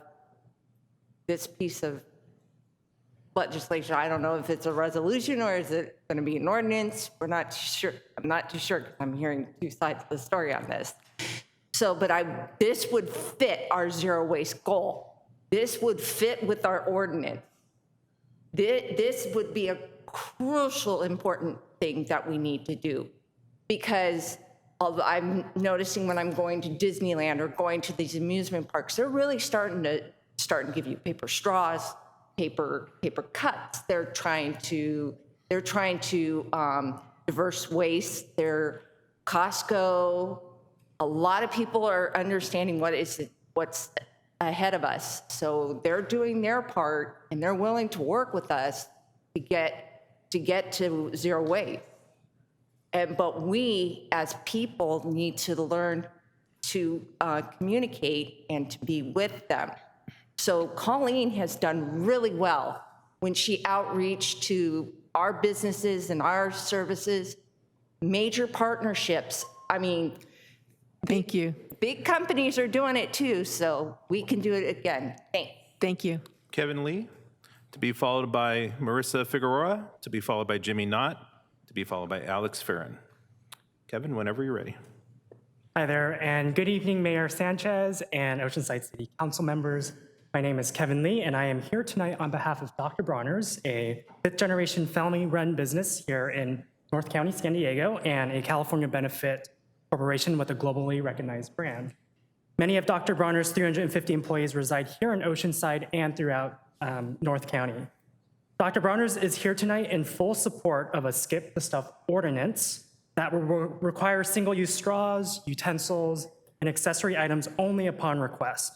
We think this can and should come into effect within a 6-month timeline. Establishing an ordinance on single-use plastics will help reduce plastic pollution here in beautiful Oceanside. Additionally, eliminating the expectation that businesses should, by default, provide single-use plastic utensils means our small and local businesses can save on costs. As our local restaurants and businesses struggle to recover from the pandemic, it makes all the more sense to consider an ordinance that helps businesses save on costs. While it may take a little time for a few of our local businesses to adjust initially, taking action on single-use plastics is the right thing to do. And over time, all businesses will be able to adjust. We've seen this time and again throughout the state of California and beyond. We hope that the city of Oceanside will provide support for our local businesses to make the transition a smooth one. We congratulate and thank Oceanside City Council for taking the first step at considering a resolution. However, we think the resolution is simply not enough to address the plastic pollution problem here at Oceanside and beyond, which is why we support a Skip the Stuff ordinance. We commit to working with City Council, Mayor Sanchez, and the business community to support action however we can. Thank you. Thank you. Hello, Mayor and City Council. My name is Marissa Figueroa. Like many of you, I have the privilege of living in this beautiful community. I know we're a large city, but it still feels like a small community. Locals know the preservation of our coastal community is essential to the quality of life we share here.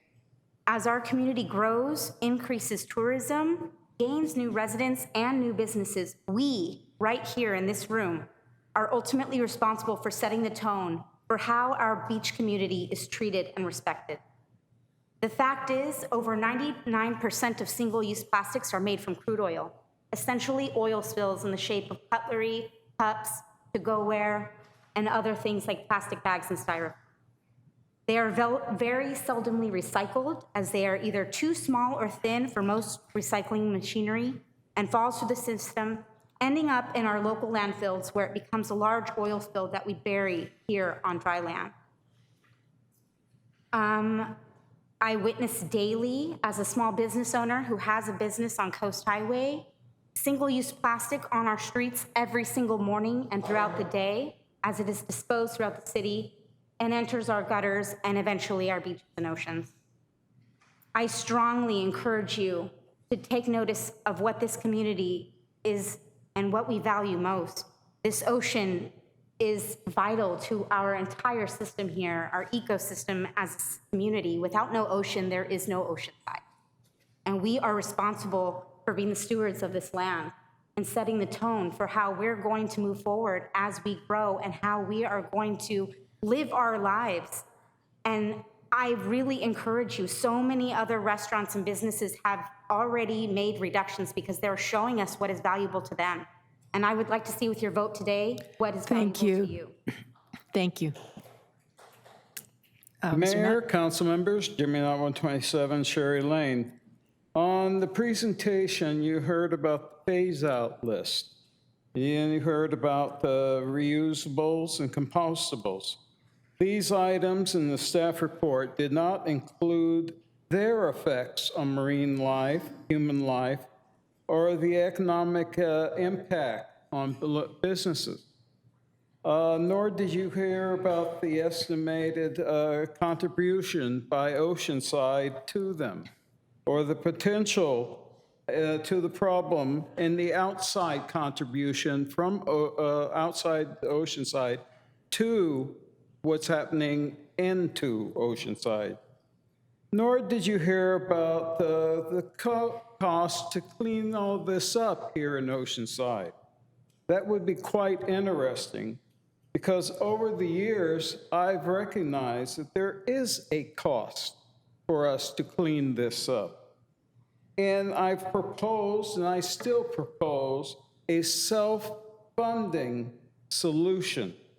And that is a fee between 0.1% to 1 cent per item, polystyrene item, to recover those costs. That is costing our city to clean this up, whether it's in the harbor or on our beaches or in the town itself. We need that for that and future funding to take and implement any ordinance that would come out of this. Please consider that cost and that impact. It shouldn't be shoved onto the taxpayers. It should be cost to the user. Thank you. Thank you.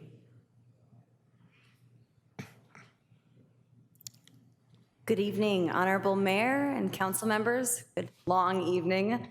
My name is Alexandra Farron. I serve as the chair for the San Diego chapter of the Surfrider Foundation.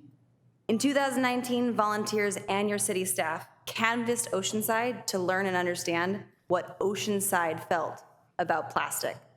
And the result was an overwhelming amount of concern for the rate in which we consume plastics. Tonight, you're voting on a resolution to increase the public awareness on plastic and plastic alternatives, but your constituents are already concerned. They're already aware. They already want better for Oceanside, and they need your help. A continued education campaign is wonderful, but if the culture in Oceanside doesn't shift along with the information, then what good is the education? Tonight, we ask you to back up your mission to educate, your resolution, with some action. We ask you to help save businesses money, save Oceanside waste, and help your community take real steps into reducing their individual plastic reduction like you'll be teaching them to. We ask you to, yes, pass this resolution, but also direct city staff to draft an ordinance to skip the stuff. It's the lowest hanging fruit, and it's good for Oceanside. Thank you.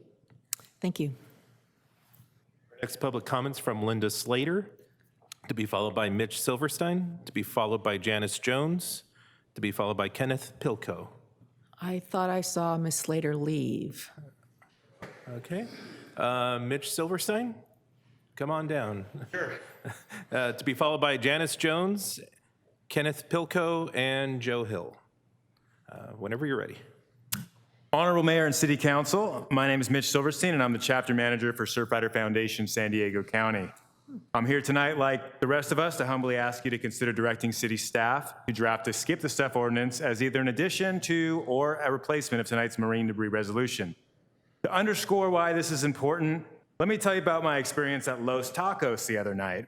Some friends and I picked up food on the way home from Sano, as surfers often do when they're hungry, and the food was delicious, but it was a lot of work for me to ensure the employee didn't force 4 pairs of utensils with my order. I had to ask the cashier, then monitor, then remind another employee when the message wasn't passed along, and basically just cause a scene at this restaurant. And I'm not saying this to diss the restaurant or say that they're at fault. I'm saying this because it's just so ridiculous that we live in a culture where restaurants feel pressure to give us a bunch of crap we don't need because they're afraid of a nasty Yelp review from that one dude who expects it. Meanwhile, the rest of us just living our busy lives have become complacent about all this avoidable waste and even come to expect it. We all lose from this arrangement. Restaurants go through more accessories, thus driving up their operating cost. The majority of customers end up with a drawer full of plastic forks and ketchup packets, and a bunch of this stuff inevitably becomes litter on our streets, beaches, and ocean. We gotta change the status quo, and that's not gonna happen unless cities step up and make only upon request the new normal. I think Oceanside residents can adapt and ask for what they need. I'd even venture to say they'll appreciate being given a little freedom over their consumption. You'll also be doing restaurants a favor by lowering their cost and creating a level field of expectations for them and their customers. And that's really important. Also, of course, less circulation of single-use plastics in Oceanside means less of it becoming plastic pollution in Oceanside and along the coastline we love. So that's it. I know city staff is ready to write this up because it was already part of the original ordinance. Thank you so much. Thank Please you. do it.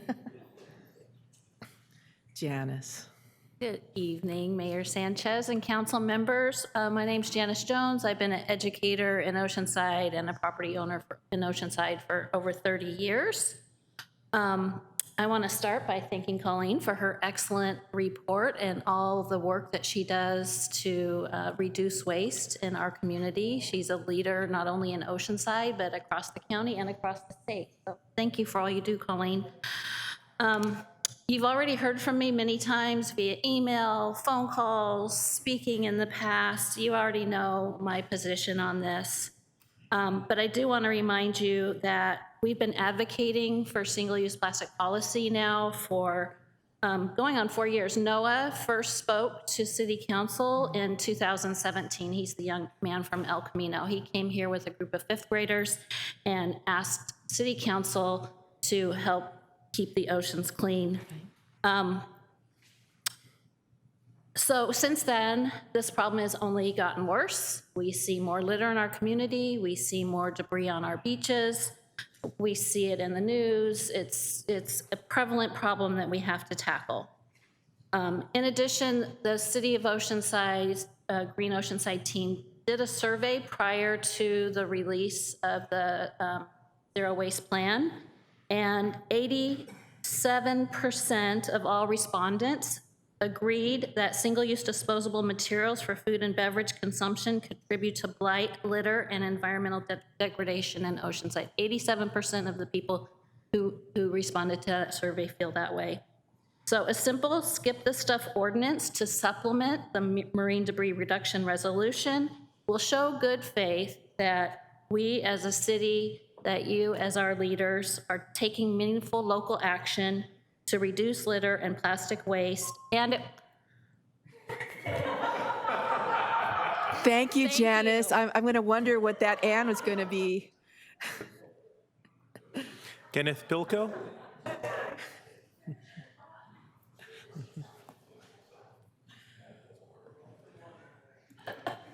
Is this Kenneth? Kenneth. Hi. Hi. Good evening, Mayor Sanchez and Oceanside City Council members. My name is Kenneth Pilko. I am Vice President of Carlsbad High School's Carlsbad Cleanup Club. I would like to dismiss, before I go on, I'd like to dismiss the idea that someone from another city should not be concerned with the actions of another. If this past year has taught me anything, it's that unity and collaboration can get you through almost any adversity you face. I believe I speak for Oceanside's ecological health as well as its neighboring cities when I say that your decision on this matter will leave a lasting legacy on the community. We as privileged residents of a beautiful coastal region have a huge responsibility of protecting our oceans because the choices we make here not only affect the city, but the rest of the world. Just last year, my club, in collaboration with El Camino High School, collected over 4,000 pieces of utensils and takeout meal accessories in Oceanside and Carlsbad. That's an estimated 50 pounds of waste. Imagine how much trash gets left behind and how much more is swept out into the ocean. An abundance of unnecessary items with our food orders is a sign of how careless we're becoming. But we have an ability to change that here and now. Council members, Mayor Sanchez, I urge you to draft the Skip the Stuff ordinance, a simple act that will further enhance the resolution and lead the path for neighboring cities like my own to take action. I appreciate and thank you for your time. Thank you, Kenneth. Good job. Okay, I could never speak like that when I was in high school. So that is the end of the public comments, and so come back to the council, and I have Deputy Mayor Keim. If I could ask Ms. Foster to come up, I think I see you back there.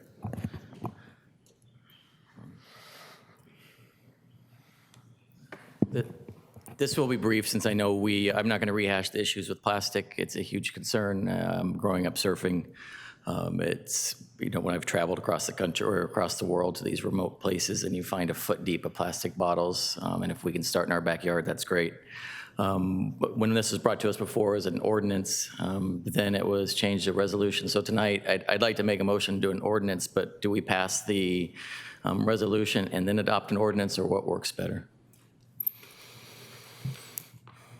Well, currently, we just have a resolution in front of City Council, and the ordinance that we originally brought in March with the zero waste plan was to actually ban polystyrene and require recyclable or compostable.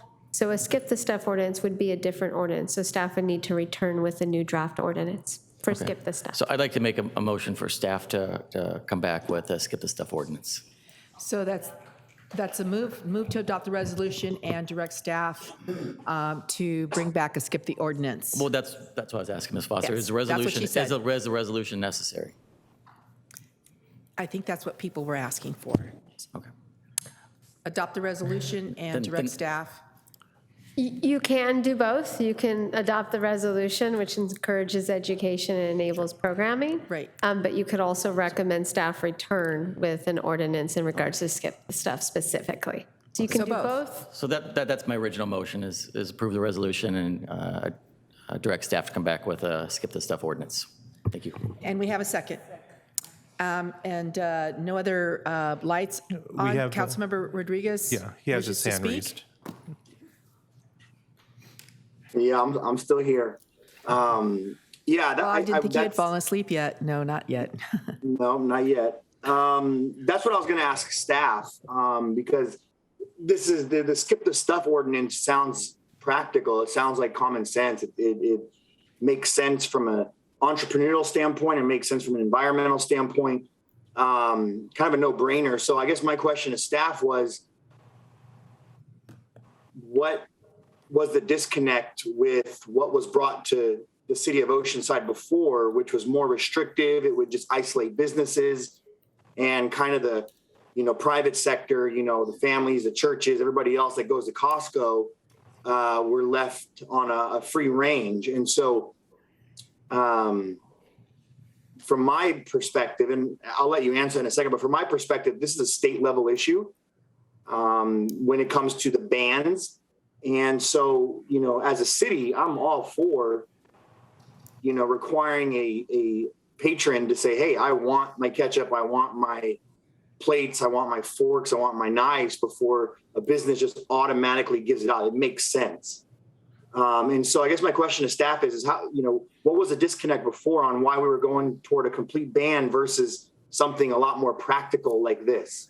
It was in our master plan, right? It was part of our process. Yes, Mayor Sanchez and Councilmember Rodriguez.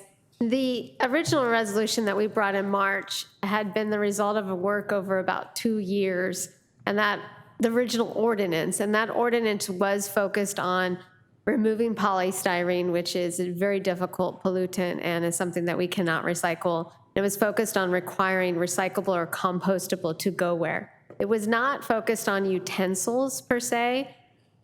So before COVID, we were planning to come to council with the polystyrene ban ordinance. Then COVID hit and we delayed that action until we brought the 2020 zero waste plan and just continued with the direction of the original zero waste plan. And in regards to your question about utensils, prior to COVID and prior to the straws upon request, I think the idea of skip the stuff wasn't as necessarily accepted or seemed as easy. But since we've been so successful with straws upon request, and since we've seen the onslaught of single-use condiments in a COVID world with delivery, I do think, similar to what you said, it's a no-brainer. It's a win-win for businesses as well as our residents and our environmental community. I agree, and I just want to thank the community for coming out today. And this skip the stuff thing is completely new to me, but it makes sense. It is just a no-brainer, and I would really like staff to come back sooner than later with an ordinance that requires a patron to request those items. I think that's a no-brainer, and I really look forward to Oceanside leading the way in our area, and hopefully the entire county would follow suit. I think it's just a no-brainer. So I think was that within 6 months? That part of that, your motion, that implement within 6 months? No, but it can't be. Okay, and it's a second to that? Yep. Thank you for bringing that up, Councilmember Rodriguez, the timing. Northern Lights, so I want to say thank you so much for being here to talk about this. I recognize some of you, especially the kids that spoke on the Zoom. So thank you, and we're going to do this together. Let's vote. Councilmember Rodriguez, your vote is yes? Yes. Okay, let's vote.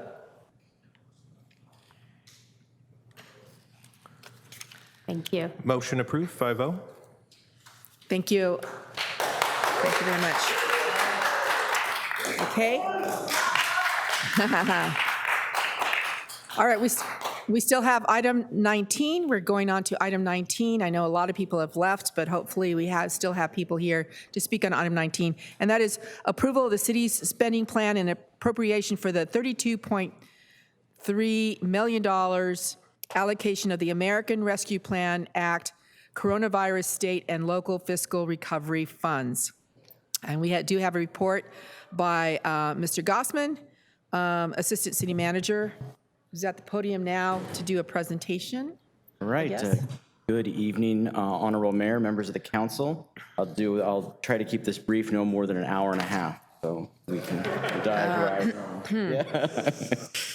right. So the staff recommends that the City Council approve the city's spending plan and appropriation for the $32.346 million allocation of the American Rescue Plan Act Coronavirus State and Local Fiscal Recovery Funds. I'll briefly go over the spending plan and then be available to take questions. On March 11th, 2021, the American Rescue Plan Act was signed into law by President Biden. The City of Oceanside was allocated $32.3 million, received in 2 tranches of $16.15 million each. The first we received in May of 2021, and the second will be in May of 2022. The Department of Treasury has issued interim final guidance on how these funds can be spent. They have yet to adopt final rules, so we may need to make adjustments to the spending plan based on those final rules, but council would be apprised of any necessary changes. Staff is proposing a spending plan that is based on prior council direction, community feedback, and Department of Treasury guidelines. These are considered one-time revenues, and per Council Policy 200-13 can only be used for one-time expenditures. We did launch a community survey to garner feedback and find out what the community's priorities for these funds would be. It was launched on June 21st, published in both English and Spanish. Online and hard copies were made available in each of the resource centers. To date, we've received 969 responses. We cast a wide net to get the survey out there to as broad an audience as possible. We posted it prominently on the city's website.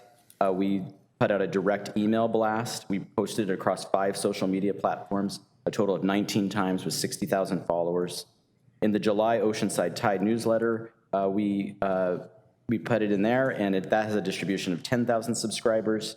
We left them in all the resource centers, as I mentioned. We asked our city's boards, commissioners, and committee members to get those out to get it out to their networks as well.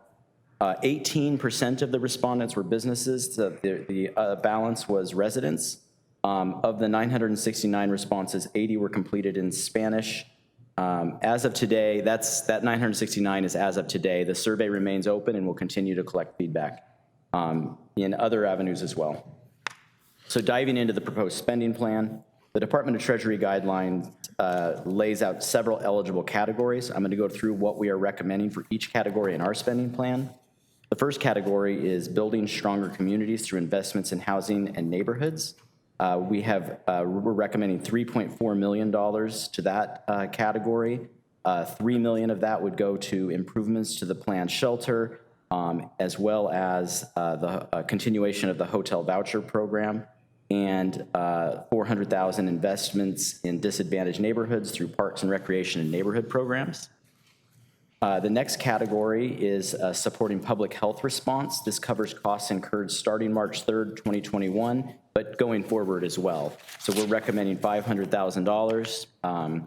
This is staff time dedicated to COVID response primarily, but also includes personal protective equipment, enforcement of public health orders, public communication efforts, investments in public facilities to meet pandemic operational needs. We've asked staff to continue and track any time that they spend on pandemic-related activities, and that time would be charged to this $500,000. Next, we have addressing the negative economic impacts caused by the public health emergency and speeding recovery of the tourism sector, recommending $7.171 million here.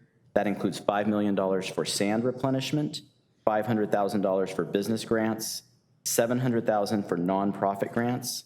The nonprofit, we had a business grant program under prior funding. This will be the nonprofit grants is a new program, so staff will be developing criteria for how these grants will be distributed. We've already received several requests, but we want to make sure that the broader nonprofit community is aware of the opportunity and also given the chance to apply. This includes $481,000 in economic development and tourism projects, including a Higher Local Phase 2 program, which is a partnership with Miracosta College to do job training. It includes funding to visit Oceanside. They had significant impacts to their revenue because of the pandemic. So, and then it also includes funding for a Shop Local campaign through Main Street and the Chamber of Commerce to get that local spending kicked off. So then $300,000 to cover costs that are associated with special events that create a tourism draw to Oceanside. So that's staff time that normally would be charged back to the event holder, or also the permitting and things like that. We also eligible under the American Rescue Plan Act is an investment in water, sewer, and broadband infrastructure. This needs no nexus to COVID-19 necessarily, but it is only water, sewer, and broadband. It doesn't include other types of infrastructure. We're recommending $9 million here. Replacement of the pier utilities, which are in need of replacement. That's a $4.5 million. We've identified $4.4 million in storm drain projects and $125,000 in broadband studies and equipment to reduce that digital equity, that digital divide, and create more equity in the way broadband is distributed in Oceanside. Lastly, we have the replacement of lost public sector revenue. This wasn't something that was eligible under prior CARES Act funding, and it's new to the American Rescue Plan Act. It offsets revenue not realized due to the COVID-19 pandemic, such as transit occupancy tax, charges for services, fines, et cetera. The amount is based on a stringent formula provided by the Department of Treasury. We don't get to just plug in the number. They make us walk through a formula. The U.S. Department of Treasury guidelines do not allow these funds to be placed in reserves, nor can they be used to pay down pension debt. Therefore, staff will identify specific unfunded capital projects and neighborhood investments to improve the quality of life for our community, and that will come back for council approval. And that money, I should mention, is going to be more flexible than the categories that I just listed. And the community feedback that we received so far and going forward will help to inform how we decide which projects to recommend to council. So to sum up, the proposed spending plan is up there on the screen. I won't read it back to you, but it does total up to $32.3 million. We will continue to provide quarterly updates as we have been with other COVID-related funding so that you know where we're at, and any changes or further approval that we would need, we will come back and provide an update at that time as well. So lastly, just the recommendation that the City Council approve the proposed spending plan. Staff believes this plan to be both responsible fiscally and responsive to community needs. And that's the end of my presentation. Thank you. Yeah. We have public comments. Yes, we do. We have 6 registered speakers. 3 minutes? Yes, 3 minutes. Our first speaker is Nick Ritchie, to be followed by Max Disposti, to be followed by Jimmy Knott. And Nick, whenever you're ready. Mayor, City Council, thank you very much for your hard work. It's been a long evening. I'll be short. I want to thank staff for running the community survey, bringing us into the decision making as far as what we feel are some of the top concerns in Oceanside. And also, I am a co-founder of Save Oceanside Sand, so I'll be very specific. But thank you very much for the attention about the sand issue. And being a South O resident, I'm particularly concerned about our beautiful gem, well, our once beautiful gem called Buccaneer Beach, which is completely devastated for most of this year. And I'm asking you, with some of this money that hopefully you'll be voting on, that you will dedicate much of that to restoring that beach and maintaining that beach. And once again, I urge you to vote yes on this approval for this $32 million, in that it will greatly benefit the city of Oceanside, its citizens, and move us toward a brighter future. Thank you. Thank you. Our next public comments from Max Susposti, and to be followed by Jimmy Knott, to be followed by Rob Howard. Thank you. Good evening, council members, city manager. It's late, but we're here. I have several concerns that I would like to share tonight. I know we already expressed this concern in the community with the city manager. Thank you for your availability. First of all, the method, how we gather information. Can we all agree for once not to do survey monkeys anymore? Because folks, we are talking about $32 million. A survey monkey, I usually call it monkey survey, because it's not a survey. It's not how we reach out to the community. Town hall meetings, gatherings, Zooms, anything else, using our utilities to send out a survey. This is an important effort that we're making, $32 million. Honestly, I run a small nonprofit. If I do community assessment with a monkey survey when I ask for $20,000 to anyone, including the city of Oceanside, you'll laugh at me. So why we don't deserve any better? Please, let's stop this. We use it for before once. There is always an emergency. We use it when we hire our amazing chief of police, but it's not the way to consult the community, because it leaves us a lot of people. I know there were a lot of posts done. I don't want to disrespect, undermine the work of the staff, but folks, this is not the way to do it, because it skews the results. So the people that voted and actually enter the information are people that are connected. There was the Chamber of Commerce. You know, those are actually the requirements that came out with mostly the Chamber of Commerce concerned. Very valid. So this is not against one effort against the other, but we haven't reached out to those communities that really are affected by COVID. These are COVID funding. So we're not here to supply the redevelopment in Oceanside. I want a better beach. I want everything has been written there, but this is not the money we're using for that. Or at least we need to start from our community first, and then what about the trickle-up effect instead of the trickle-down effect? You know, so like not starting from our tourism or painting the sidewalks red because our people and the tourists need it, and then we leave out our students that can't even afford internet connections, folks. The library has been closed for over a year, just reopened, and the kids couldn't get the homework done because they don't have any internet connections. They don't have any accessibility.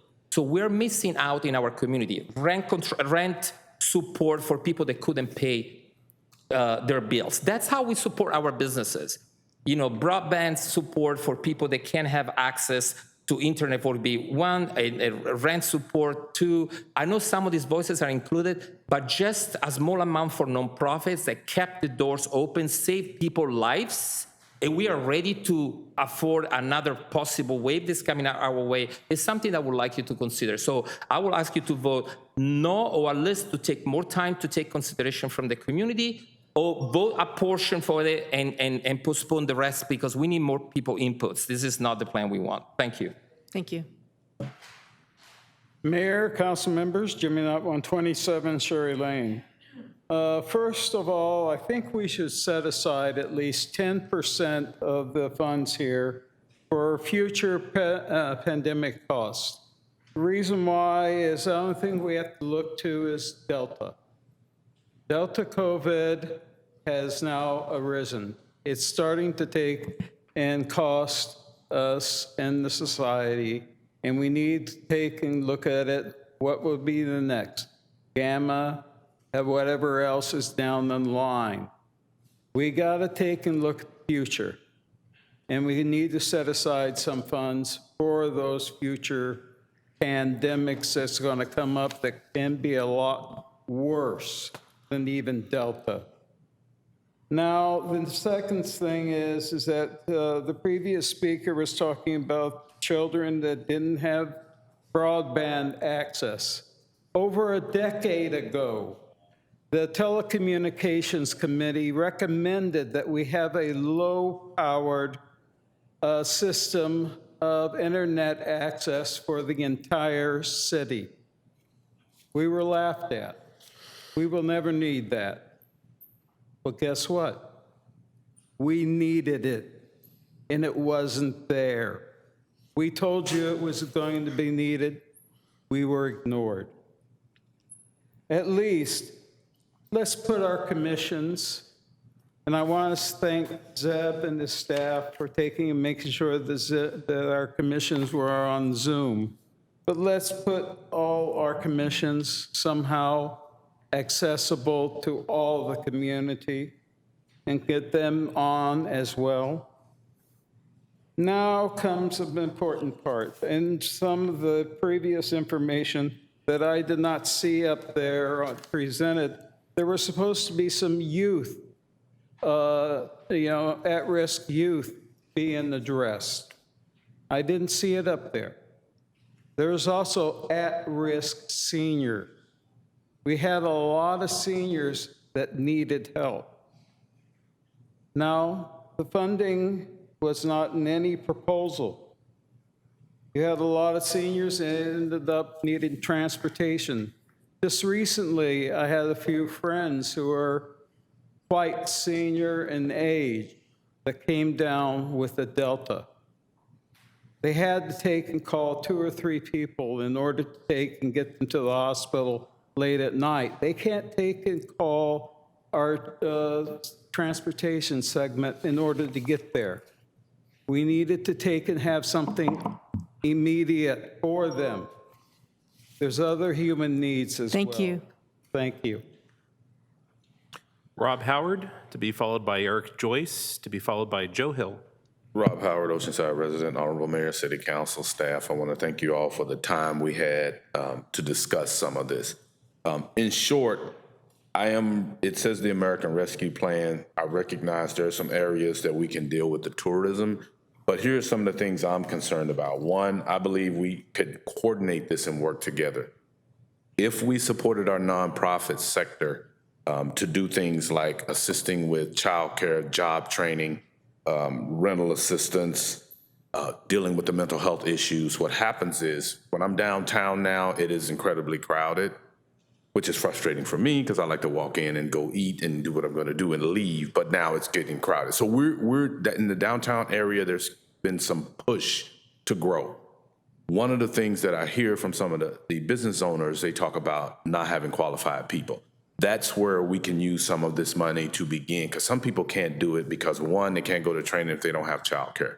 A huge number of childcare centers and childcare operations were shut down due to the virus. So I'm just asking that we rethink at least half of what we have in this $32 million to make it Oceanside resident centric. If we're going to give money to the organizations that are focusing on business, then as with a nonprofit, they track every dollar because that's what they're used to doing. If we give money to, let's say, one of the business organizations, I'm not against doing that. I'm just saying, how do we know we're taking that back and benefiting the residents of Oceanside? Another issue for us to really wrap our arms around is the mental health aspect of it. So part of some of the things we could be doing, I talked with the mayor about, and she brought up the name. I couldn't remember the name, but it was the Sun Project. Sun Project, yeah. And this gave us an opportunity to pick an area of our city. We worked with Home Depot, Lowe's, Ace Hardware, a number of other businesses, a number of other organizations, and we did everything from fixing the sidewalks, putting up palm trees. Seniors who were there and couldn't get out, we were able to help them with their homes. That beautification project just shed light, not just physical sunlight, but people felt better about it. And if we're going to come out of this, we have to come out of it together. And I don't want to get in a fight over this. What I want us to do is I'm asking the city and staff to come together and say, how can we invest and infuse in our communities and then keep the work going for the business sector and our tourists. If we have qualified people who can afford to live, who are living here now, can begin to work those jobs, because minimum wage jobs are not going to draw people to the city to live, which means they're going to be driving older cars, dealing with mass transit, and it makes it difficult. I thank you for your time, and we'd like to talk about this more because it's a great subject for us to work on. Thank you.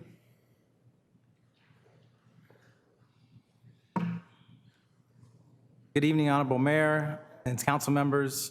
Oceanside's plan for the American Rescue Plan includes an allocation of $20 million. So that's the part I'm going to be speaking about tonight.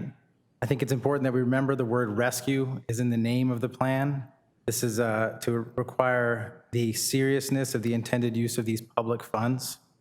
After looking through the plan, there are several areas of need that have remained wholly unaddressed. And we, myself and other community members, many of them here tonight and many more that could not attend, ask that you make significant changes to the current plan. Number one, address the current and ongoing public health crisis. 2.5% of the allocated money is currently going toward this area of need, but most of that money has already been spent. We are still in a public health crisis. We still have need for spending in that area. Oceanside has reported that 2 of the top 3 challenges to recovery is emotional isolation and fear of the illness. These expressed in your own surveys would mean that we need to invest also in mental and behavioral health supports here in our city locally. Our vaccination rates by zip code are between 57 and 65%, which are below our county averages. They are even lower among our census tracts that are of low-income communities. We're going to continue to bear more sickness and death in those communities unless we invest in vaccination programming. A non-exhaustive list that could help with this are programs for vaccinations, supporting vulnerable populations with mental and behavioral health services, increase outreach to homebound seniors, as mentioned earlier, hotlines, warm lines to support mental health. There are so many other opportunities here with this funding that also require rescue. Also, number 2, serve the hardest hit communities and families. It's clearly prioritized in this plan that tourism is a big piece of it. 51% of the funding goes to tourism-based projects. And while I recognize that tourism is important to our city, and Sand is as well as a body surfer, these funds are supposed to be going to our hardest hit communities, and while a mere 2% of the proposed funds are guaranteed to be spent in those communities. It's 2% compared to the 51% going to tourism. Instead, rapidly expand our high-quality youth programs from gang intervention all the way to childcare for essential workers. That's the shot in the arm for the economic and the economic arm of Oceanside that we need. It also supports our community. As you move forward with the plan, I ask that you remember that these are vital things we're asking for. These funds are for the most intensely impacted. We ask for your commitment to allocate at least 50%, half of the $20 million, specifically to the mental, physical, and emotional recovery of our hardest hit neighborhoods. Oceanside people are still suffering and will continue to suffer unless you take action. Thank you. Thank you. Mr. Hill. Good evening, Honorable Mayor, City Council. Joe Hill, 22-year resident of Oceanside. I know we're going to take the money. That's not a problem. I know you're going to approve it. But I have a concern about the homeless part of the money and how it's going to be, I guess, divvied up, or what programs are going to be put in place. I assume that we're going to continue to follow the homeless plan that was put in together a couple of meetings ago. I do have a concern because I saw a video this morning and I was very shocked, but I'll just share it with you. I think everyone knows who Chris Megason is. He runs an organization called Solutions for Change. He was talking to one of his members in another part of the country, and he was crowing almost like with glee about how much money Oceanside is getting for homeless. $3 million, he said. But my point is, I have a problem because Councilmember Rodriguez, who hopefully is still on the call, and Mr. Megason are very close. I call them thick as thieves. Christopher Rodriguez voted for political reasons for the homeless program we have in place right now. and the direction that the staff is taking, but then behind their backs told Mr. Megason how the hotel voucher program was going to fail. It was doomed to fail, and he would keep pushing the city for the not housing first services. I guess I have a problem with that whole organization. I mean, we already have, the city actually has a loan with Mr. Megason that we've subordinated ourselves to for $1,226,000. So I'm not sure we want to get in bed with an organization like that again if he owes us money already. And that was for the project that we put in on Wetzel Street. And the only reason we subordinated the loan is because he needed more money to finish the project. So we dropped down to the junior level of the loan so that we might get our money again, but we're not first in line to get the money back for the loan. I just want to make sure that everything's appropriated properly and we're not doing things for political loyalty or being, led down a path that will cause us problems later on. That was it. Thank you. I also have a handout. Thank you. And talking Mr. about Hill, with respect to the homeless initiative, that would be $2 million towards retrofitting the old Ocean Shores campus, or at least part of it, for the shelter, and the $1 million is for the voucher program. Cool. All right. So it's. All right. As long as we're getting all the money. Thank you. Thank you. Okay. No other requests to speak. Getting back to the council. Deputy Mayor Keim.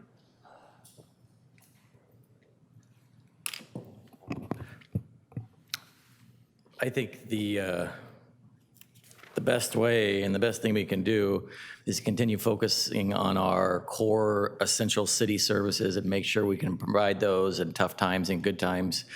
And that was my goal with this money, is to place our city in a position that if we have tough times, we don't have to reduce services. We can even increase services to our hardest hit neighborhoods. And I think this does it. And I want to put it kind of in perspective, because I know we've heard tonight we should spend more on mental health, behavioral health, vaccinations, wraparound services, and I agree with all that. So we got a little more than 32 million. The County of San Diego got 650 million. So over 300 million of that was for pandemic-related expenses. So that's health, vaccines. And so we need to make sure, that's what I think we need to focus on, is everyone stays in their lanes and make sure they're providing their services the way they should. The county has a health department. The county needs to handle mental health and those issues through the county. And we need to support them and make sure our residents take advantage of those services. Going to rental assistance, again, as the eviction moratorium comes to an end, that's another critical area we need to focus. But the state, who's just done an abysmal job with $5.2 billion of 100% forgiveness on rent, and it's only part of it's utilized. So, and I think that's, we need to help and assist our residents get connected to those services. But I still think we need to be careful with the funds we get. I mean, we're getting 1/20th of what the county's getting. And so if we can put ourselves in a good position and pay for critical infrastructure, I mean, we can talk about the pier, and I get it, it's at the beach, it's tourist related, but it's a safety issue. We're gonna have to address it at some point, and the county's not gonna step in and pay for that. And I mean, so those are things we're gonna have to do, and that will cut into those critical services. But there are good points made. I mean, I definitely think we can address after-school programs more, gang intervention and those things, which is why I'd like to move approval of staff's recommendation tonight with 2 caveats. One of them is that this first 17 or 16.1 million for the first year, we approve that, and then this comes back to council next year before the other 16 million. And it's fluid, and then during that time we can do better outreach and see what we're not doing, if there's infrastructure in underserved neighborhoods, and make sure we're doing a better job of providing those critical core city services to our residents most impacted by the pandemic. So, thank you. I've actually, through this pandemic, I've been especially in the last few months, been working in the community to address especially the vaccine issues. We've had a couple of community vaccine events. I've had a chance to talk to families. I don't think that the survey was really reached into these communities.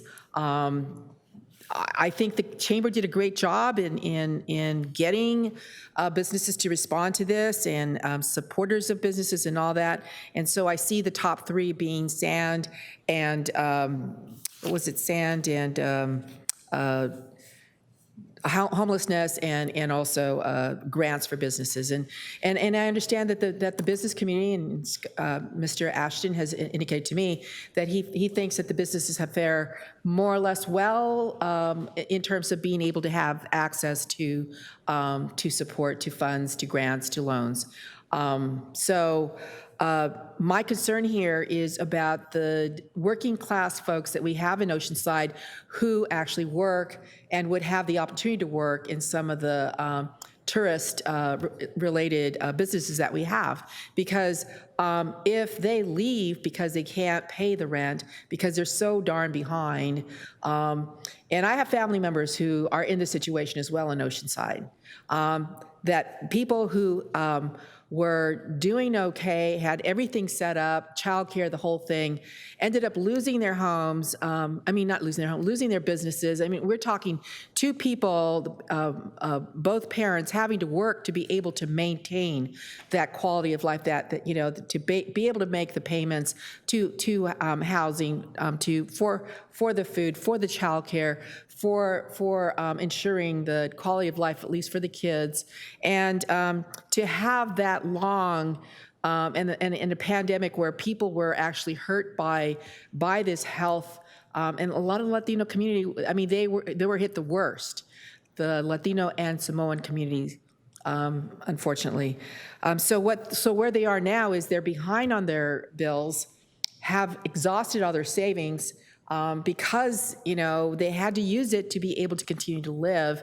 And so I believe that we need to reach out to those communities better, with a better survey. We have the ability to do that. Most people access their internet on a cell phone. It is very difficult to do a survey, especially if you try to get on the city's website. It's very difficult to do that on a cell phone.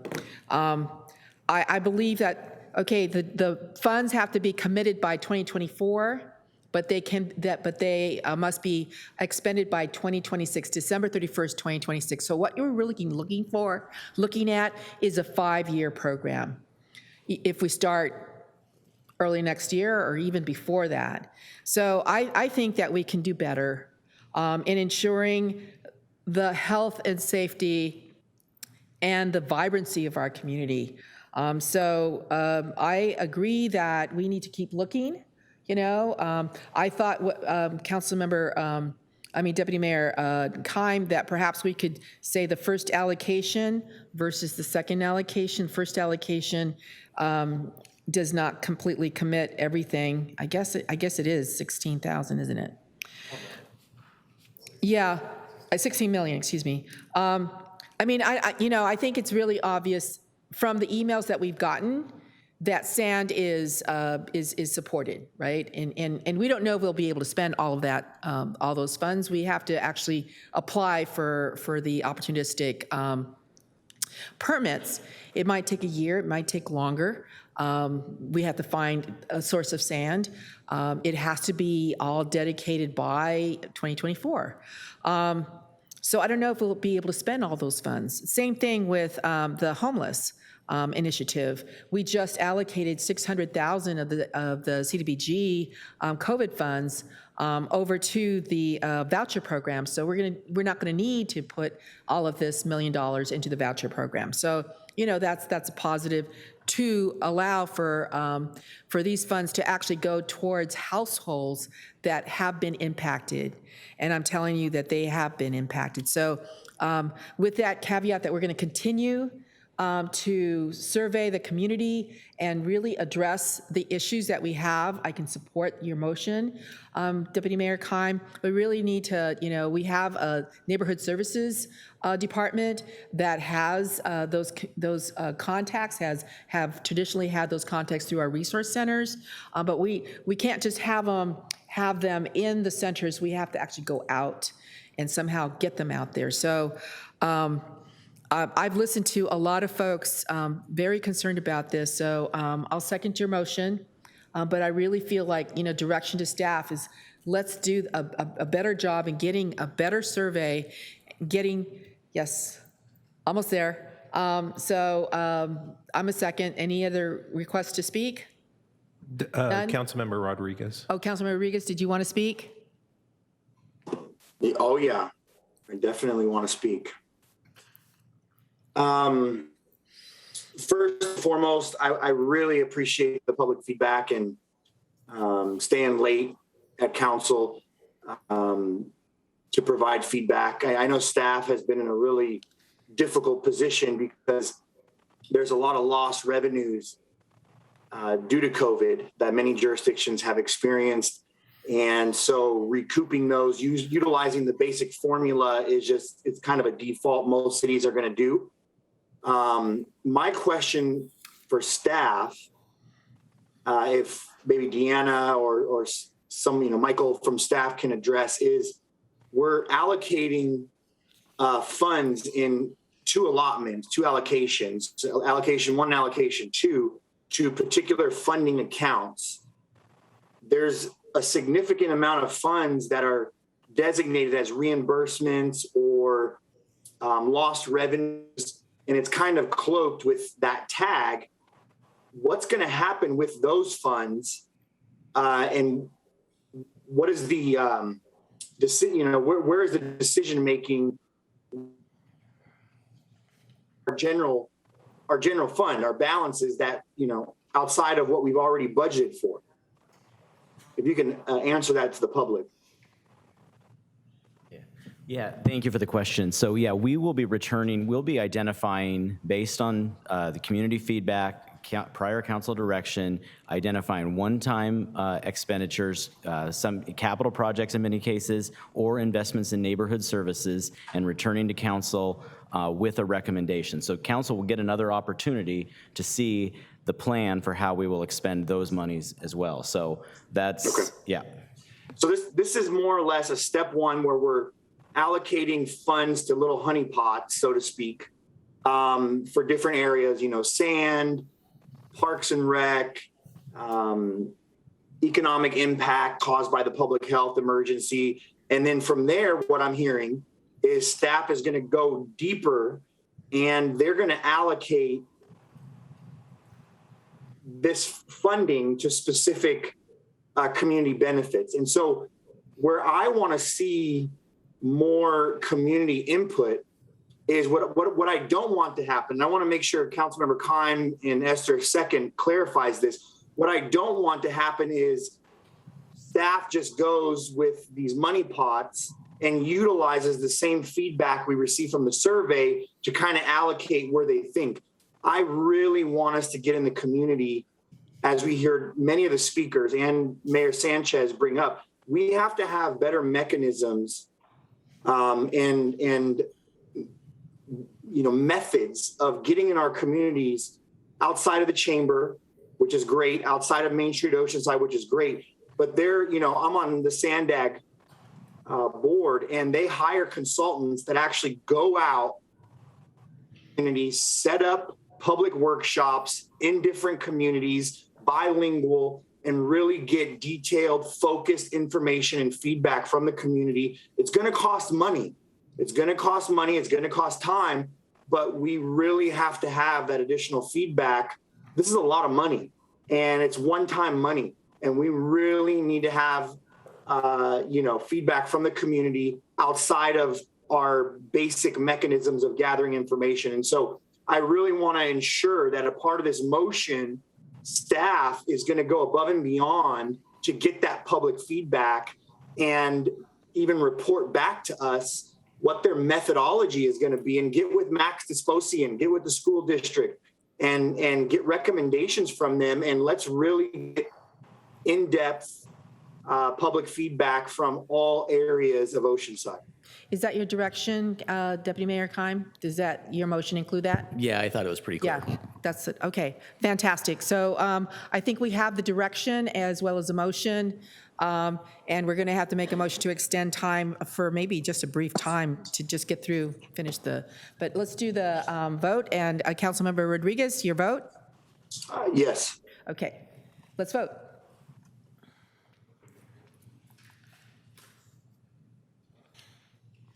Motion approved, 5-0. Thank you. So maybe I can do this really quickly. Do we have anyone here for the advance written request to speak? I believe Wally Stevens is not here. We also had another speaker request to move his time to a later council date. Is Deborah Slayton here? Deborah Slayton is here, and Carol Meeks. So those two individuals are here. Okay. Okay, that. I'm and okay then with we those two, but I will, after the two advance written requests, I would move that we continue the rest of the items to after the workshop next Wednesday. Okay, because the other two would be really fast. Okay. Not 24? Oh, Yeah, on item number 24, we have 9 speakers. oh. Right, right. Okay, so let's hear from the advance request to speak because they did reserve the time. And apologies to those who, we have, well, let me make the motion and then see if there's a second to extend the time beyond, to include the items, for speaking on items not the agenda. I move that we finish the agenda tonight. Is there a second? Make an alternate motion. People who are here to speak in person, we could finish those tonight. Okay, so basically so my motion fails for lack of a second. And so we're going to go ahead and continue the items with respect to people who wanted to speak on items not the agenda who are probably not even here personally, right? So if I'm understanding Deputy Mayor Kimes' motion is to continue along with the agenda only with people that are physically here, not on Zoom. Is that your intention? Yes, if someone's waited here till after 10, I want to give them a chance to speak before we leave. And it was seconded by Councilmember Jensen. Okay, for the items not on the agenda, are they mostly on Zoom? A majority of the individuals that have registered to speak are on Zoom. But I do know that we do have some in-person individuals. Joe Hill has indicated that he will not be speaking. We have Jimmy Knott here. Alex Klein. Alex Klein is here. Adam Brown. No, Mr. Brown is the gone. remainder were on Zoom. Okay, so we have a motion and a second. Let's vote on that motion. How do you vote, Councilmember Rodriguez? Yes. To hear from those who are here. Okay. Let's vote. Motion approved, 5-0. Okay, so let's get to the advance request to speak. A person is here, right? You said it was. So if Deborah Slayton and Carol Meeks are here, feel free to step up to either podium and then start with Deborah Slayton, and then we'll go to Carol Meeks. Okay, so this is item number 23. These are advance written requests to reserve time to speak. Deborah Slayton is here to speak on safe parking.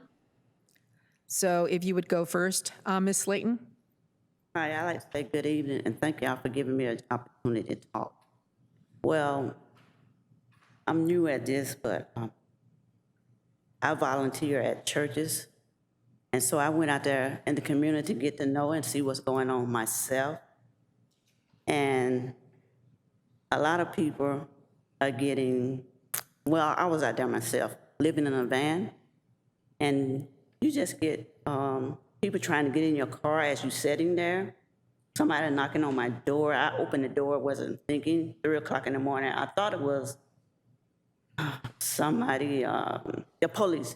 But as I found out, I said, the police? It wasn't a police though.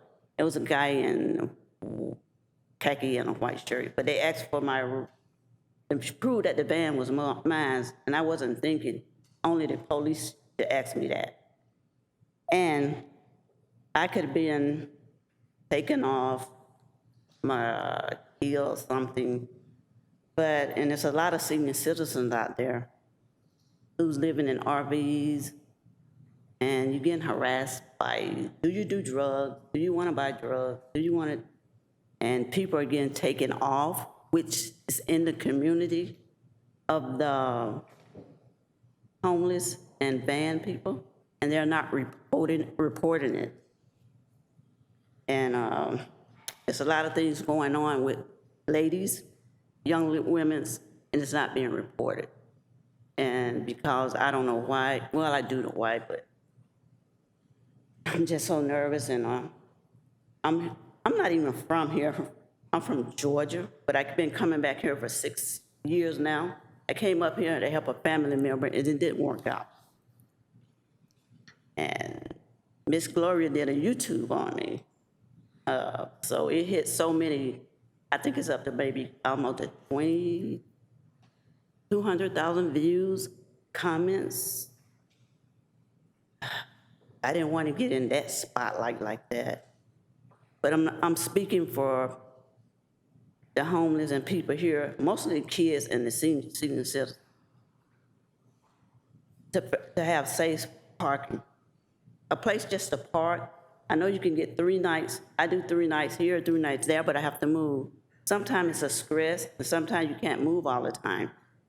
You don't want to move, you have to move, but you don't want to because you just want to be relaxed and have kind of like a homestead and be able just to sit there and enjoy. The thing about the safe parking, I think that, I know it might cost some money, but I figure I wouldn't put money into something right now. I just give it a test run. Let the people, the RV people, the van people, let them do the work. They're not sitting in a van. And if you get one, they can pay it, but they can't afford all the rent.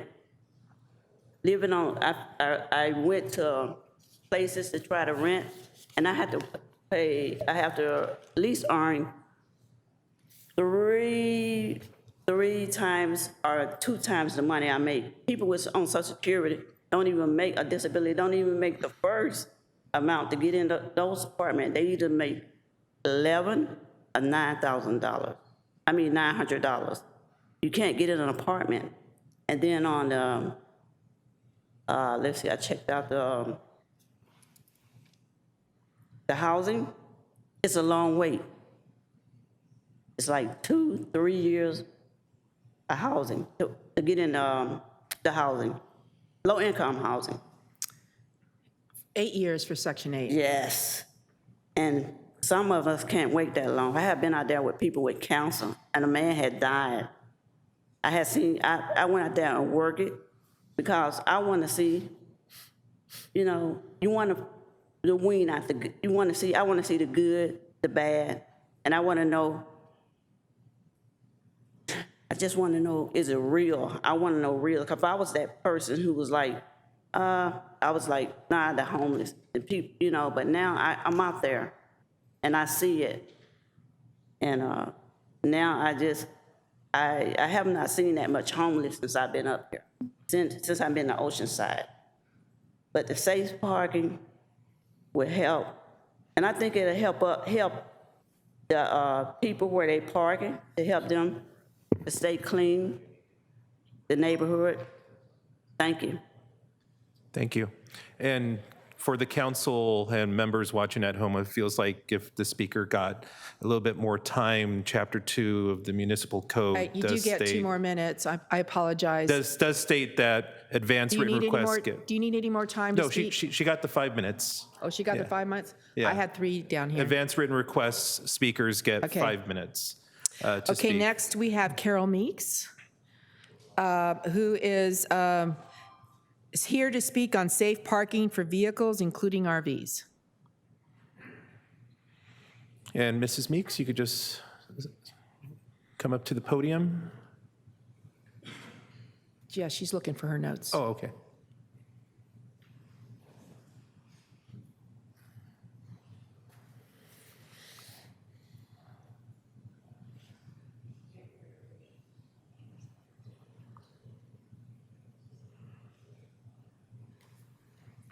Okay, while that is happening, I have been informed by our city attorney that in fact, we are required to hear from the public on items not on the agenda.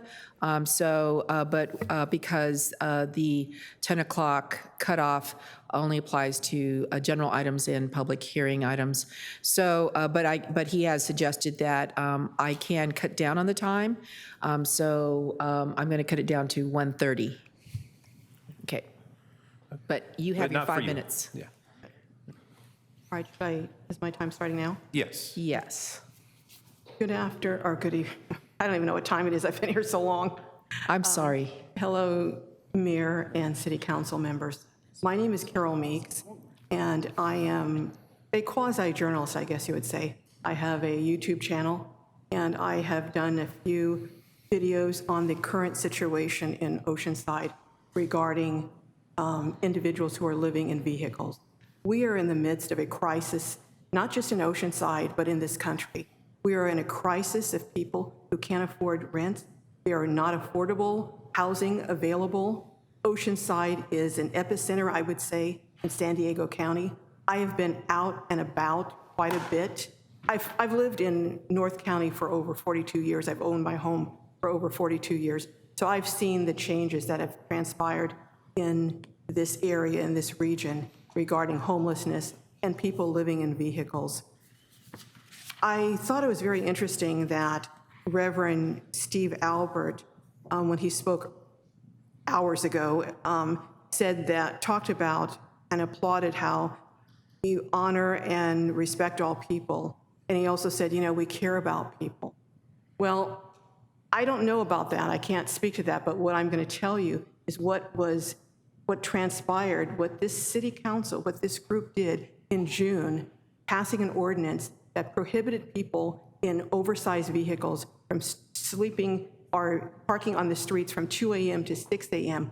What you have done, I believe some of it was intentional. Perhaps some of you did not do it intentionally.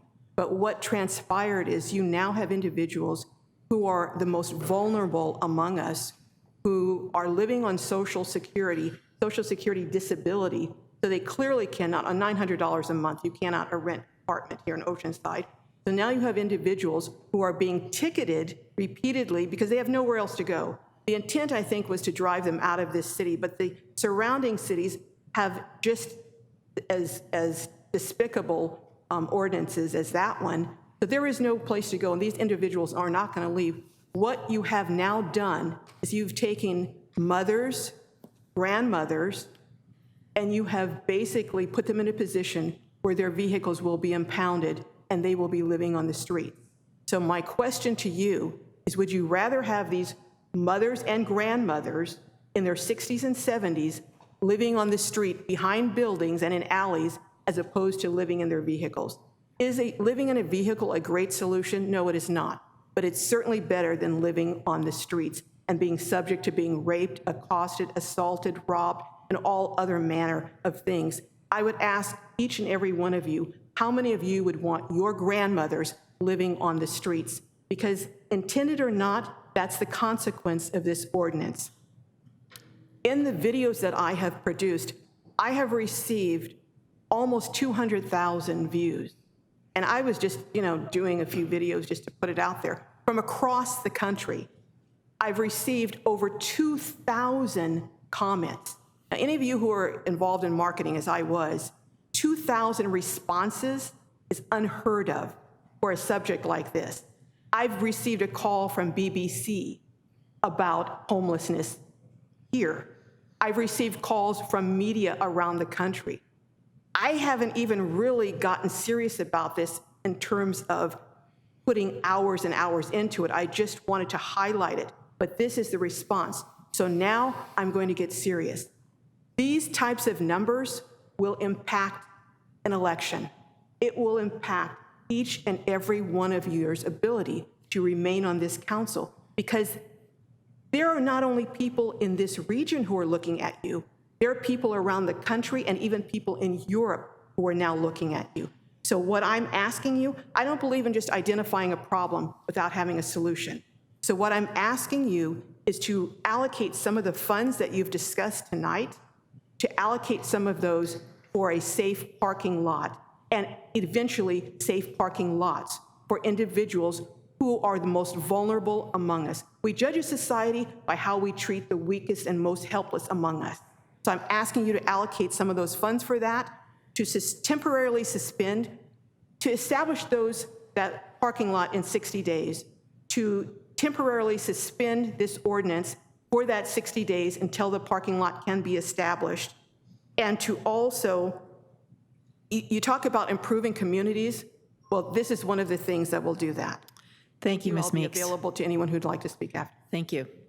Okay, I'm going to quickly go to item number 25, which is my request to appoint Joe Young to the Police and Fire Commission. That's my motion. Is there a second? Okay, let's vote. Councilmember Rodriguez? Approve. Let's vote. Motion approved, 5-0. Okay, and let's quickly do item number 26, which is adoption of an ordinance amending Articles 4, 11, 13, 16, and 30. Mayor, of I'll the need to Oceanside title that zoning. if you don't mind. I hate to interrupt you, but eventually I'll need to title that, so I didn't want to just repeat everything you just said. If you'd like me to title it, I could go ahead and do that now. Okay. Okay, so this is the second read and adoption of an ordinance of the City Council of the City of Oceanside, California, amending Oceanside zoning ordinance Articles 4, 11, 13, and 30, 4, 11, 13, and 16, and 30 of the Oceanside zoning ordinance regarding emergency shelters. Councilmember Rodriguez, how do you vote? Approve. Okay, let's vote. Motion approved, 5-0. Okay, how many people do we have on items not on the agenda? On items off the agenda, we have 6 speakers. On Okay. off? On off. Okay, so I apologize for the lateness of the hour. We're going to go ahead and have you speak for 1.5 minutes. That's 90 seconds. But we do want to hear from you. It's just that it is kind of late, and I would invite you to come back to the following council meeting. Go ahead, get started. We'll start with Kelly McCormick, to be followed by Carol Green, to be followed by Becky Rapp. And Kelly McCormick needs to unmute. Yeah, hi, good evening. Thank you so much, and I'll try to be quick. This is Kelly McCormick. I'm director of a youth mentor program, and I just want to let you know about a shift underway in the state's marijuana industry. Unfortunately, the shift is not a reduction in the black market. Media and law enforcement reports confirm that the illicit market continues to grow. The change is coming from several California marijuana manufacturers and brands that have begun selling products directly to consumers through their websites. An article from the online resource Marijuana Business Daily says this is allowing manufacturers to effectively bypass traditional brick and mortar retail shops and delivery companies that have long been the gatekeepers to marijuana consumers. In other words, as we were hearing earlier tonight with the Amazon issue, retail shops for pot, like many other brick and mortar businesses, may lose out. An online platform designer describes it as a massive wave and the natural evolution of every industry. Storefront retailers are saying they can't compete with the lower advertised prices on the websites, also pointing out that one of the edibles manufacturers is offering volume discounts to customers who buy in bulk.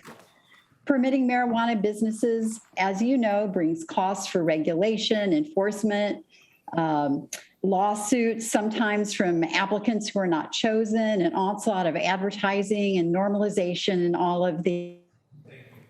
Our next public comment is from Carol Green, to be followed by Becky Rapp, to be followed by Jimmy Knott. And Carol Green. Are you doing 1.5 minutes? We are doing 1.5 minutes. Okay, sorry. Kids two here. Yeah. Sorry. I reset the timer. So Carol Good Green, evening. you're on. This is Carol Green, and I'm cutting my talk in half, so hopefully it will make sense. I just was reading a recent article, maybe it was even this morning, but it feels like a lifetime ago, in the Union Tribune about San Diego County needing to reconsider how it grows, trades, and consumes food. According to the report, the San Diego Food Systems Alliance. It's a nonprofit group. San Diego's food vision of 2030 has a lot of problems, including the fight against climate change, building, and a bunch of other stuff that I can't go into because you don't have enough time for that. But there's lots of statistics about it. And our food resources are vital to us living happy and healthy lives.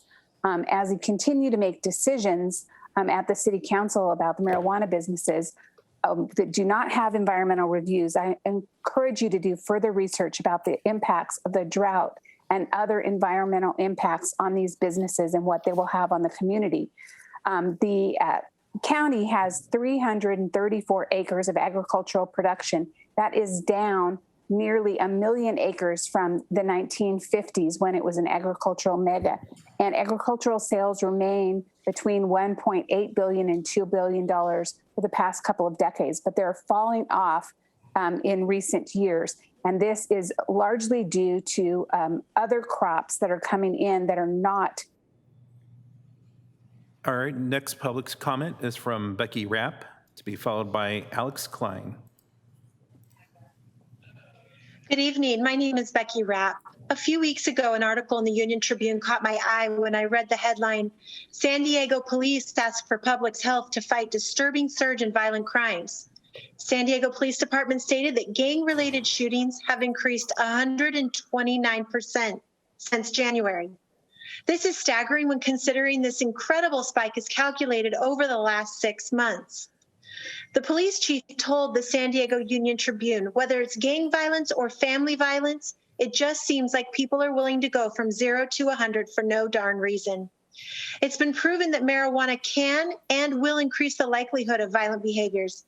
Going from 0 to 100 for no darn reason is just one of the adverse effects of heavy marijuana use. It's been proven that marijuana use causes violent behavior through increased aggressiveness, paranoia, and personality changes. The marijuana being sold today with THC levels upwards of 90% are only compounding the issue. Many cities in our state and around the country are seeing this same surge in violent crimes. It's important to note that legalization and normalization of recreational marijuana use promoted in other cities like Seattle, Portland, and Denver are having the same negative effects. Tonight, I ask you to consider directing staff and law enforcement to evaluate and determine the correlation between violent crimes and marijuana use. As you recognize this correlation. Thank you. Our next public comment is from Alex Klein. And Alex, just real quick, because my clock doesn't have seconds, when you see 30 seconds, it's going to cut you off there. We're good. All right, thank you for your patience. Honorable Mayor, council members, thank you so much for having me. My name is Alex Klein, and I'm a fellow with Resilient Cities Catalyst, an independent nonprofit organization. I'm here this evening, keeping this super brief, to remind you that the beach sand replenishment and retention device project is one that we believe can be a pilot program for the region of San Diego addressing climate change and sea level rise. We are here to, should the project move forward into design and implementation, Resilient Cities Catalyst is interested in supporting the project through financial commitment of $500,000, as well as providing support for the execution of the work.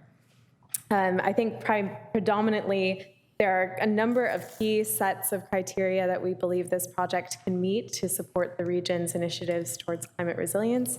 But most importantly, that is that we see it linking to long-term adaptation strategy. While sediment retention structures like groins can provide tangible near-term and medium benefits, we think that this project has the potential to link to really long-term projects and adaptation, including retreat.